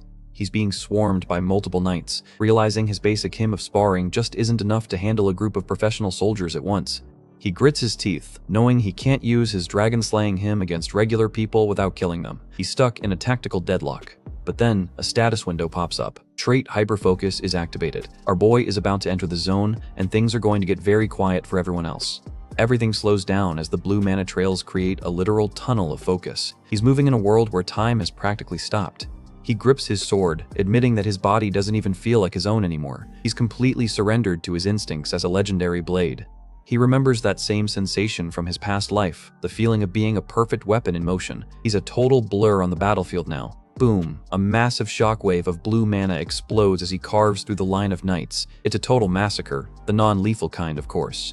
Another knight gets sent sailing through the air like a discarded toy. Adrian is basically untouchable now that he's tapped into his ancient experience. He wipes some blood off his mouth with a chillingly satisfied smirk. He's actually enjoying the challenge of this human body finally catching up to his mind. He stands over the fallen, shouting for the next person to step up. He's looking for a real challenge, and the castle is starting to run out of candidates. He engages another knight, their blades clashing with enough force to create a burst of white light. He's playing on a completely different level of precision. Adrian looks up at the sky with a calm expression, totally in the flow. He's making a high-stakes duel look like a walk in the park. A knight tries to block, but the look on their face says they already know they're outclassed. Adrian's presence alone is enough to break their spirit. He parries a strike effortlessly, blue mana swirling around his sword. He's turned the training ground into his personal stage. A massive clang as he locks blades with a powerful opponent. The sheer force of the impact is sending shockwaves through the entire courtyard. A flurry of strikes follows, each one looking more perfect than the last. He's basically speedrunning the entire Iron Lion order. Close-up of Adrian's intense blue eyes. He's reached a state of absolute mastery, and he's ready to end this marathon of duels. A sword is shown stuck in the dirt, abandoned. It's a quiet but powerful symbol of the defeated knights scattered across the field. The sun is setting as Adrian stands alone in a crater of his own making, surrounded by dozens of groaning knights. He's officially cleared the field. He's panting, sweat dripping from his chin as he leans on his sword. He pushed this body way past its limits, but he did it. The crowd is losing it, shouting about how another top-tier knight just got knocked out. That's 5 consecutive wins against the best the castle has to offer. Adrian is surrounded by a massive, swirling vortex of blue energy. He thinks about how he's endured 1,000 waves and 100 bouts to reach this point. A gold status window pops up. A new verse is added to him of sparring. He's evolving his combat style in real time, which is basically a cheat code for life. He stands tall in the middle of the storm, declaring that only now do I rise holding the sword. He's finally accepted this human form as his own. The mana intensifies into a blinding blue pillar of light. The system confirms that his hymn has reached an extraordinary grade and is transforming to match. It's official, Hymn of Sparring has become Hymn of Dueling. He just upgraded his primary skill into something way more lethal. Adrian lets out a tired but happy laugh, whispering that he succeeded. He's finally feeling like a real warrior again. But the second he lets go of the mana, his legs give out. He's completely spent, wobbling as he tries to stay upright. A knight rushes forward and catches him before he can hit the dirt. It's a moment of genuine concern from someone who is just trying to beat him. The knight kneels and says they pay respect to the victory he achieved. He's officially earned the loyalty of the toughest crowd in the kingdom. A wide shot shows every single knight in the courtyard kneeling to the prince. They're shouting their respect for his sword and his fighting spirit. Adrian is just staring in shock, wondering what just happened. A few minutes ago they were trying to take his head off, and now they're his biggest fans. Lord Walladin just watches from above, noting that knights are simple men. They follow the strong, no questions asked. Victory is the only language they speak. Walladin explains that nothing excites a knight more than a fair fight and a solid victory. They've seen his potential, and they're all in now. Adrian is looking at his hands, realizing that despite his face, he's actually won them over. He's no longer the pig prince to them. Walladin adds that a fair defeat is more valuable than a foul victory. When everyone fights their hardest, the outcome almost doesn't matter compared to the respect earned. The other knights are laughing, noting that Dunham is definitely going to be salty about losing his prized sword. The mood has shifted from hostile to friendly rivalry.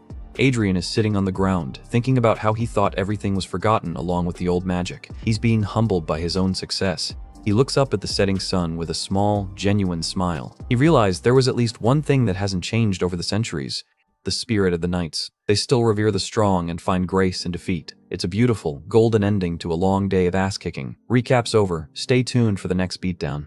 The visit to Iron Lion Castle is wrapping up as the royal carriage waits in the courtyard. It's time for Adrian and his crew to head back, leaving a trail of humbled knights behind them. Adrian looks pretty satisfied as he says his goodbyes, telling them they'll meet again. He's definitely not the same scoundrel they expected when he first rolled up. Even Uncle Vale is showing some respect now, wishing the prince good health. Adrian throws it right back, calling him Count and keeping things professional for once. As he heads toward the carriage, Adrian stops to address Count Walladin one last time. He's got that "I'm the boss" walk down to a science. Adrian drops a weird request, asking the Count to keep his recent power up a total secret. Walladin is baffled, wondering why the prince wouldn't want everyone to know he's actually a beast now. Our boy just flashes a sinister smirk instead of explaining. You already know he's got a 4D chess move planned for when he gets back to the capital. Meanwhile, back at the palace, the third Prince Jillian is looking like a total edgelord with his sword drawn. He's talking about messing with someone, and we all know he's aiming for Adrian. The royal convoy sets up camp for the night under a beautiful sunset. It's a rare moment of peace on the long road home. Carl is being the perfect, diligent guard, letting Adrian know he's going to scout the area. Adrian just gives him the green light to head out. Arwin stands there in silence, looking as cool and deadly as ever. She's probably still processing the fact that her new master is a literal monster with a blade. Adrian watches her, thinking to himself that she'll get used to this new dynamic soon. He knows he's a lot to handle, especially for a knight with her background. He lets out a massive yawn, finally feeling the exhaustion of the trip catching up to him. But just as he's about to hit the hay, something catches his eye. He finds Adilia waiting outside, looking way more vibrant than your average maid. She greets him with that unwavering loyalty that's basically her entire personality now. Adrian is actually getting annoyed that she's still acting like a servant. He literally recruited an S-rank sword genius, and all she wants to do is fluff his pillows. Adilia sees his grumpy face and immediately panics, thinking she did something wrong. She's still got that slave mentality dialed up to 11. He just gives up and tells her to beat it so he can sleep. Trying to explain career growth to her is clearly too much work for today. As he lies there staring at the ceiling, he starts reflecting on his time at the castle. Those Iron Lion guys really left an impression on him, but maybe not the one they wanted. Using his judgment authority, he realizes that most of these elite knights are actually just average. Their stats are barely hitting B grade, which is a joke to a guy like him. He thinks back to the old days when these guys would have been nothing more than foot soldiers. Back then, you actually had to be a superhuman to get noticed. He's frustrated that modern knights are reaching high levels way too fast and way too easily. The standards have definitely dropped since he was a sentient blade. He admits that while the peak power has dropped, the average strength of regular people has gone up. It's like the floor got higher, but the ceiling got lower. He puts the blame squarely on the mana chain system. It's a shortcut that lets people get decent fast, but it prevents them from ever becoming truly legendary. He even thinks his Uncle Vale could have been a god-tier warrior in the old era. He's genuinely annoyed that Vale threw away that potential for a safer modern style. He realizes that the current world is basically on easy mode. No one even gets the chance to do anything legendary anymore because everything is so regulated. He clenches his fist, accepting that he can't really blame them for just living in their own time. The world changed, and he's the only one who remembers the old rules. He humbles himself for a second, admitting he doesn't actually understand how this new world works. He decides it's time to start from zero and learn the modern meta properly. Suddenly, Uncle Vale pops in with a slow clap, agreeing with Adrian's new attitude. He's definitely been eavesdropping on the prince's internal monologue again. Vale tries to give him some genuine encouragement, telling him it's not too late to hit his goals. He's finally acting like a supportive mentor instead of a drill sergeant. He points out that Adrian already managed to earn the respect of the Iron Lion Knights, something the other princes could never do. He's effectively calling Adrian a natural leader. Vale looks genuinely proud as he calls Adrian by his nickname. It's a major bonding moment between the two warriors. But Adrian is just internally screaming in horror. He thinks his uncle has finally lost his mind because of how nice he's being. He's literally shivering, asking if the detestable uncle has gone crazy. He's trying to remind Vale of their bet just to snap him back to his grumpy self. But Vale just gives him a flat no, shutting down the panic. He's staying calm, which is making Adrian even more nervous. Adrian realizes that if the bet was just to beat a double chain knight, he's already cleared that objective easily. He's trying to figure out why his uncle is acting so weirdly compliant. Vale just turns to leave, promising to fulfill his part of the bargain. He's got that "I know something you don't" vibe again. Adrian is left with a massive question mark over his head. He's got no clue what promise his uncle is talking about, and it's clearly stressing him out. Vale puts on his official commander persona, dropping his full title like a bomb. This is about to get very official, very fast. He drops the bombshell. He's officially throwing his entire political and military weight behind Adrian. The scoundrel prince just gained the strongest ally in the country. Adrian looks like he just saw a ghost, realizing exactly what this means. He wanted a weapon, not a front row seat to a civil war for the throne. We get a flashback of Adrian screaming about how he never wanted to be king. It seems his uncle completely ignored that part and decided to make him a candidate anyway.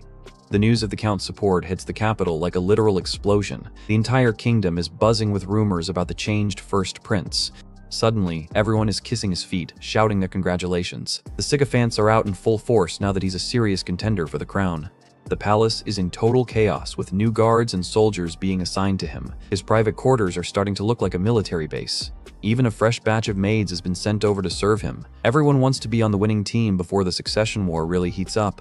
Adrian is standing in the middle of the noise, looking like he wants to punch the air. He went from a social outcast to the most popular guy in the room overnight, and he hates it. He's reaching his limit, screaming for someone to clear out the crowd. He just wants some peace and quiet to train, not a permanent fan club in his hallway. The knight tells him he can't just kick them out because of royal protocol. Adrian just begs for them to at least stay out of his line of sight so he can breathe. Even the guards are starting to feel the pressure of the prince's temper. The atmosphere in the palace is getting incredibly tense. Finally, a moment of silence as the curtains drift in the breeze. It looks like he finally managed to find a quiet corner of the castle. He's collapsed in a chair, soaking in the silence. He's looking completely drained from the non-stop political attention. But of course, the peace is shattered by a loud bang as someone kicks the door in. The intruder screams for his brother, and you already know who it is. Adrian doesn't even look up, just asking Jillian why he's bothering him now. He's got that "I'm too tired for your nonsense" energy. Jillian is convinced that Adrian has been playing a long game this whole time. He thinks the scoundrel act was just a cover while Adrian trained in secret. Gillian is fuming that Adrian deceived him, claiming he was going to be nice during their eventual duel. Adrian's sarcastic response is pure gold. Jillian makes a dramatic vow to make Adrian pay for lying to him. He's really leaning into that petty villain energy today. Adrian is clutching his head, shouting that he literally never cared about becoming king. He's surrounded by idiots who won't take him at his word. He decides he needs to find the person responsible for this mess. He's going straight to the source to settle this political disaster. He finds Uncle Vale looking as stoic as ever. Adrian greets him with a look that says, "We need to talk, right now." The prince looks dead serious as he prepares to confront his guardian. This isn't just a family chat, it's a negotiation for his future. He tells Vale he'll play the candidate for a bit, but he wants an exit strategy. He makes it crystal clear one more time he is not interested in being a king. Vale asks if he's doing this because he's worried about the family reputation. He's trying to read the prince, but he's still seeing the soul of a warrior, not a politician. We get a grim vision of the northern frontier, where the Balorhard family stands as the only defense against a horde of literal demons. They are the kingdom's unsung heroes.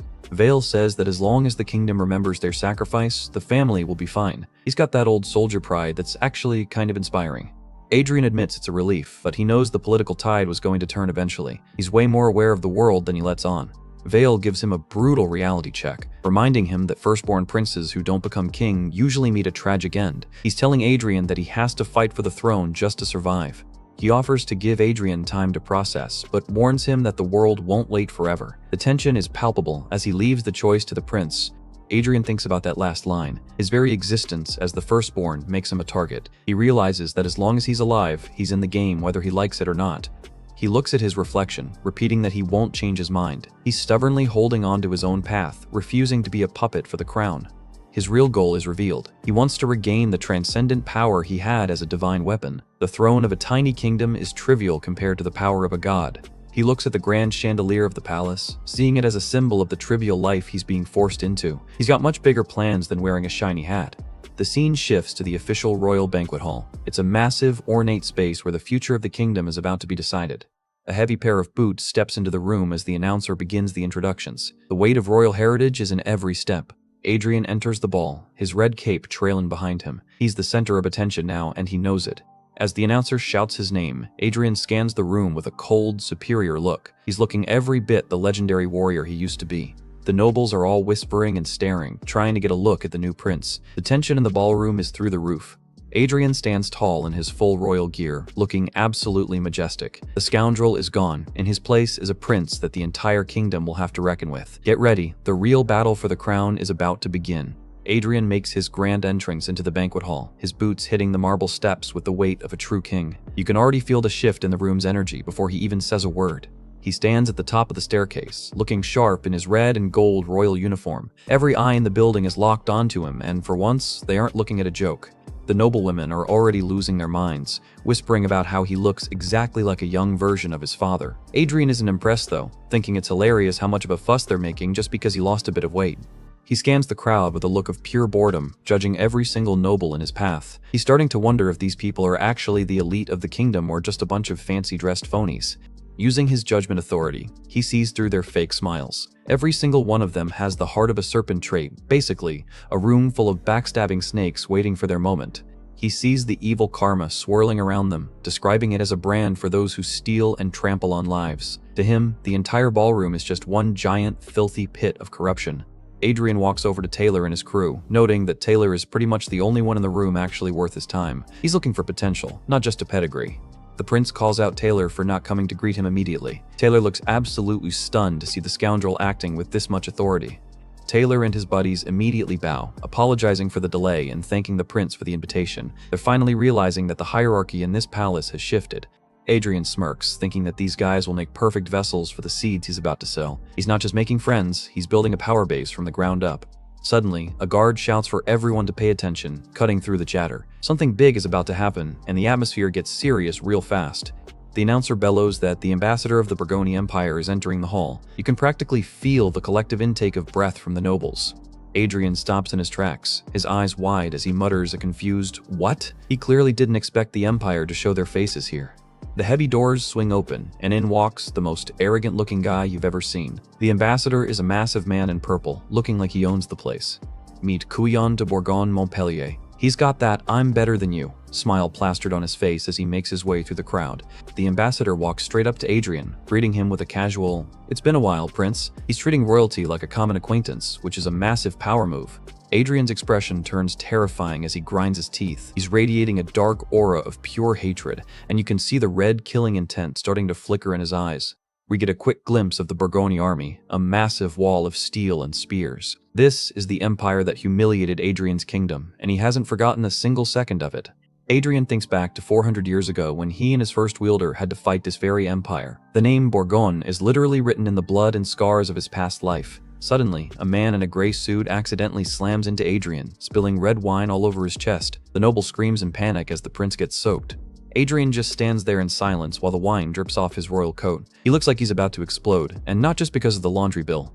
The noble starts panicking, asking if his highness is alright, and claiming he was just in a huge hurry to give a greeting. Yeah, right, buddy. Totally an accident. The man bows deeply, offering his sincere apologies. Adrian is just staring down at him, probably debating whether to end his bloodline right here. Adrian gives the noble a side-eye that could kill a man. He's sensing that this little wine spill wasn't just a clumsy mistake, but a calculated move. The Burgon ambassador is watching from the side, looking completely unbothered. He's got that smug look like everything is going exactly to plan. The entire ballroom goes quiet as they watch the fallout. The tension is so thick, you could cut it with a prince. Adrian decides to take the high road for now, saying he'll have to change his clothes. The noble keeps apologizing, blaming his old body for the mishap. Arwin rushes to Adrian's side to check on him. He leans in and asks her who that old guy even is, keeping his voice low. She identifies him as Marquis Bielefeld, who is currently looking way too satisfied for someone who just committed a royal discourtesy. Adrian walks away, wiping the wine off his neck. He admits that, honestly, the spill helped cool his head down before he did something he'd actually regret. Later that night, Adrian sits alone in his dark room, still wearing the stained shirt. He's deep in thought, brooding over the state of his kingdom. Uncle Vale walks in through the doors, mentioning that he heard about the incident at the banquet. He's looking at Adrian with that, "I know you're up to something" face. Vale looks incredibly stern as he approaches his nephew. He doesn't look like he's here for a friendly chat. The Count mentions that Marquis Bielefeld thought the prince looked like he was about to cause some major trouble. Adrian is just sitting there in the dark, looking like a total menace. Adrian's eyes are glowing with a blue light through the shadows. He tells his uncle that the Marquis wasn't exactly spouting nonsense. His instincts were dead on. Vale asks what on earth he was trying to do, sounding genuinely worried. Adrian just gives a flat, "I am not that reckless," which is exactly what a reckless person would say. Adrian is disgusted by how the House of Bourgogne flaunts its power in the heart of the kingdom. He hates that the local nobles show more respect to foreigners than to their own royalty. He notes that the atmosphere in the palace is too tense for peace, and the relationship with the Empire is too one-sided to be called an alliance. It's basically a slow-motion invasion. He shouts out, demanding to know how the country ended up in such a pathetic state. He's fuming, and his blue aura is starting to flare up. Vale looks away, admitting that it's not a particularly special or complex history, it's just the story of a slow decline. He explains that in the past, the kingdom stood firm against every invasion. We see a flashback of a hero standing tall with a golden lion flag. But as time passed, the Bourgogne Empire just kept growing larger and larger. The gap in power became a literal canyon that couldn't be crossed. Eventually, the kingdom had no choice but to kneel. We see an image of a shield being absolutely shattered by a beam of purple light. Brutal. Adrian's realization hits him like a truck. He asks with a terrified look if it's because of that. He's realized what's missing from the kingdom's defense. A map shows Leonberg as a tiny speck compared to the massive territory of the Bourgogne Empire. It's a total David versus Goliath situation, but David lost his sling. The reason for the loss is revealed. They lost the achievements accumulated over centuries. Ordinary tales, extraordinary legends, and even myths were all forgotten. The silhouette of a warrior appears with the words, "Martial, Hayam ends." This is the peak of human power that allowed them to face empires, and it's completely gone. Adrian looks at the blue flames in his hand, realizing the kingdom ended up losing the only things that made them strong. He's genuinely mourning the loss of the old arts. Adrian suddenly says he's changed his mind, catching Vale off guard. He's done with the brooding and is ready to make a move. Vale is confused, asking what he means. He's seen his nephew change a lot lately, but this feels different. Adrian stands tall, a blue aura trailing behind him. He declares with total confidence that he's going to give being a king a try. The legend is finally stepping up to the plate. Vale looks up at him with a look of pure shock mixed with a bit of pride. He's finally seeing the leader he always hoped Adrian would become. Adrian admits he might regret this decision later, but it's something he has to do. He's not doing it for the crown, he's doing it to save the country. The next morning, the sun rises over the massive royal palace. It's the second day of the banquet, and things are about to get way more intense. The announcer shouts that the first prince is entering, and you can see Adrian's red cape fluttering as he prepares to make another entrance. Adrian walks in with Uncle Vale right behind him, looking like a total power duel. The vibe in the hall shift immediately from party mode to, "Oh crap, the prince is here." Adrian gives a sharp side-eye to the crowd, looking way more intimidating than he did yesterday. He's not hiding his power anymore. The nobles are literally cowering in fear as he passes, some of them sweating buckets. They can feel the massive mana output radiating off him. Adrian mocks their sloppy etiquette, saying they don't even know how to treat a foreign noble properly, let alone their own prince. He's throwing shade at the entire room. He stands tall with his chin up, looking down on everyone with a gaze of pure superiority. He's officially done playing the scoundrel. Adrian thinks back to his friend, the original boy from Leonberg who no one ever thought would become king. The parallels are pretty insane. Even when he was stripped of everything and driven out, that boy was never anything but upstanding. He was a true hero, and Adrian is channeling that energy now. We see a close-up of a boot stepping into the light, representing the boy's first step toward greatness. The legend is repeating itself. The boy stands before the people with his sword drawn, ready to lead them even when they had no hope. This is the will that Adrian is inheriting. Adrian is surrounded by a massive swirl of blue mana, looking like a literal god of war. He says he's standing forward just like he is right now. He mocks those who have eyes but cannot see, as the blue light intensifies around his face. He's about to show them a level of power they can't even imagine. The entire hall is engulfed in a massive vortex of blue energy. Adrian is at the center, looking like he's about to tear the roof off the building. He declares that he sings the hymn of the king as his eyes glow with a terrifying light. He's using a hero-grade technique that this era hasn't seen in centuries. Red warning windows pop up everywhere, saying his current abilities can't handle the full grade. He's only singing a quarter of the hymn, but that's still way more than enough for these people. He's gritting his teeth, admitting that compared to the dragon-slaying hymn, this one is unbearable because it's a lower grade. Talk about a humble flex. Adrian's eye snaps open as a massive thump echoes through the room. The power is reaching its peak, and everyone is about to feel the weight of it. Adrian stands in a whirlwind of blue fire, with a mana crown floating above his head. He declares there isn't a hymn more fitting for the situation than this one. The blue mana flows around him like a royal cape as he steps forward. The sheer majesty of his presence is literally stopping the hearts of the nobles. Everyone in the room is frozen in shock, watching him like he's a miracle walking on two legs. The silence is deafening. Adrian smirks and tells the crowd, "Now this is sufficient. You may raise your heads." He's treating the entire nobility like his subjects. But suddenly, he stops mid-sentence, his expression turning to one of pure shock. He sensed something that shouldn't be there. A dark purple energy starts swirling in the corner of the room, looking incredibly sinister. It's a complete contrast to Adrian's blue light. A hooded figure in dark robes stands in the shadows, radiating a cold and dangerous aura. This definitely wasn't on the guest list. The figure is revealed to be an elf with long white hair. She looks incredibly powerful and has a very sharp gaze. Adrian is sweating buckets, thinking to himself that it's impossible for someone in this era to still remember the hymns. He's realizing he's not the only one with old secrets. The elf woman stands tall in a swirl of black petals and dark mana. She looks like a literal queen of shadows, and she's looking right at our boy. Adrian is internally screaming, "Why on earth is that mad woman here? Oh man, it looks like a blast from the past just showed up to ruin the party. Stay tuned for the carnage." Starting off, the narrator gives us the textbook definition of elves as a benevolent race that wouldn't hurt a fly. They basically spend 1,000 years just being gardeners for the forest, which sounds pretty peaceful if you ask me.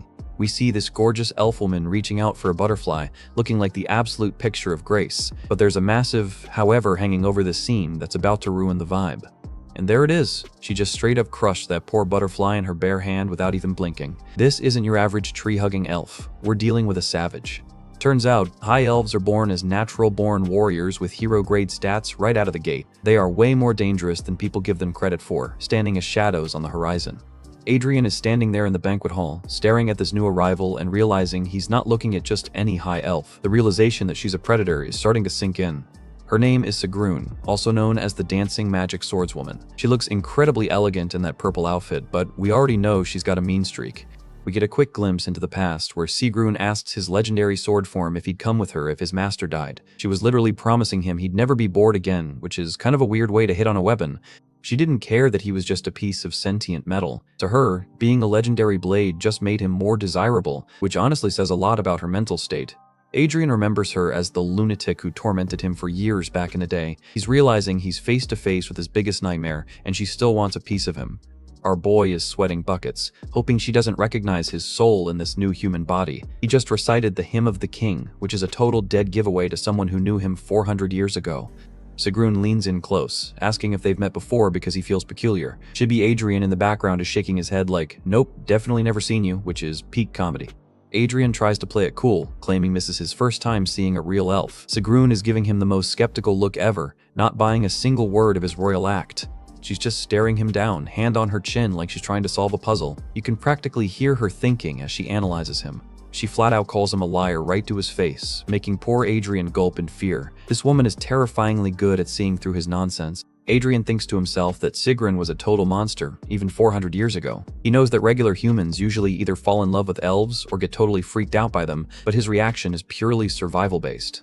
Most of the nobles in the background are already under her spell, looking at her with total hard eyes. They have no idea they're swooning over a literal killing machine. The actual warriors in the room have the right idea, though. They look absolutely apprehensive. They can feel the dangerous aura radiating off her even if they don't know who she is. Sigrun points her finger directly at Adrian's chest, leaning in with a sharp gaze. She's about to drop some more truth on him, and it's probably not going to be pretty. She tells him he doesn't seem to have reached a high level of martial understanding yet. Adrian looks slightly offended, but honestly, staying under her radar is probably his best bet right now. Adrian shrugs it off, telling her his tastes are just a bit unique. He's doing his best to maintain the scoundrel prince persona while his internal organs are probably screaming. Sigrun just gives him this blank, unreadable stare for a long moment. It's the kind of silence that makes you want to check if you still have all your fingers. She finally breaks the tension, saying it was a pleasure to meet him, even if it was just for a minute. She turns to leave, and you can practically hear the dramatic flair in her walk. Adrian lets out a massive sigh of relief, looking like he just avoided a head-on collision with a freight train. That was way too close for comfort, even for a legendary sword. Now we're back to the consort selection phase, and Adrian is judging the candidates like he's on a reality show. He looks at a young girl and immediately passes, too young. Next up is a girl who's literally trembling behind her mother, refusing to even look at him. Adrian's like, yeah, this one's definitely not the play. Then we get a lady who looks like she's ready to throw hands right there on the rug. Adrian wonders if she's here for a wedding or a cage match because those eyes are full of fire. Another little girl pops up, and Adrian is just done. Again, too young, he mutters, clearly annoyed by the lack of viable options in this room. He sees a woman in a giant ruff collar and just gives it a hard pass. The fashion police in his head is having a field day with these noble families. It's a total montage of failures as Adrian looks at the prestige on display. He's surrounded by incompetence, and he's not shy about showing his boredom. The queen is losing her patience, burying her face in her hand with a massive sigh. Adrian is just standing there looking smug, enjoying the fact that he's being a difficult groom. The queen starts nagging him about how he needs a wise and benevolent consort from a respectable family. She's giving the standard mom lecture, and you can tell Adrian has checked out completely. She's literally pointing her finger at him while she keeps going on and on. Adrian is making the most "kill me now" face while she rants about his future. An attendant interrupts the nagging to announce that the elf delegation is requesting an audience. The queen perks up immediately, hoping for something, anything, to save this banquet. Sigrun marches back into the room, flanked by her hooded guards in dark robes. The mood shift is instant, and every noble in the room stops breathing for a second. She gives a graceful bow, greeting the beautiful Queen Margarita. She's laying on the charm thick, playing the role of the polite diplomat perfectly. The queen is genuinely surprised to see elves visiting the kingdom after such a long time. She's smiling, completely unaware of the madwoman hidden behind Sigrun's eyes. Sigrun mentioned she heard the queen was looking for a spouse for the prince, which is a total oh no moment for Adrian. He's standing there with a look of pure dread. She proudly declares herself a high elf, which in human terms is like being royalty with a legendary pedigree. She's making a serious pitch for the position. Adrian is internally screaming, wondering what kind of game she's playing now. He's got that danger alarm going off in his head at maximum volume. Then she drops the biggest lie of the century, claiming her age is coincidentally not far from His Highness's. She's looking all innocent and demure, but we know the truth. Chibi Adrian is losing it. Lies, we're nearly 1,000 years apart, he screams in his head. This is basically the medieval equivalent of a catfishing scandal. She continues her sales pitch, mentioning her order of knights and how she's the ideal spouse. Adrian is just appalled by how she can lie with a straight face while everyone else gossips in the background. Sigrun turns on the charm, looking at Adrian with a blush and saying that from the moment she first saw him, well, you know where this is going. She claims her fate was intertwined with his, which is the ultimate romantic line to use in front of the royal court. Adrian's face is a total picture of shock and horror. The queen asks if she's being sincere because apparently elves never lie about fate. Adrian is just standing there like, you have no idea how much she's actually lying right now. The queen is totally sold, clutching her face and shouting with joy. She thinks she just found the perfect match for her son, and she couldn't be happier. The nobles are already freaking out about the possibility of a marriage alliance with the elves. The entire ballroom is buzzing with the news of this heavenly match. Adrian is not having any of this. He abruptly stands up and yells that he has something to say, completely breaking the queen's joyful moment. He grabs Sigrun by the hand and practically drags her out of the room. He tells the crowd they need to talk for a moment, leaving everyone in stunned silence. Adrian pulls her into a quiet, empty room and slams the door shut with a loud sound. He's not playing games anymore. He needs to know what she's planning. He drops her hand and turns to face her, looking incredibly serious. The atmosphere in the room immediately shifts from a chaotic party to a high-stakes interrogation. Sigrun just stands there, rubbing her wrist and giving him a smug, knowing smile. She's completely unbothered by his outburst and seems to be enjoying the reaction she got. Adrian glares at her and demands that she state her true purpose. He knows she didn't come all this way just to play matchmaker with a human prince. She gives a little giggle and claims she only came to foster friendship between her clan and his kingdom. Yeah, right, nobody is buying that innocent act, especially not Adrian. Adrian's expression turns deadly serious, his eyes shadowed as he says her full title, Elder High Elf Sigrun. He's not speaking to a potential bride, he's speaking to a legend. He stares her down and asks the real question. Are you here for an investigation or an execution? He knows her clan has a dark history of handling the Eld's dirty work. She looks at him with a mix of curiosity and danger, asking how he knows so much about her. The Mistletoe clan's true nature isn't exactly public knowledge. Adrian stays silent, refusing to give up his secrets. He's playing a dangerous game of chicken with a woman who could probably level the entire palace if she wanted to. He thinks to himself that her power is likely unfathomable in this era. Even as a legendary sword, he knows he's currently outmatched by a being who has lived for centuries. Dark, chaotic mana swirls around Sigrun, proving Adrian's point. She's radiating an aura that's both ancient and terrifyingly strong. Adrian's eye glows with a sharp, intelligent light. He realizes that the only reason she felt a sense of fate from him was because she caught a glimpse of his ancient soul. He knows she recognized him as an equal, or at least as someone who lived through the same bloody history she did. The connection is forged in blood, not romance.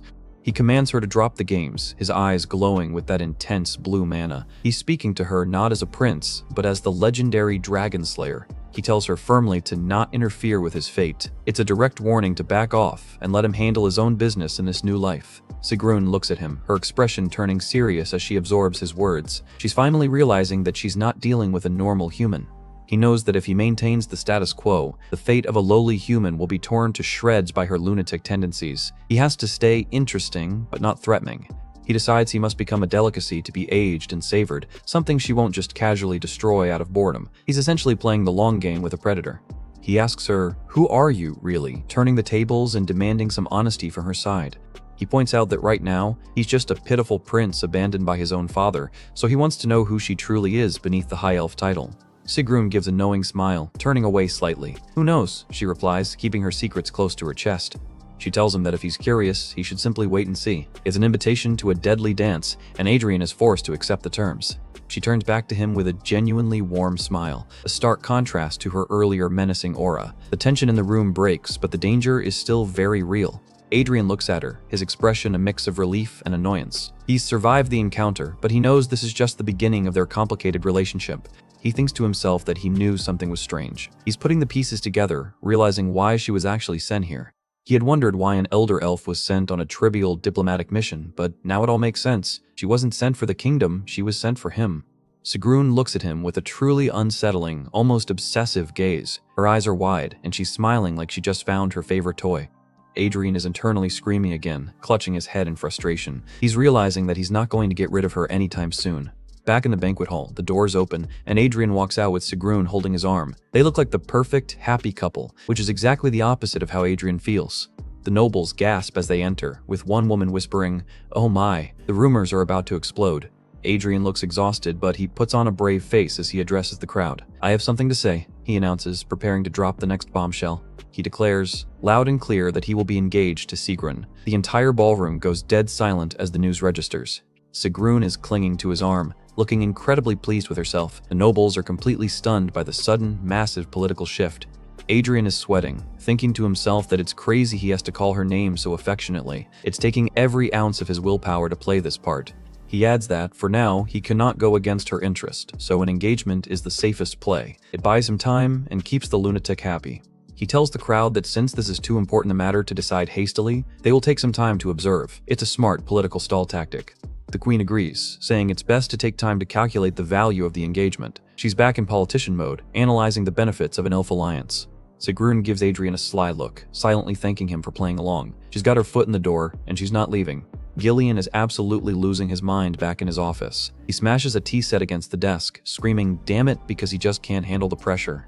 He's throwing a full-blown royal temper tantrum, trashing the room and yelling about birthrights. He's convinced the only reason Adrian is ahead is because he was born first, which is a classic villain excuse. The dude is sweating and panting like he just ran a marathon in a sauna. He looks completely unhinged, proving that his mental state is as messy as his office.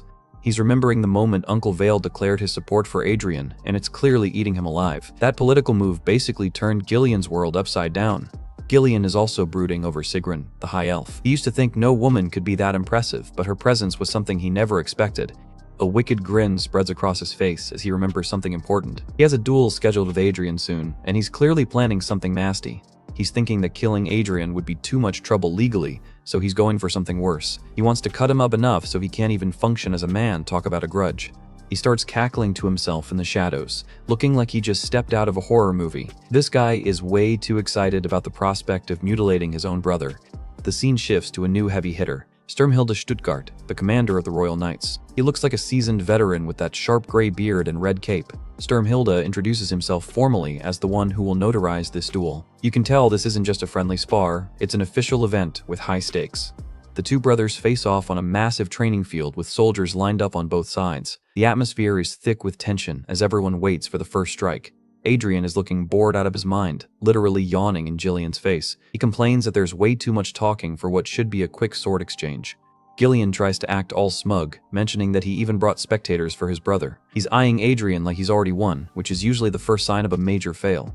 Adrian just smirks, thinking about how predictable his brother is. He's got that "I'm about to humble you" energy that we all love to see. Gillian flares up with blue mana chains, looking like he's finally snapped. He tells Adrian to see if he can keep talking once the fight starts, looking ready to explode. He charges forward like a blue blur, swinging his sword with everything he's got. He's putting all his rage into this first lunge. Adrian stays perfectly calm, blocking the strike effortlessly. He notes that he was originally going to play around for a bit, which is the ultimate level of disrespect mid-fight. Adrian unleashes a massive, vertical pillar of blue mana that looks like it's splitting the sky. He mentions he's gotten a bit busier lately, so he's ending this immediately. Gillian gets sent flying back like a ragdoll, coughing up blood and gasping. He didn't even stand a chance against that single counterattack. The spectators are absolutely speechless, their jaws hitting the floor. They can't believe the promising third prince just got folded in one shot. Sturmhilde is staring in disbelief, wondering if this is actually the same first prince he's heard about. The power gap is just too massive to ignore. Adrian stands tall, looking down on his defeated brother with total indifference. He looks like a seasoned warrior who just finished a minor chore. A wide shot shows Gillian lying face down in a literal crater while the smoke clears. It's a total, humiliating defeat for the third prince. Sturmhilde steps in and officially calls the match, judging that Gillian can't continue. The duel is over, and the result is undeniable. The victor is the first prince, the commander declares. The noblewomen in the background are whispering in shock as Adrian sheathes his blade. Adrian glances back with a sharp, satisfied look. He's officially proven that he's the top dog in the palace now. He walks away, letting out a frustrated sound at the nobles. He thinks it's pathetic how they all flock to see what he considers a kid's fight. The nobles are having a crisis, wondering how a double-chain knight like Gillian could lose so easily. Their entire worldview is being shattered by the prince's growth. Back in his room, Gillian is covered in bandages and looks absolutely fuming. He's got that "I'm going to get my revenge" look, but it's hard to take him seriously now. He screams out, calling Adrian a scoundrel with enough spit flying to fill a bucket. He's clearly not taking the loss gracefully. He shouts at his attendants to prepare his gear, claiming he's going to return and decide who the real victor is. Man, talk about being in denial. One of the maids is literally trembling, probably wondering if she should tell him how bad he actually lost. Gillian just snaps at her, looking for any target for his rage. The news drops. Adrian already left the capital with Count Balorhard right after the duel. Gillian is left shouting, "Left? Where to?" into an empty room. Adrian's royal carriage is already making its way through the snowy mountain passes. He's headed to the north, where the real challenges are waiting. Adrian is riding a horse now, looking way more comfortable than he did a few weeks ago. Uncle Vale notes that he's actually gotten decent at riding, which is high praise. Uncle Vale looks at him with a serious expression, asking why he's in such a massive rush. He knows Adrian is up to something more than just a sight visit. Adrian admits there's no place for him in the capital now that the banquet is over. He knows he's a target and wants to be where he can actually move freely. He remembers those dogs of the Empire fawning over the invaders and thinks to himself that he has no intention of playing nice with those nobles. He's done with the political games. Adrian tells his uncle that soldiers and knights suit him way better than the calculating nobles in the capital. He prefers the straightforward loyalty of warriors. He believes that shared struggle in the mud will build real affection and loyalty. He's essentially building his own private army through hard work. Vale looks skeptical, warning Adrian that he might be being a bit too brash with his movements. He's the voice of caution in this dangerous game. The real reason for the rush is revealed, Sigrun. Adrian thinks to himself that if he dawdles, he might actually end up married to that lunatic, and that's a nightmare he's not ready for. He looks out at the freezing landscape, knowing he needs to build his strength before things get worse. The capital was just a distant dream compared to the reality of the north. He looks at Adilia in the carriage, thinking about accelerating his growth. He knows he can't get stronger in a peaceful palace. He needs conflict. He eyes his guard, Carl, noting that the north is the place where humans are truly tested. It's the ultimate training ground for anyone looking to transcend. Arwin looks focused and ready for battle. Adrian realizes that to sharpen his own sword, he needs to be in the place where the most martial hymns were born. Adrian stands tall in his heavy silver armor, looking every bit the commander. He's ready to face the harsh reality of the frontier. The caption confirms his intent. The place I should be is the battlefield. This isn't a vacation, it's a deployment to the deadliest place in the kingdom. Uncle Vale points to the massive valleys known as the Blade Mountains. He mentions his family has protected this border for their entire lives, showing the legacy Adrian is entering. We get a quick chibi break as the cold hits. Adrian is shivering uncontrollably, whispering that he's freezing to death. Even a legendary soul hates the northern winter. Adrian tries to pull himself together, saying he has to get used to the cold anyway. He's gritting his teeth, determined not to let a little snow stop his plans. He notices the old scholar from earlier taking up an entire carriage and gets annoyed. He asks why on earth the old man followed them all the way here. The scholar is babbling about writing a book to help the prince see the rugged north. Adrian calls him an annoying old fart, looking like he's about to lose his patience. Suddenly, Adrian's gaze sharpens as he looks into the distance. He senses something in the blizzard that doesn't feel right. Arwin is riding out front, looking like a total badass in her dark armor. She's completely unbothered by the storm, leading the way for the royal party. Adrian rides up and asks if she's okay, noting that it must be incredibly cold out in front. It's a rare moment of genuine concern for his knight. Arwin gives him a sweet smile, telling him he can switch with her anytime if it's too hard for him. She's clearly enjoying her role as his protector. Adrian flashes a small smirk, appreciating her drive. He knows she's one of the few people who actually enjoys being out in this hellish weather. Close up on Arwin, who's blushing slightly and looking incredibly elegant even with the snow in her hair. She's definitely catching feelings for her master. Adrian looks over at the rest of the troops with a critical eye. He's comparing his elite followers to the regular royal knights who were dragged along. The regular knights look miserable, brooding about being forced into this march by royal decree. Adrian thinks to himself that if Carl were here, he'd have managed them way better. He realizes these guys see themselves as the king's knights, not his. He's still an outsider to the royal guard, and the tension is palpable. He remembers the king mocking him for calling his followers knights. He calls his father a narrow-minded old geezer in his head, clearly still holding a grudge. Adrian thinks that even if he committed crimes in the past, he's still the king's flesh and blood. He finds his father's attitude to be a bit excessive and cold. The convoy struggles through a massive, rocky mountain pass as the snow picks up. The scale of the north is starting to look truly terrifying. Uncle Vale shouts that they need to pick up the pace before the weather gets even worse. He knows how dangerous these mountains can be when a storm hits. A massive blizzard hits the convoy, burying the carriages in snow. A soldier yells that if they don't hurry, they'll get trapped. It's a forced, harsh march now, and nobody can even hear the person standing right next to them. The situation has gone from cold to life-threatening in an instant. Uncle Vale looks back, his face hard as stone. He's checking on his nephew, knowing that this is a sink-or-swim moment for the royal party. Adrian takes command, his sword glowing with a bright blue aura to cut through the storm. He orders them to leave the carriages and move on foot with just the horses. He's shouting using his internal mana, making his voice boom over the roar of the wind. He's acting like a true leader for the first time in a crisis. He rushes to the carriage and throws the door open, screaming for Adilia as the snow drifts in. He's not leaving anyone behind in this white hell. He reaches out a hand to the terrified maid, looking like a literal guardian angel in the middle of a blizzard. Adilia stammers out her thanks as he pulls her out into the cold. Adrian just gives a sharp, naturally, staying focused on the survival mission. Arwin rushes over to check on him, asking if he's alright. Adrian says he's fine, but immediately starts pointing out the chaos among the other knights. The royal knights are bumping into each other, their heavy shields catching the wind and making them sway. They cry out in panic that the wind is too strong. Adrian barks an order for Arwen to take care of Adilia while he handles the mess. He's in full battle commander mode now, and he looks terrifyingly efficient. He screams at the knights to release their shields, calling them idiots for holding something that acts like a sail in this wind. He's really losing his patience with their incompetence. He yells for them to throw away everything cumbersome except their swords. He knows that in a blizzard, speed and balance are the only things that matter. He orders a big soldier to take the lead in a single file line. The veteran northern knights are watching him, surprised that the scoundrel prince actually has combat experience. The text notes that each step in the blizzard felt incredibly heavy. They're fighting for every inch of ground as the storm tries to bury them alive. A long shot shows the tiny line of figures making their way toward a massive dark fortress in the distance. This is Winter Castle, the ultimate goal of their march.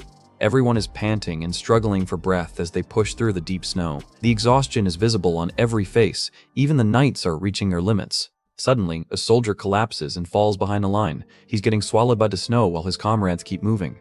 Someone shouts that a soldier has fallen behind. Adrian stops and looks back, his eyes narrowing as he spots the man. Adrian yells to move as he rushes past the other knights. He's not waiting for a subordinate to handle it, he's taking action himself. The other knights just stare in shock as their prince dives into the drifts to save a common soldier. They've never seen royalty act like this before. Adrian grabs the fallen man and hauls him up with a heavy thud. He's showing off that insane strength he built up during training. He throws the man over his shoulder and keeps walking. He's carrying a full-grown knight in plate armor while still leading the march. What an absolute beast. He barks at the others to keep moving, asking why they've stopped. The royal knights scramble to follow, looking completely ashamed of their own hesitation. The castle finally looms over them as they reach the gates. They've survived the march, but they look like they've been through a war. The caption says, just as the hellish march was coming to an end, and you can feel the relief coming off the page. Adrian is gasping for air, sweat dripping from his face even in the sub-zero temps. He's pushed this body to its absolute limits today. His boots hit the stone floor inside the gate with a heavy thud. He's finally safe from the blizzard. He looks back at the storm, muttering about the damn blizzard. He looks completely exhausted but satisfied that everyone made it through. Suddenly, the sky clears up as if the storm was a complete lie. The sun comes out over the massive, beautiful winter castle. Adrian takes a few more steps forward, his armor clanking on the stone. He looks like a hero returning from a legend. Uncle Vale stands at the end of the courtyard, his red cape blowing in the breeze. He's been waiting for them. Close-up of a battle-scarred face, presumably one of the castle's elite guardians. He's looking at Adrian with a new kind of respect. The black and blue flag of the Northern Legion ripples proudly in the clear sky. This is the heart of the kingdom's defense. Uncle Vale bows and officially greets the royal visitor, welcoming the visit of the first prince. It's a formal welcome to a man who's just earned his stripes in the snow. Adrian looks up with a tired but genuine smile. He's finally home, or at least in the place where he can truly become a legend. Uncle Vale sincerely welcomes him to Winter Castle as the sun sets over the fortress. The real training starts tomorrow. Recap's over. See you in the next one.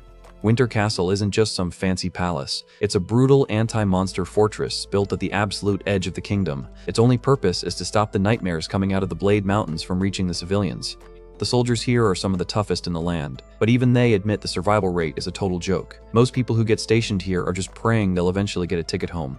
Back at the capital, the comfy nobles treat the place like some kind of tragic legend. They call it the Balorhard family's greatest weapon, but also their greatest shackle, wondering why anyone would choose to live in such a frozen wasteland. The massive stone gates finally groan open, revealing the cold, gray interior of the fortress. It's a dramatic entrance for our prince, and you can practically feel the sub-zero wind blowing through the page. Adrian and Uncle Vale step inside, and the vibe is completely different from the palace. No gold, no silk, just cold stone and the smell of steel. A new challenger appears. This serious-looking guy in heavy fur-trimmed armor is Vincent Balorhard, the man who's been holding down the fort while the boss was away. Vincent officially reports in, ending his stint as acting commander to go back to leading the ranger company. He's a man of duty, and he looks like he hasn't smiled since the last century. It's a wholesome father-son reunion for about 5 seconds. Vale tells him he did a good job, and you can tell Vincent really values his old man's approval. Adrian is absolutely floored, his jaw basically hitting the floor. He turns to his uncle and blurts out, "Wait, you actually had a son? Talk about a rude awakening."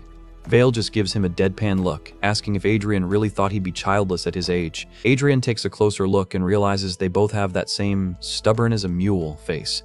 The Count introduces Vincent to Adrian, and the air gets super awkward. Vincent is eyeing the scoundrel prince like he's something he stepped in on the way over. Vincent follows protocol and bows, introducing himself as the Ranger Company commander. But even while kneeling, his eyes say he'd rather be fighting a mountain troll than greeting this royal brat. Adrian just flashes that cocky, punchable grin of his. He gives a casual, "Yeah, nice to meet ya," totally oblivious to how much he's annoying his new cousin. Vincent's internal monologue is basically a list of insults. He thinks Winter Castle is a place for true warriors with noble conviction, not for people who get kicked out of the capital. He looks at Adrian's entourage and assumes the worst, thinking the prince is just here to play house with his female knights. Little does he know, those two could probably take out half the garrison. Vincent offers to show them around, but he's gritting his teeth the whole time. He's genuinely wondering what his father was thinking, bringing this nuisance to their home. The second they're alone, Vincent corners his dad for answers. He demands to know how this whole situation even happened, looking like he's about to pop a blood vessel. Vale stays cool as a cucumber, confirming the news that's going to ruin Vincent's week. He's officially decided to become Adrian's guardian and back him for the throne. Vincent loses it, reminding his dad that Adrian was a talentless wretch that even the king didn't want. He's shouting at this point, unable to process the logic behind this betrayal. Vale just gives him a knowing side eye that says, "Sit down, kid." He's seen things on the road that Vincent wouldn't believe, and he's not interested in his son's outdated opinions. He watches Adrian walk off and drops some veteran wisdom. He tells Vincent that people are bound to change, and that the scoundrel he knew is long gone. We see Adrian and his loyal knights heading deeper into the castle. The contrast between them and the suspicious northern soldiers is setting the stage for some serious drama. Vale looks at his son and makes one very specific request. He knows Vincent is prejudiced, so he's trying to set him on the right path. Cut to the war room. They've got a massive map spread out on the table, and it's time to talk business. Adrian asks how the monster clearing is going, getting straight to the point. Vincent explains they've been chipping away at the settlements, but it's a never-ending battle. Now that the boss is back, they're planning to kick things into high gear. Adrian leans over the map, his eyes sharpening as he analyzes the terrain. He's not just looking at dots on a page, he's seeing a tactical puzzle to solve. Vincent points to a specific spot and identifies the big problem: orcs. They're the heavy hitters of the region, and they're causing a massive headache for the defense. We get a visual of the threat. A pack of green-skinned killers with massive axes. They've settled near the mountain entrance, and their arrows are way too accurate for comfort. Vincent notes that they can't just send rangers to deal with a pack of this size. He's already in the process of handpicking the best knights for the subjugation mission. Adrian slams his hand onto the table, pointing at the orc settlement. He's got that look in his eyes that usually means something is about to get destroyed. He declares that he shall take care of this. The room goes quiet as everyone stares at him, wondering if he's finally lost his mind in the cold. Vincent tries to warn him, explaining that mountain orcs are on a completely different level than the regular ones. He's genuinely worried the prince is going to get everyone killed on his first day. Adrian just ignores the cousin and looks straight at Uncle Vale. He's asking for permission with a silent, "Watch me," and Vale is just taking it all in with a stoic silence.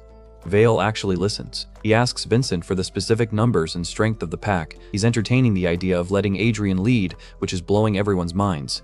Vincent confirms there are about 20 of them, but thankfully no shamans or high-tier warriors have been spotted yet. It's a manageable threat for a group of experts, at least. Adrian stands there looking like a total boss, while the local knights are whispering in the background. They can't tell if the prince is brave or just plain stupid. Vincent screams for his father, hitting the table in frustration. He thinks his dad has officially lost it if he's considering letting this royal playboy take the lead. He rants about how this would ruin the Balorhard reputation if the prince gets scratched. Adrian is just standing there thinking, wow, Uncle really raised this kid to be a smart mouth, didn't he? Vale shuts the argument down with a simple, "That is enough." He turns to Adrian and asks the million-dollar question, "Ian, what do you need?" Adrian doesn't hesitate, listing off his shopping list: 3 guides, a gear overhaul for his men, and as many crossbows as they can spare. He's preparing for a siege, not a scout mission. The local logisticians look relieved that it's not a harder request. They agree to get it done, while the tension in the room stays at a boiling point. Vincent is literally vibrating with rage, his face shadowed as he glares at the floor. He's been overruled in his own castle by a guy who was a laughingstock 6 months ago. Adrian commands them to move out. He's taking charge like he's been doing this for decades, and his presence is so commanding that the soldiers are actually starting to move. Onsdeck, the royal knight who's been following Adrian, looks completely lost. He asks what the prince means, clearly not expecting to actually have to fight anything green today.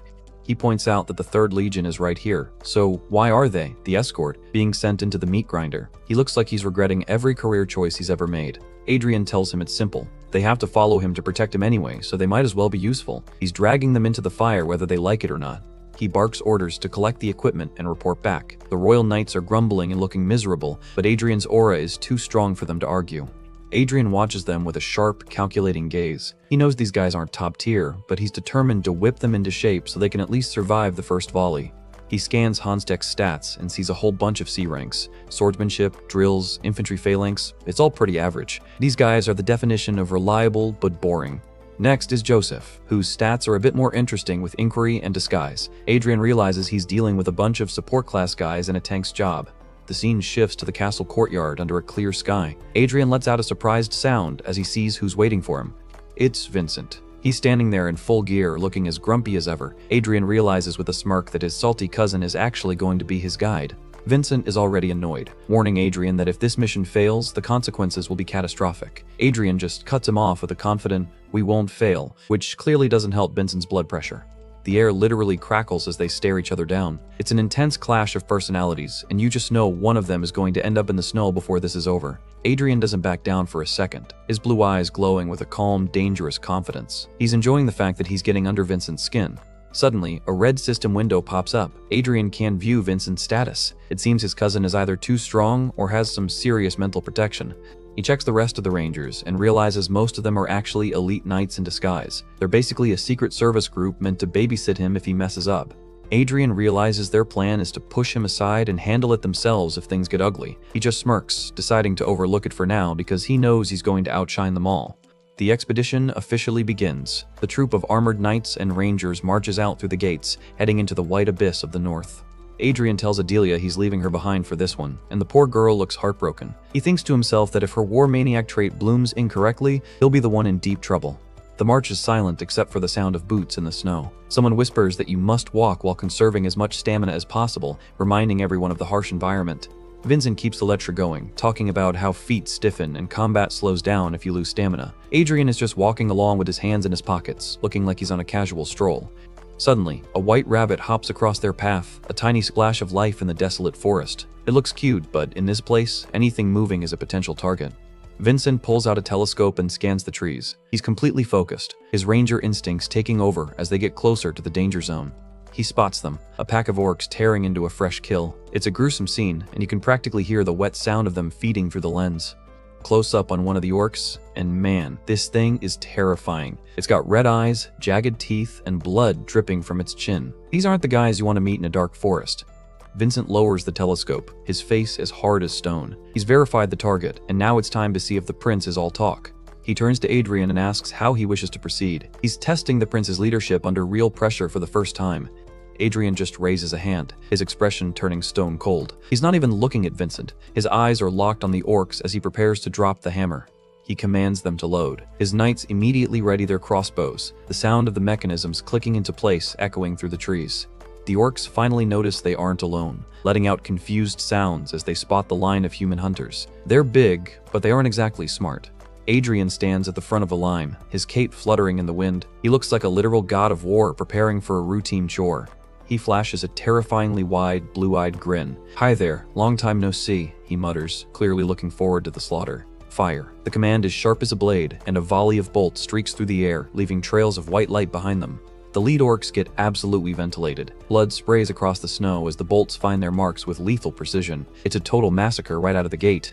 Adrian doesn't wait for a second volley, charging forward with heavy thumping footsteps. He's closing the distance before the orcs can even realize what hit them.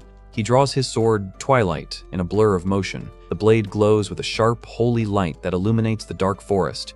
A massive orc lets out a roar of rage and lunges, but Adrian is already mid-swing. The speed and power he's putting out are honestly scary to watch. Adrian executes a high-speed dash, his movement so fast it leaves a trail of displaced snow in the air. He's a total blur on the battlefield. Close-up of his manic face. His eyes are glowing a brilliant blue, and he's wearing a look of pure, unadulterated joy. This guy isn't just fighting, he's having the time of his life. A massive sound of impact as Adrian carves through an orc. Blood sprays across the panel, and the narrator mentions the sticky smell of blood filling the air. Adrian stands triumphantly, his boots and armor stained red as he looks down at the carnage. He's reached a level of battle lust that's borderline demonic. He's panting, his face flushed with excitement. He admits to himself that this is exactly what he's been missing all this time, the raw, unfiltered chaos of a real fight. He looks around at the groaning, dying orcs with a satisfied smirk. This is great, the air of the battlefield, he thinks, fully embracing his true nature as a slayer. Arwin rushes forward, shouting for His Highness to be careful and not come closer. She's genuinely panicked, not realizing that her master is the most dangerous thing in this forest. She stops in her tracks, completely frozen by the terrifying aura Adrian is radiating. She's finally seeing the monster that's been living inside her prince. Adrian stands tall, looking like a hero from a forgotten age. His silver armor is glowing and he looks untouchable in the middle of the field of corpses. He turns to her with a chillingly happy smile, telling her to stay back because she might get swept up in it. He's warning her that he's about to stop holding back. The remaining orcs surround him, but he doesn't even look bothered. The narrator starts talking about a tale from 400 years ago, setting the stage for something legendary. Close-up of the sword hilt as the aura begins to shift. This isn't a story about a myth or a hero, but about someone who was forgotten by history. A massive red aura explodes from Adrian. The narrator calls it a sorrowful dirge of a father who fought until his strength ran out, piling up a mountain of green corpses. Adrian is now a literal avatar of vengeance, his eyes glowing red through the shadows. He's officially reciting the hymn of revenge, and those orcs are about to find out exactly why he's called a slayer. We start off with a bag of gold hitting the table with a heavy thud. Money talks in this kingdom, and someone is clearly buying a very specific kind of favor. Joseph, the red-headed royal knight, is looking way out of his depth. He's sweating bullets while talking to an older noble about how people always end up dead at Winter Castle. The older noble just laughs it off, calling Adrian a scoundrel who's probably just hiding in the castle. He's convinced the prince is only there to steal credit for whatever his uncle accomplishes.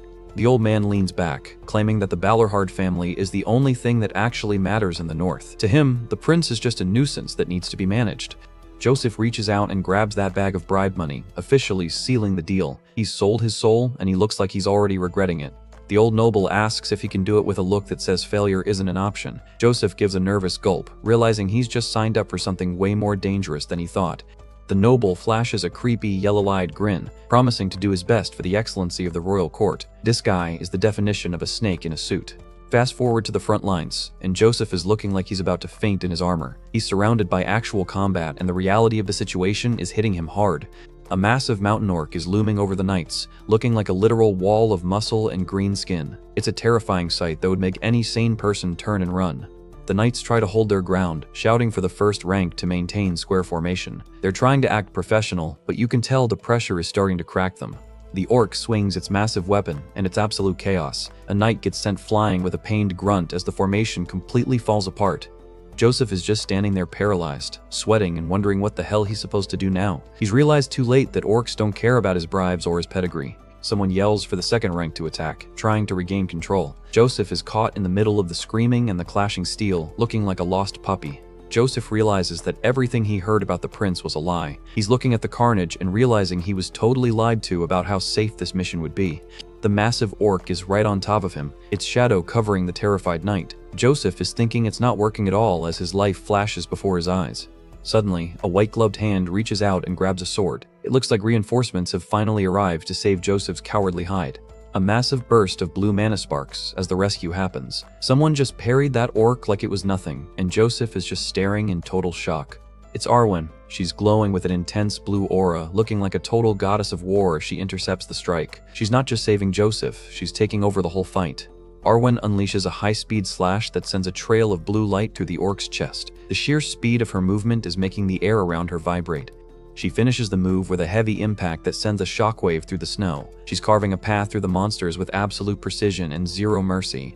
Joseph hits the dirt with a pathetic sound, looking completely humiliated. He's lucky to be alive, but he definitely didn't earn it. Arwin stands tall in a swirl of blue mana, telling him to get his head in the game. She reminds him that this is a battlefield and tells him not to drop his weapon so easily. Joseph just gives a terrified yes while gulping. He's realized that the women following the prince are way more dangerous than the prince himself was supposed to be. More orcs charge in, their heavy footsteps shaking the ground with a rhythmic thump-thump. The battle is far from over, and the numbers are starting to look bad. The Rangers prepare to engage, with their commander shouting for all troops to prepare for battle. The vibe is getting incredibly tense as the main orc force closes in. Arwin notes that their numbers are nothing to scoff at, and that it'll be difficult to handle them all alone. She's looking focused, but even she realizes they're in a tight spot. Suddenly, Arwin's eyes go wide as she senses a massive surge of power. Something just entered the battlefield that's making even her mana react. An orc's head gets absolutely cleaved in half in a massive spray of blood. Someone just dropped into the fight with enough force to liquefy anything in their way. Blood sprays across Joseph's face as he watches in horror. He's never seen violence this efficient or this brutal before. Hansdek and the other knights are looking totally baffled, their jaws hitting the floor. They can't believe what they're seeing. Someone is speedrunning these orcs. Arwin looks over her shoulder, her face shadowed as she tracks the movement. She's recognized that aura, and she knows the real fight is about to start. It's Adrian. He's at the center of a swirling vortex of red mana and blood, looking like a literal demon of war. He's holding his sword and standing over a pile of green corpses. Adrian unleashes a brutal horizontal slash, the red energy arc cutting through 3 orcs at once. The ground is cratering beneath his feet from the sheer pressure of his aura. He stops for a second to catch his breath, covered in blood and panting hard. He's radiating a red heat that's practically melting the snow around him. Arwin calls out his name, looking genuinely concerned. She can see that he's getting a bit too lost in the sauce of this battle. Adrian's eye snaps open, glowing with a terrifying red light. He's completely tapped into the hymn of revenge now, and he doesn't look like he's planning to stop. He starts walking toward the remaining orcs with a heavy, menacing gait. He looks like a force of nature that's been let off the leash. Close up on his boots as he drags his sword through the blood-stained snow. Each step is purposeful, leading him closer to the next kill. The narrator explains that no matter how much he killed, it wasn't enough. Adrian is trapped in a loop of violence, seeking the blood of his enemies to fill the void in his soul. He unleashes another massive red strike, the motion blur showing just how fast he's moving. He's becoming a blur of death on the battlefield. Blood sprays everywhere as Adrian carves through another group. He's like a human meat grinder, leaving absolutely nothing left in his wake. A dark silhouette of a warrior appears, symbolizing the ancient soul Adrian is channeling. He's wandering a barren land ruled by orcs, driven by pure hatred.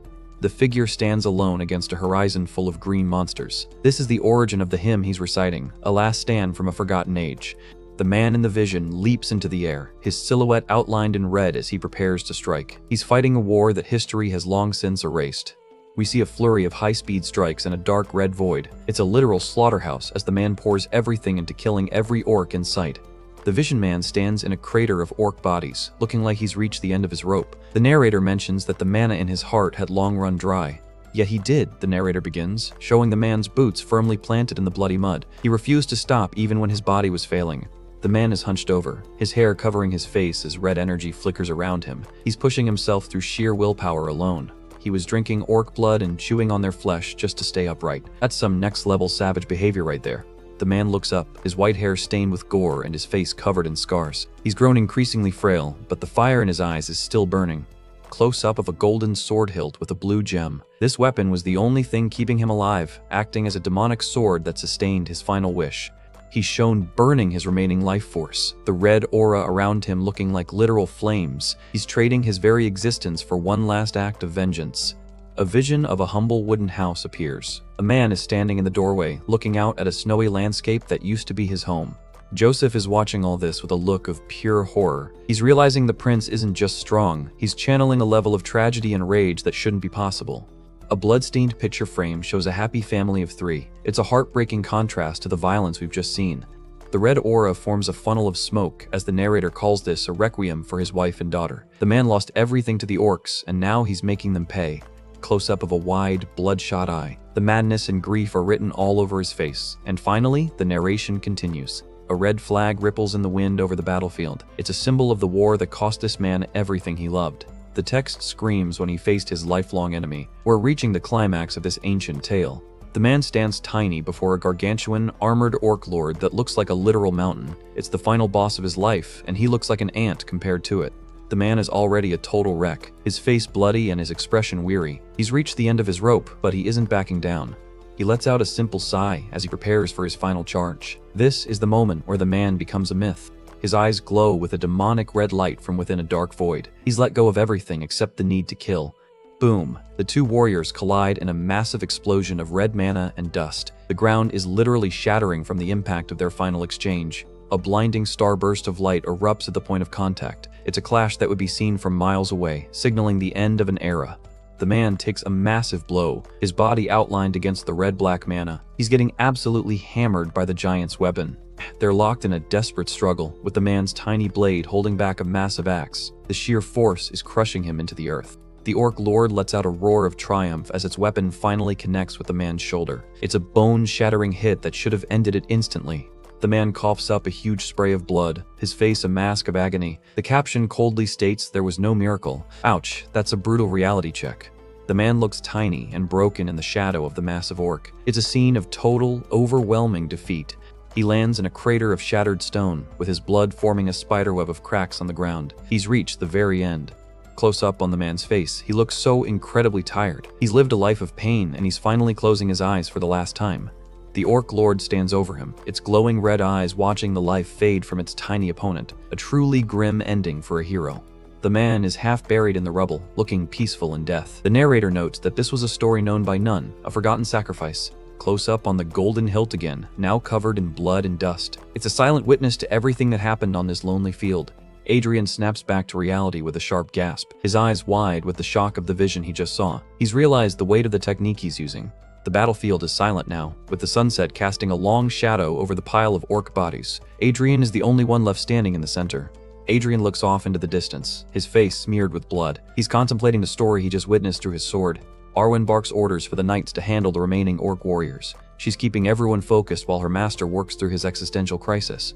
Adrian wipes a streak of orc blood off his blade with his fingers. He looks like he's in a trance, still connected to that ancient father's grief. He mutters, "I remember," as his blue eye reflects the carnage. He's officially claimed that story as his own now. A massive red aura explodes from him again as he declares that the hymn of vengeance is incomplete. He's about to finish the song that was cut short 400 years ago. He thinks that he must finish this hymn, his eyes glowing red with a new, controlled intensity. He's turning that ancient grief into his own weapon. Adrian launches forward, carving through an orc with a trail of red mana that looks like a literal claw. He's moving with more precision than before. We get a flurry of slashes as Adrian dances through the enemy ranks. He's a total blur of red and steel, making the orcs look like training dummies. An orc lets out a final roar as Adrian's blade passes right through its neck. The battle is turning into a one-sided slaughter. A massive arc of red energy cleaves through the air, trailing blood in its wake. Adrian is putting every bit of that ancient father's rage into every swing. The system notifies him that a new verse has been added to the hymn of vengeance. He's literally writing history as he fights. Piling up enough green corpses to raise a mountain, a red pond forms beneath. The poetry of the hymn is matching the reality of the field.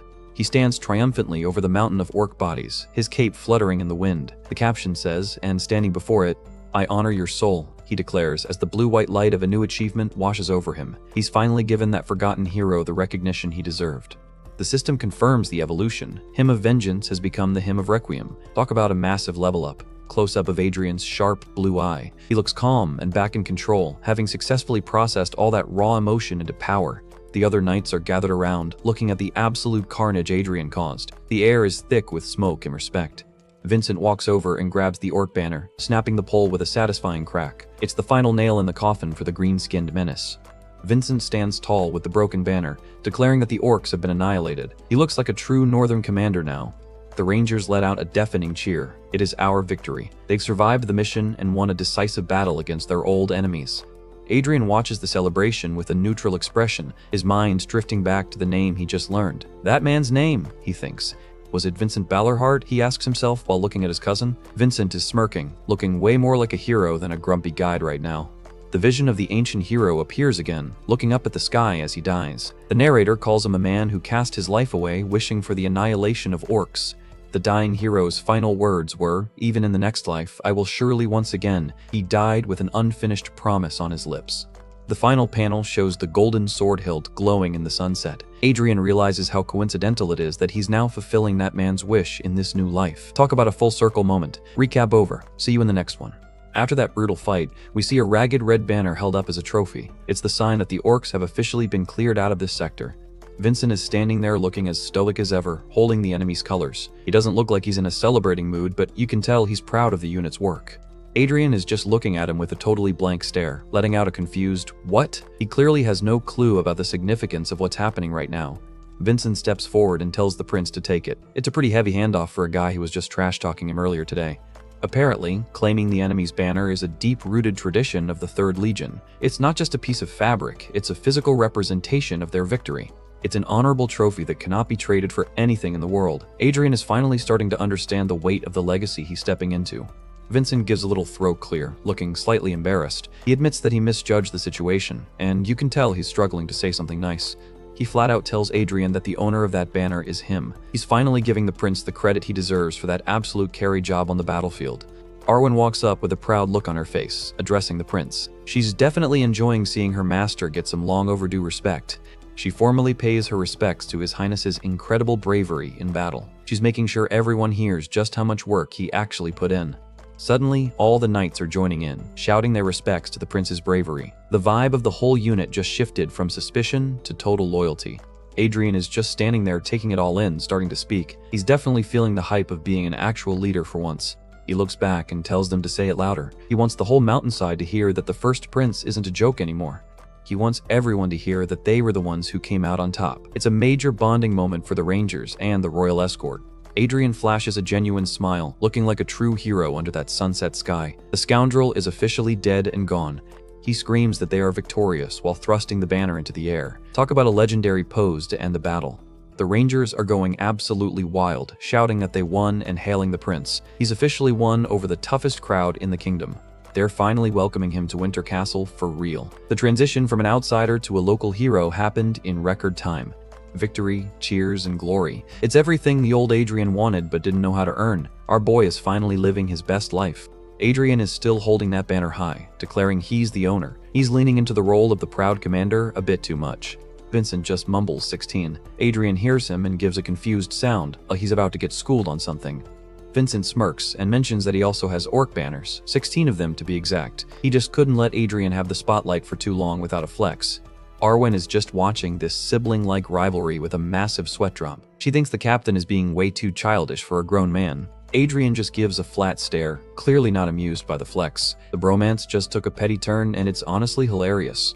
He shouts back that this banner is his regardless of the count. He's not going to let Vincent's record ruin his first big win. Vincent just sighs, thinking to himself that he knew he didn't like the guy. They're basically acting like bickering brothers now. The scene shifts to the cleanup where they're burning the orc remains. The flames are roaring, marking the final end of that specific pack. It's a grim but necessary sight in the middle of the snowy woods. The rangers stand around the pyre, paying their final respects to the fallen. Vincent watches the fire with a heavy heart, looking completely exhausted. He's seen way too many of these battles, and the loss always weighs on him. Adrian and Arwin watch from the side, keeping their distance. The prince is starting to see the emotional toll this life takes on the northern soldiers. Vincent mentions that for a battle against an elite orc unit, the casualties were actually surprisingly low. He knows they got off easy this time thanks to the prince's power. Arwen doesn't care about the stats. She thinks it's still incredibly tragic. She's got a much softer heart than the battle-hardened rangers. Vincent disagrees, claiming that victory itself is enough mourning and tribute for the fallen. It's a harsh, warrior mindset that Adrian finds oddly familiar. He says comforting the spirits of the fallen with the blood of orcs is just how they do things in the north. He's speaking from a place of deep-rooted pain. It's the Balor hard way. He's basically giving the family motto while standing in front of a literal mountain of burning enemies. Adrian is stunned, realizing they have the same name and even say similar things. He's starting to wonder if the connection to his past life is even deeper than he thought. He wonders if Vincent could actually be a reincarnation of his old friend. The parallels are getting too loud to ignore at this point. He shakes off the thought with a simple anyway. He's not ready to handle that kind of revelation just yet. He asks if this many troops from the 3rd Legion were actually supposed to be with them originally. He's starting to get suspicious about the numbers on the mission. Vincent just shrugs and says a ranger unit happened to be passing by and joined in. He calls it an amazing coincidence with a very unconvincing smile. Vincent is looking pretty guilty, realizing Adrian didn't trust him at all. He's definitely hiding the fact that he was babysitting the prince the whole time. Adrian gives him a skeptical side-eye, not buying the coincidence story for a second. He knows his uncle's fingerprints were all over this mission. Vincent points out it's a mystery why an orc unit came this far down. It's even weirder that none of their usual rangers detected them moving earlier. He thinks they should probably hurry back to the castle before any more mysteries show up. The mission is done, and the woods are getting creepy. Uncle Vale is waiting at the gates, greeting them with a proud, "You've worked hard." He looks like a father who's genuinely happy his kids didn't get eaten. He congratulates them on their safe return as the unit marches back into the courtyard. The sun is setting on a successful first deployment. Adrian is beaming, feeling like $1,000,000 after that win. He's finally starting to feel like he actually belongs in this harsh world. He immediately holds up the banner and shouts that he's the owner. He's really not letting go of that main character moment for anything. We get a cute chibi Adrian laughing about his amazing accomplishment. He's definitely letting the fame go to his head already. Arwen is just totally done, noting that this is the 11th time he's mentioned it. She's wondering if he's ever going to get tired of bragging about his win. Adrian just gives a huge yes, looking way too proud of himself. He's definitely going to mention this to every person in the castle. Vincent gets serious again, mentioning there were suspicious signs in the mountains. He's worried that orc unit showed up way too early and way too close to their position. He thinks maybe they found a large prey or something went down deep in the range. Either way, he knows it doesn't bode well for the future of the castle. Vale asks Adrian to follow him for a moment, saying the matter is urgent. The celebratory mood just got killed by some real military business. They walk through the inner gates as the sunset turns the stone a deep orange. You can feel the weight of the conversation they're about to have. Adrian gives Vincent a look of confusion, wondering what could be so urgent. He's not used to being part of the inner circle yet. Vincent addresses him as Your Highness, and you can tell it's hard for him to say. He's officially acknowledging the prince as his superior after that fight. Adrian thinks he's acting a bit strange and asks Arwen what's up. Arwen just gives a little laugh, knowing exactly what's going on in the captain's head. She mentions that the captain isn't exactly the most mild-tempered man. He's probably just embarrassed about changing his attitude toward the prince so easily. Suddenly, a high-pitched scream for his highness rings out, catching Adrian off guard. Oh boy, who's coming for him now? It's Adilia. She comes sprinting toward them, looking absolutely thrilled that he's back in one piece. She's panting, saying she was so worried because she didn't know if he was in danger or lost. Her loyalty is actually pretty heartwarming. Adrian gives her a gentle smile, calling her by name. He's finally relaxing after a long day of orc hunting. Adilia looks up with a cute yes, as if she's waiting for a reward or an order. She's really turned into his #1 fan. "Do you know what this is?" he asks while showing off the banner. He really is determined to show that thing to every single person he knows. The scene shifts to a meeting later that night. A ranger unit is being reassembled to go back out and scout the mountains in a few days. Vincent admits they have no way of knowing what variables are waiting for them in the peaks. They're only selecting the absolute elites for this next mission. He makes it clear there will be no need for Adrian to step forward this time. Adrian just mutters, "Who said I would?" acting all cool and uninterested. Adrian asks why Vincent even came all the way to his room to tell him the details. He knows his cousin is being forced to play nice by their uncle. Adrian realizes that his uncle is clearly trying to force them to get along. He's seeing the matchmaking for friendship happening in real time. Adrian just tells him he got it and to leave now so he can get some rest. He's done with the awkward family bonding for one night. As the door clicks shut, Adrian leans back with a massive sigh. He's looking completely drained from all the social interactions today. He starts reflecting on the battle, realizing he was a bit too immersed in that hymn of Requiem. It was a weird sensation he hadn't felt in a long time. He looks down at the banner lying on the floor. It was the first time he fully recited an old martial hymn without missing a single verse. We see a vision of that intense red aura from earlier. He's realizing just how powerful he's becoming by tapping into these ancient spirits. He thinks he'll probably experience similar things from time to time as he grows. He's becoming a vessel for more than just his own original power. He knows the martial hymns he remembers aren't completely his yet. He has to make them his own if he wants to truly reach transcendence. He remembers how he turned the hymn of vengeance into the hymn of requiem. He's officially leveled up his craft, and he's not planning on stopping there. The castle is finally quiet as the moon shines through the windows, but just as Adrian is about to relax, he hears a strange noise.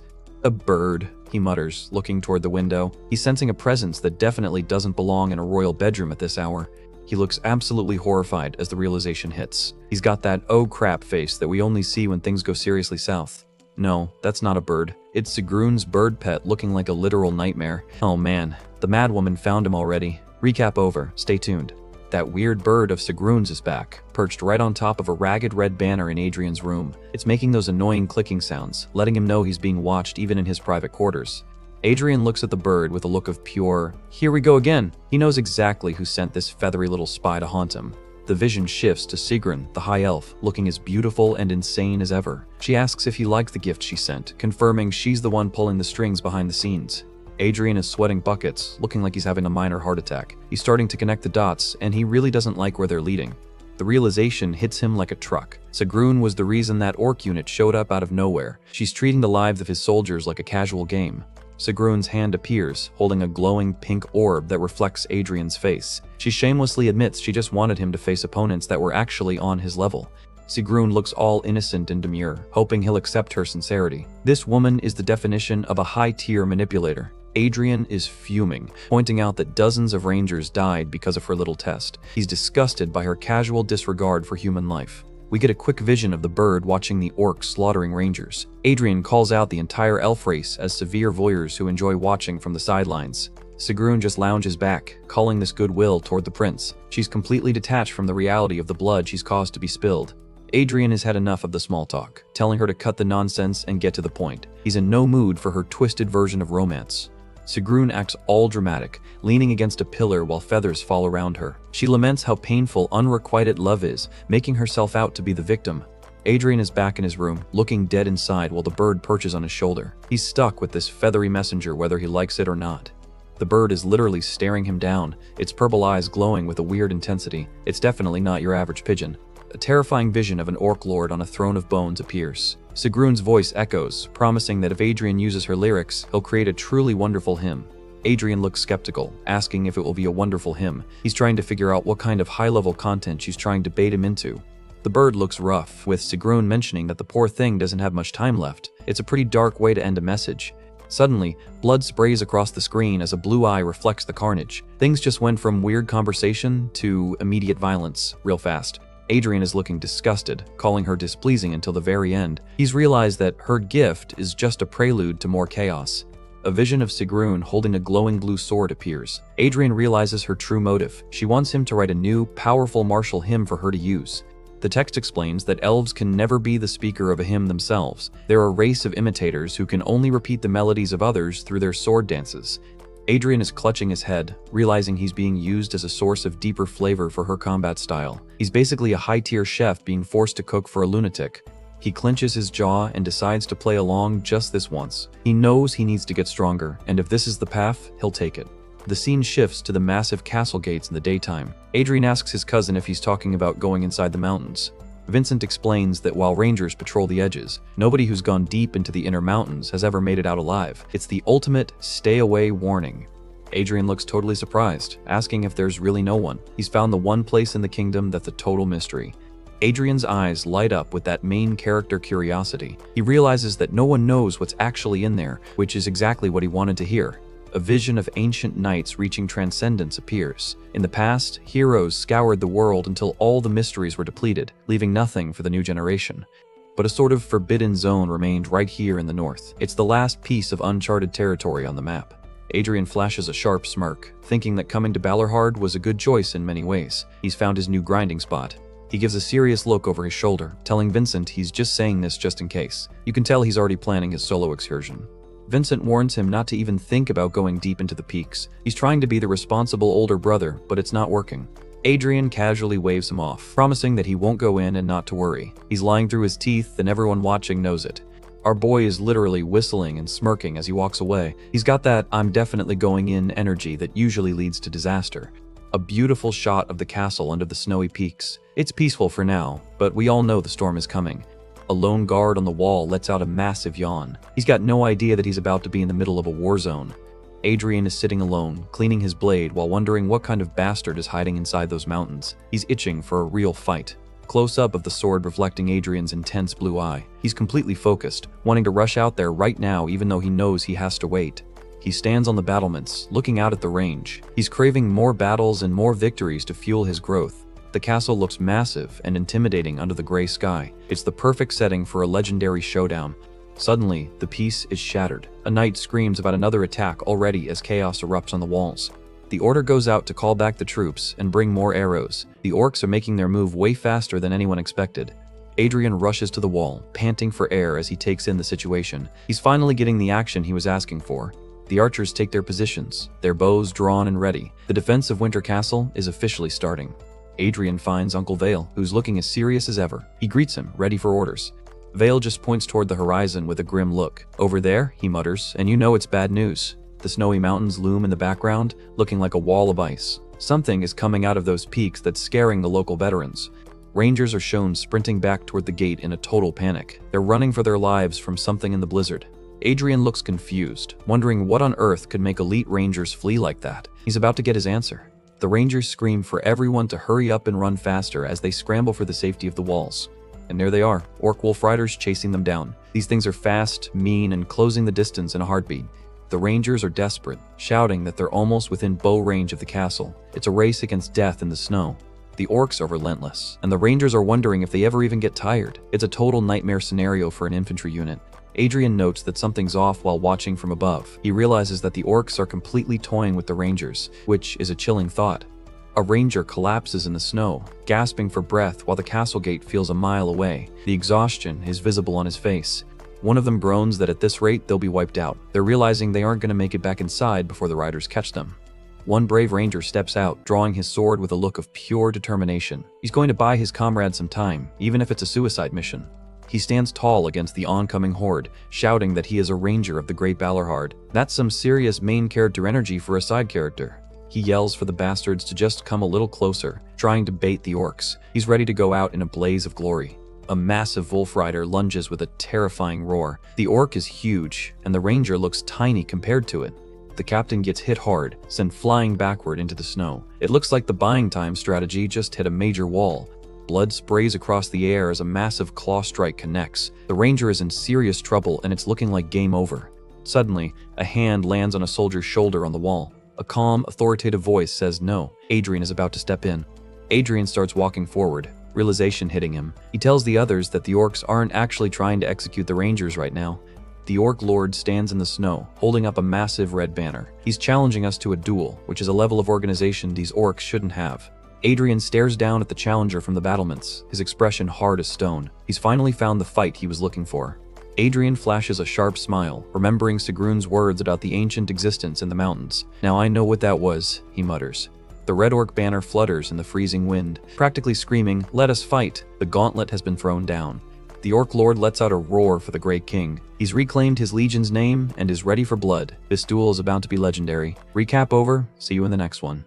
The orc lord is out here standing tall with that ragged red banner, looking like he's ready for a peaceful chat. If your idea of peaceful involves giant axes and green skin, Uncle Vale is just staring him down, trying to make sense of the situation.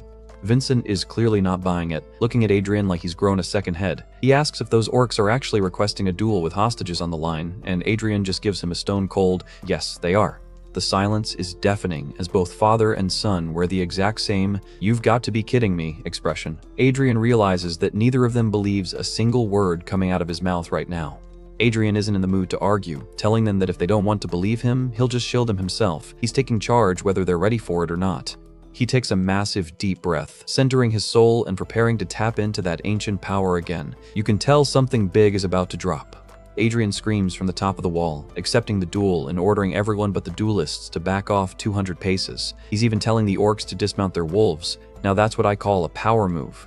The orc lord is absolutely stunned, wondering how a human could possibly know the ancient language of his tribe. He even asks if Adrian has orc blood in him, which is the ultimate compliment in his weird monster culture. Adrian shuts that theory down fast, yelling that he's not carrying anything like that. He just wants a straight answer. Are they fighting or not?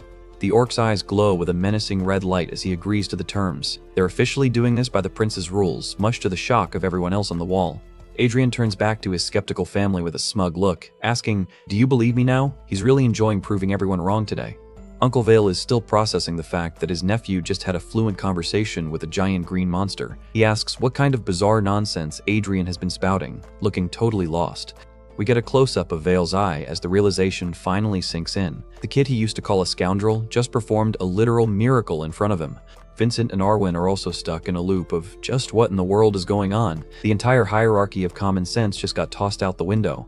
Down in the snow, the orc wolf riders actually start turning around and heading back. It's one thing to hear the order, it's another to see the monsters actually obey it. Everyone is baffled seeing the orcs willingly retreat. Even Vale, who's spent dozens of winters here, has never seen anything like this in his entire life. Adrian just starts walking away, telling them all to save their shock for later. He's got that "I've got everything under control" vibe that's honestly a bit terrifying. He lays out the terms. It's a 5-on-5 duel, but there's a catch. The participants must be from the unit that fought the orcs at the foot of the mountain recently. He's keeping the stakes personal. Vincent realizes that means his own unit is on the hook for this. He's putting the pieces together, wondering if the prince planned this specific lineup from the start.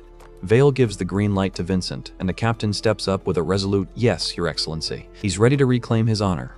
One of the rangers steps forward, desperate to avenge his fallen brothers. He's got a massive grudge against the orcs, and you can see the fire in his eyes.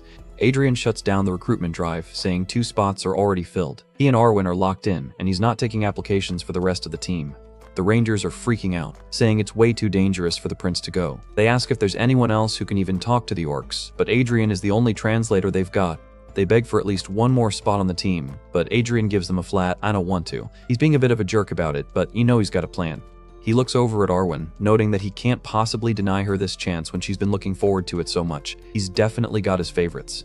Arwin kneels and confirms she's ready, looking every bit the elite knight. Adrian's team is starting to look pretty formidable. Uncle Vale finally asks the question we've all been thinking. Where on earth did Adrian learn to speak orc? He's been a commander for years and didn't even know they were capable of communication. Adrian just gives a cool, bored expression and says it's all in studying. "Yeah, okay buddy, we totally believe you spent your nights hitting the orc language textbooks instead of drinking wine." Vale tells him to stop wondering about the past and focus on the special case right in front of them. He's starting to realize his nephew might be the key to winning this war. We see a terrifying vision of an ancient orc warrior, baring his teeth and ready for blood. The past is calling to Adrian through his sword spirit. Adrian stares down from the wall, telling his team it's time to head down. The scoundrel is leading a suicide mission into the snow, and he's looking forward to it. Vincent walks forward, his face a mask of cold determination. He's fighting for his home and his family name today. Arwin follows close behind, looking as elegant and dangerous as ever. She's the secret weapon that the orcs aren't expecting. A close-up of their boots in the snow shows the finality of their march. The narrator notes that true coincidences are rare in this world, hinting that fate is definitely at play here. a vision of Sigrun appears, reminding us that an orc king hasn't shown his face in the north for 400 years. This isn't just a random raid, it's an event of mythical proportions. The heavy chains of the drawbridge rattle as it begins to lower. The sounds of industry are the only thing breaking the silence of the blizzard. The gates finally open, revealing the path to the duel. Adrian admits he has no clue what's actually happening, but he's not letting that stop him. He has that sinister, blue-eyed smirk on his face again. He knows he's about to do something reckless, and he's absolutely loving it. The team stands ready in the snow, a tiny group facing a literal horde. Adrian tells them now isn't the time to be overthinking the weirdness of the situation. They start their march toward the orcs, looking like a total squad under the setting sun. The tension is so thick you could cut it with a legendary sword. Adrian flashes one last confident grin as he reaches the meeting point. He knows he's finally in his element. The Orc Lord is waiting, baring his tusks in a terrifying snarl. He looks like a nightmare come to life in a fur coat. Adrian gets right in his face, asking if the orc is his opponent and if he doesn't like what he sees. He's really poking the orc right before the fight starts. The orc roars back, not at all, and you can practically smell his breath through the page. He's definitely ready for some human delicacy. The monster tells Adrian that his spirit is the greatest among the humans, so he's a worthy opponent. He's looking forward to tasting the prince's blood talk about an aggressive dining review. Adrian just starts laughing, calling the whole thing hilarious. He's officially reached a level of battle crazy that makes the orcs look normal.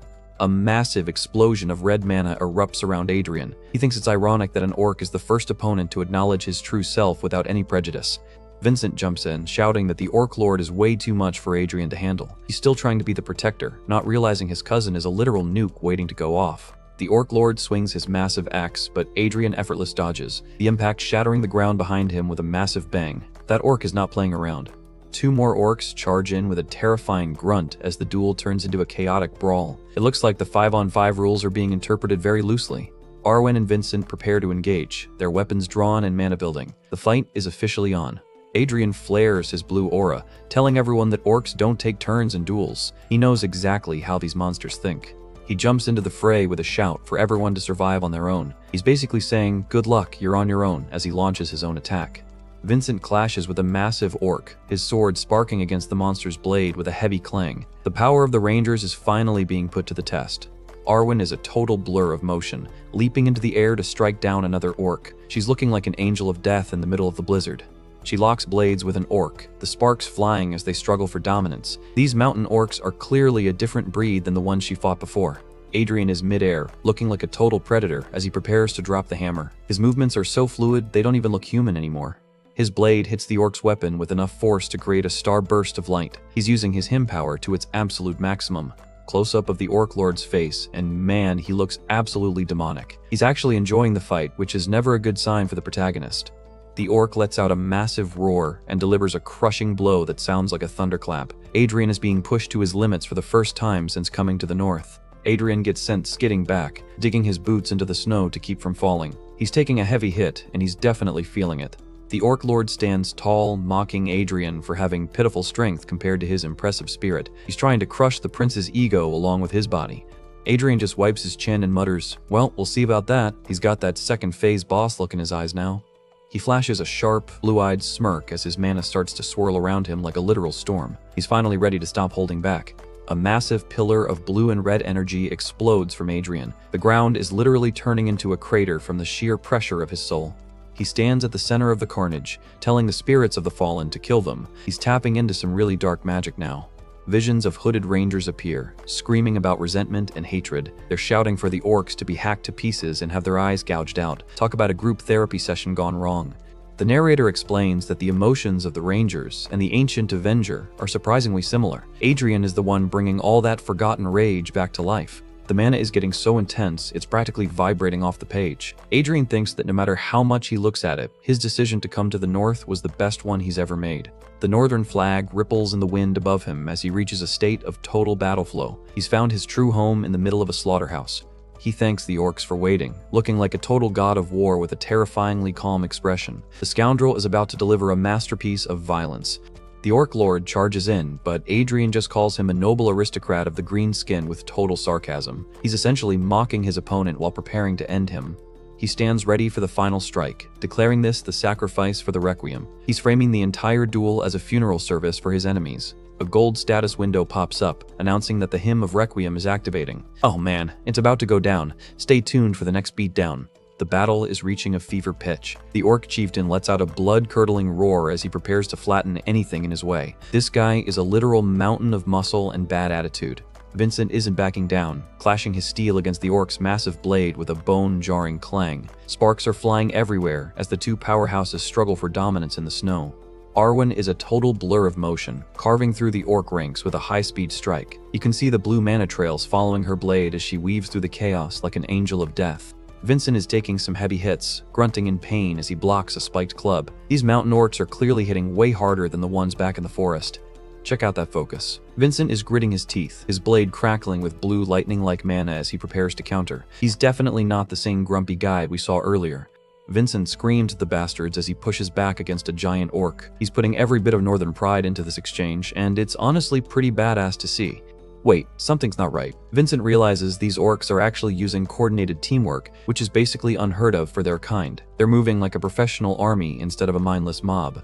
Vincent's expression goes dark as he notices another detail. He's sensing a presence on the battlefield that shouldn't exist, and the moreover in his head tells us he's found a major problem. There he is, a massive, shadowy figure watching from the distance, radiating a terrifying red aura. Vincent is thinking, just what is that orc? Even a veteran like him is looking genuinely freaked out. Adrian is back in the zone, his eyes glowing blue as mana swirls around him like a storm. He's done watching from the sidelines and is ready to show these orcs why he's the main character. Adrian collides with the Orc Lord in a massive explosion of red and blue energy. The shockwave is so intense, it's practically lifting them off the ground. This is a literal clash of titans. A silhouette of a warrior stands firm against the blizzard. The vibe is getting incredibly dramatic as Adrian prepares to end this duel on his own terms. Adrian flashes a cocky grin, calling the Orc Lord nothing special. He's really out here trash-talking a giant monster while covered in its friend's blood. The level of disrespect is off the charts. The Orc Lord isn't happy about the insult, roaring with a jagged red aura. He asks if this is all his so-called loyal servant can do, sounding like he's got his own grievances with the crown. The orc screams that he will claim Adrian's flesh and blood, swinging a massive axe with enough force to level a building. He's completely lost it, and Adrian is the only thing in his path. Adrian leaps back as a massive explosion of black and red energy craters the ground where he just stood. One hit from that would have turned him into a royal pancake. They clash again, their blades locking in a starburst of blinding light. You can practically hear the clang vibrating off the screen. It's an absolute stalemate of raw power. Suddenly, a massive beam of destructive mana shoots up into the sky. The sheer scale of the power being unleashed is turning the battlefield into a total disaster zone. The Orc Lord's eyes go wide as he lets out a confused sound. He just realized he's not the one winning this exchange, and a panic is finally starting to set in. Adrian doesn't give him a second to breathe, landing a devastating blow with his glowing blade. He's moving with more speed and precision than the orc can even track. Adrian walks calmly through the snow, leaving a trail of orc blood behind him. He looks like a total predator. The Orc Lord lets out one final, agonized roar as the strike hits home. That's a wrap for the big guy. A massive arc of blood sprays across the snowy ground. It's a brutal and definitive end to the Orc Lord's reign of terror. A wide shot shows the massive corpse lying in the crater. Adrian stands triumphantly over his fallen foe, looking like a hero from the legends he used to serve. As he walks away, Adrian thinks about the spirits he just channeled. He knows he's borrowed their power, and he feels a duty to grant them the peace they've been craving for centuries.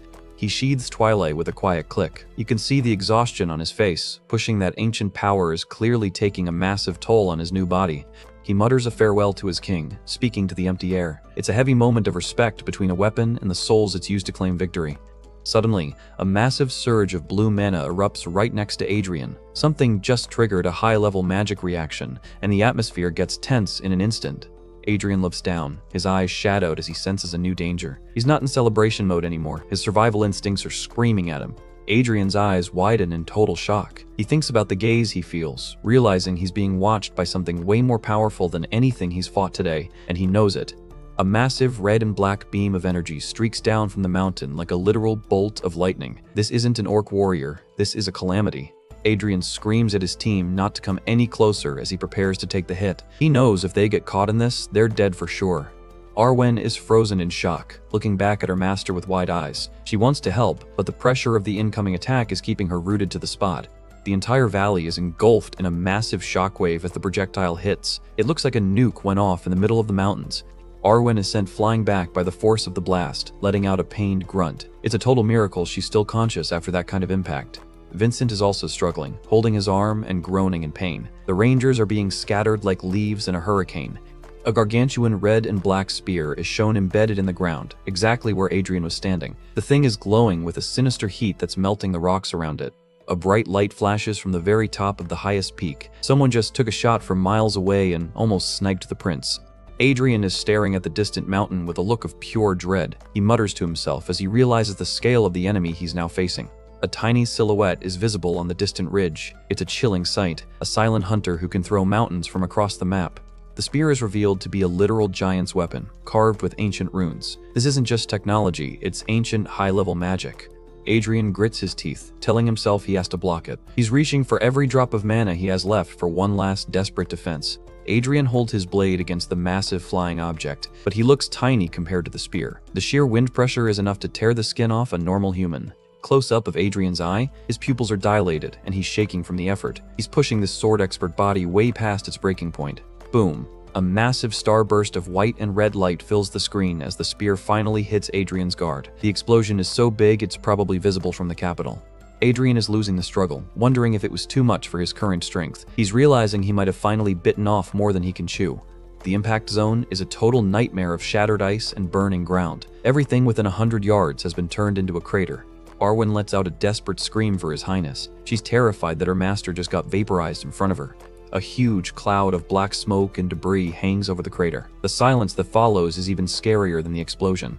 Vincent and the survivors are coughing and gasping in the dust. He yells out, "Damn it, what the hell is happening?" looking for any sign of the prince. Close up on Vincent's face, he looks like he's seen a ghost. The realization that they're all outclassed is written all over his features. The dust clears to reveal the weapon. It's a giant spear stuck deep in the earth. The Rangers whisper in terror about what the thing is. Vincent is panicking, shouting about what happened to his highness. He's looking at the epicenter of the blast, fearing the worst. Arwen doesn't wait for the smoke to clear, sprinting toward the crater with a desperate cry for her prince. Her loyalty is the only thing moving her right now. She stands at the edge of the smoke, looking like a total badass in the sunset. She scanned the area, and she's already found him. She stops and looks down, her expression turning into one of pure, unadulterated horror. She's seen something that's broken her professional mask. Arwen falls to her knees in the blood-stained snow. She looks like she's about to break down right there on the spot. Close-up of her face, she's trembling and her eyes are full of tears. She's finally reached her prince, but it might be too late. Oh no. Adrian is lying in a pool of his own blood, half buried in the snow. He looks completely broken and his armor is shattered. Arwen cradles his head, her voice trembling as she whispers that she can't feel his pulse. This is the most tragic moment of the series so far. Arwen is shaking him, begging for his highness to please open his eyes. She's not ready to lose the only person who truly respected her as a knight. She takes a deep breath and gets a look of pure resolve. She knows she ought to restore his breathing first. She's going for the emergency medical procedures. Arwen gives him mouth-to-mouth resuscitation in the middle of the battlefield. It's a high-stakes, desperate attempt to bring him back from the edge. Close-up of the CPR, the light of her mana is actually helping jumpstart his internal organs. She's literally breathing life back into his lungs. Suddenly, Adrian lets out a series of violent coughs. He's back! The prince just cheated death for the second time in this series. Arwen collapses back, gasping for air and looking completely spent. She just pulled off a literal miracle under the worst possible conditions. She gasps out that he's breathing again. The relief is so thick you can practically feel it through the page. Close-up of Arwen's eye. It's still watering, but the look of terror is finally gone. She's officially saved the man she swore to protect. Adrian looks so incredibly young and small lying there in the snow. Arwen is seeing the boy behind the legendary prince for the first time. Vincent rushes over, shouting for Dame Arwen and asking how his highness is. He's looking totally relieved that the prince isn't a corpse. Adrian opens his eyes and sees Arwen looking over him. He weakly croaks out her name, but then his expression shifts instantly. His eyes turn cold and he grinds out a curse. He's already back in war mode. He's absolutely fuming, calling them damn pieces of orc garbage. He mocks the idea of an honorable duel, saying the only good orc is a dead one. He tells her it hurts like hell, and orders her to finish them off quickly. He's done being the noble warrior for today. Vincent stops and asks what his highness said. He's ready to follow whatever orders the prince dropped. Arwen stands up, her blade crackling with mana. She repeats his words. His highness said to finish the duel quickly. The kid gloves are officially off. The Rangers charge back in with a vengeance, with Arwen leading the way. She agrees that the prince is absolutely correct. It's a total cleanup operation now. The Rangers are shouting and carving through the remaining orcs. They're venting all their frustration on the monsters. Later that night, the moon shines over the castle. It's finally quiet, but the air is still heavy with the memory of that spear. Adrian is awake in bed, but he's still furious, screaming about those orcs. He's not a gracious winner, and honestly, I don't blame him. Vincent walks in and asks if His Highness is feeling any better. He's looking way more respectful than he did when they first met. Adrian looks rough, his whole arm in a cast. He complains that his whole body aches and he's clearly in a lot of pain. He clutches his chest and says it hurts there more because he's so frustrated. He's realized that a real monster is out there and he wasn't strong enough to stop it directly. He reflects on the fight, noting they didn't even clash directly. He's obsessed with the fact that a single thrown spear from far away did this much damage. He looks down at his bandaged arm, feeling pathetic for ending up in this miserable state. His pride as a legendary weapon is taking a beating. Vincent gives him a simple thanks. He's officially acknowledged Adrian as his leader after seeing him risk his life for the Rangers. Vincent bows deeply, thanking him for saving the allies they had given up on. He's officially the first member of the Adrian fan club in the north. Adrian gets all flustered, thinking to himself that Vincent should shut up and stop saying cringeworthy things. He's a total tsundere when it comes to people being nice to him. Vincent drops some serious intel, mentioning something that happened while His Highness was unconscious. You just know this isn't going to be good news. An entire orc army has set up camp only a kilometer away. This wasn't just a raid, it's an invasion force, and they're waiting for the signal to strike. Vincent asks the big questions. What was that giant spear, and what was that roar from the mountains? He's realized that they're dealing with something way above his pay grade. Adrian's expression goes stone cold. He says the guy in question is a king. He's realized that the prophecies were right. A new orc king has finally been born. Vincent is baffled, asking how that's even possible since orcs usually just fight their own chieftains for fun. He's clearly not up on his monster politics. Adrian flashes a sharp, knowing smirk and asks if Vincent knows what they call the King of Orcs. He's about to drop some ancient lore on his unsuspecting cousin. A vision of an ancient battle orcs clashing with weapons and fire. Adrian is channeling the memories of his past lives to explain the threat. A vision of orcs roaring under a blood-red sky. He fights, the text says, describing a being that lives for pure conquest. We see an orc baring his teeth while chewing on something bloody. The savagery of the new king's followers is truly terrifying. A massive silhouette of the orc king stands on the castle walls, looking over his horde. Adrian warns that his only goal is to finally conquer everything. Close up on the king's face. His eyes are glowing a demonic red through his helmet. He's described as a greedy being who won't stop until the entire north is under his boot. Recap's over. Stay tuned for the war. Adrian is stuck in bed with Arwin and Adilia by his side. They're discussing the sheer number of orcs outside, and things are looking pretty grim for the fortress. Adrian looks serious as he weighs the options. Going outside the gates is basically a suicide mission at this point, so they're planning to focus everything on a siege defense. Over in the war room, Vincent and the officers are debating the timeline for reinforcements. They need the Black Spear cavalry back ASAP, but nobody knows when help will actually arrive. The door swings open and Adrian wanders in, asking why everyone is having a loud meeting in here when there's a perfectly good room elsewhere. He might be injured, but his attitude is still 100%. Vincent doesn't miss a beat, handing over a stack of documents. He tells the prince there's a lot that needs his review, and that they desperately need his help with the strategy. Uncle Vale stands there looking satisfied, giving a simple indeed. He's clearly enjoying seeing his nephew actually take some responsibility for once. And just like that, Adrian is buried under a mountain of paperwork. The officers are swarming him with questions on how to handle different sectors. Welcome to leadership, kid. The moon rises over the snowy spires of Winter Castle. It's finally time to call it a night before everyone collapses from exhaustion. The officers head out, thanking the prince for his guidance. Even Vincent looks like he's starting to respect the guy after seeing him handle the logistics. Adrian flops back onto his bed, looking completely drained. He groans about how they sure know how to work a patient to the bone. He gives a sharp side-eye to the person still standing in the corner. He can feel someone's gaze lingering on him. It's Uncle Vale, standing tall and silent. Adrian asks if he has something to say, sensing that a heavy conversation is coming. Vale asks about that insane martial hymn power Adrian used during the duel. He's seen a lot of combat, but that was something on a completely different level. The power of those blue flames was terrifying, displaying a destructive force that shouldn't even be possible given Adrian's mana reserves. Vale is trying to wrap his head around it. Adrian sits up, his arms still heavily bandaged. He confirms that it was indeed the power of a hymn, looking surprisingly calm about it. Vale looks him dead in the eye and asks what his thoughts are after seeing it. He's testing to see if Adrian understands the weight of the technique he's revived. The silence in the room is heavy. Vale is waiting for an answer that could change the future of the kingdom's martial arts. Adrian admits that it's ironic. After being criticized so much for sticking with the Mana Heart, he's realized he could only reach this stage by abandoning everything else. Adrian leans in with a piercing gaze, asking a loaded question. Is that power also granted to those who utilize the mana chain? He's challenging his uncle's entire worldview with one sentence. He pauses for a moment, letting the question sink in. The air in the room feels like it's vibrating with mana. Arwin is shown watching the two from the shadows. She knows that whatever is said in this room tonight is going to change everything. Adrian drops some truth, calling Vale greedy. He points out that the mana chain is easier and faster, but you can't have your cake and eat it too.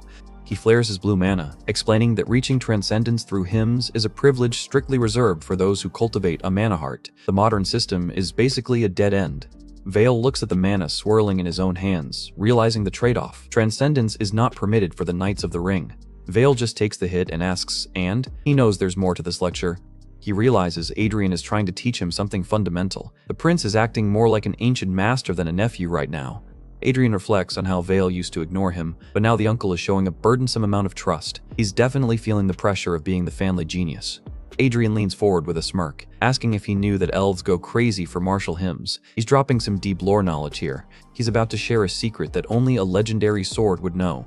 An elf warrior is shown performing a sword dance. Since they can't compose their own hymns, they have to borrow and repeat the melodies of others to reach their peak.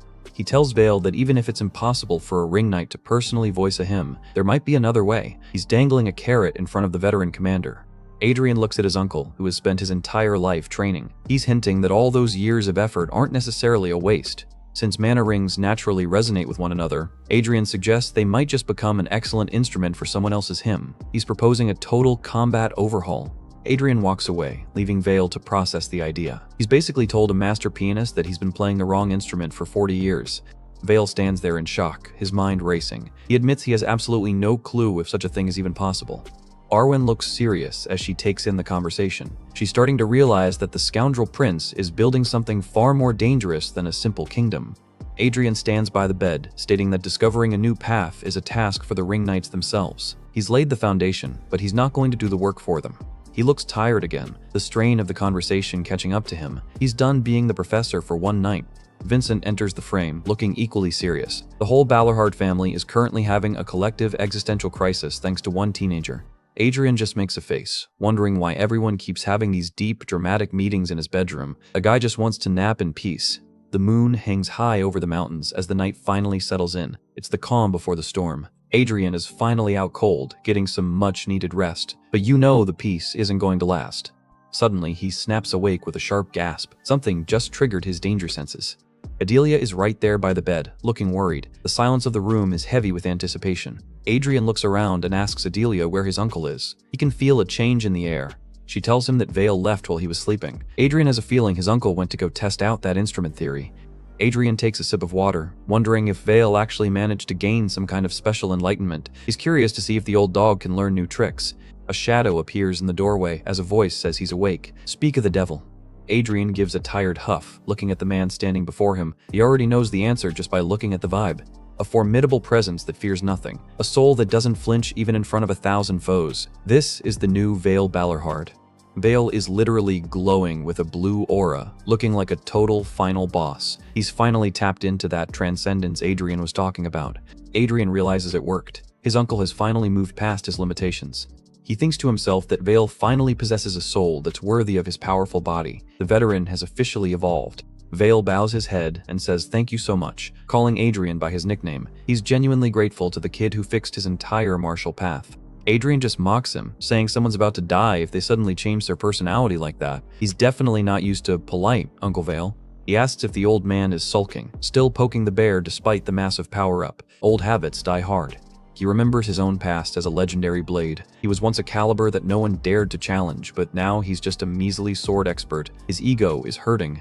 Vale just smirks, telling Adrian he's not jealous in the slightest. He's clearly enjoying his newfound strength. Adrian makes a hilarious, annoyed face, muttering, "So annoying." He's realized he's created a monster that he now has to deal with. Vale gets back to business, asking what exactly Adrian gained from his recent experience. He knows the prince is hiding something big.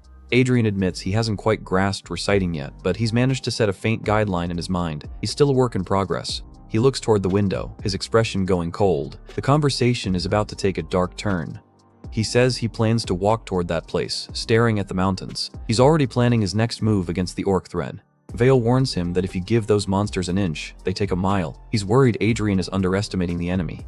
Adrian's face is cast in shadow as he makes a terrifying declaration. That guy is mine. He's already claimed the head of the Orc King. Adrian tells his uncle not to go drooling over him for no reason. He's being incredibly possessive of his future kills. Vale just gives another one of those knowing smirks. He's totally enjoying this new side of his nephew. The uncle starts to walk away, saying he has many questions but he won't ask them. He's trusting Adrian to lead the way. They stand together on the castle walls, looking out over the snowy horizon. The bond between them is officially forged in steel. Adrian thinks that his uncle has changed, but this level of trust is almost too much. He's not used to being the responsible one in the family. Suddenly, an alarm rings out. A soldier screams that the orc army is approaching. The peace is officially over. A vertical shot shows the scale of the threat. Hundreds of green monsters are pouring out of the tree line toward the castle. A soldier screams that it's a massive army numbering in the thousands. This isn't a raid, it's a full-scale invasion. The archers on the wall notch their arrows, ready for the first volley. The defense of Winter Castle is about to begin for real. Vale and Adrian stand side by side on the battlements. They're calm as a couple of statues while the chaos erupts around them. A massive red shockwave of mana streaks across the snowy plain. Someone just fired a warning shot that shook the entire ground. Vale is stunned, muttering about the incredible fighting spirit. He can feel the pressure of the enemy commander from all the way up here. The red mana reveals a gargantuan orc warrior standing at the front of the horde. He's looking right at the castle gates. Adrian stares him down with a cold expression and just says no. He's realized this guy isn't the big boss. Vale gulps as he recognizes the threat. He says that guy is the warlord's vanguard. This is just the appetizer for the main course. A close-up of a glowing red crest on the orc's armor. This is the symbol of a legendary killer. The orc warrior roars, described as the nightmare of knights and swordmasters. He looks like he's made of pure malice. The K-Knight Slayer has arrived. He's baring his teeth and his eyes are glowing like embers. The real war starts now. Recap's over. See you in the next one.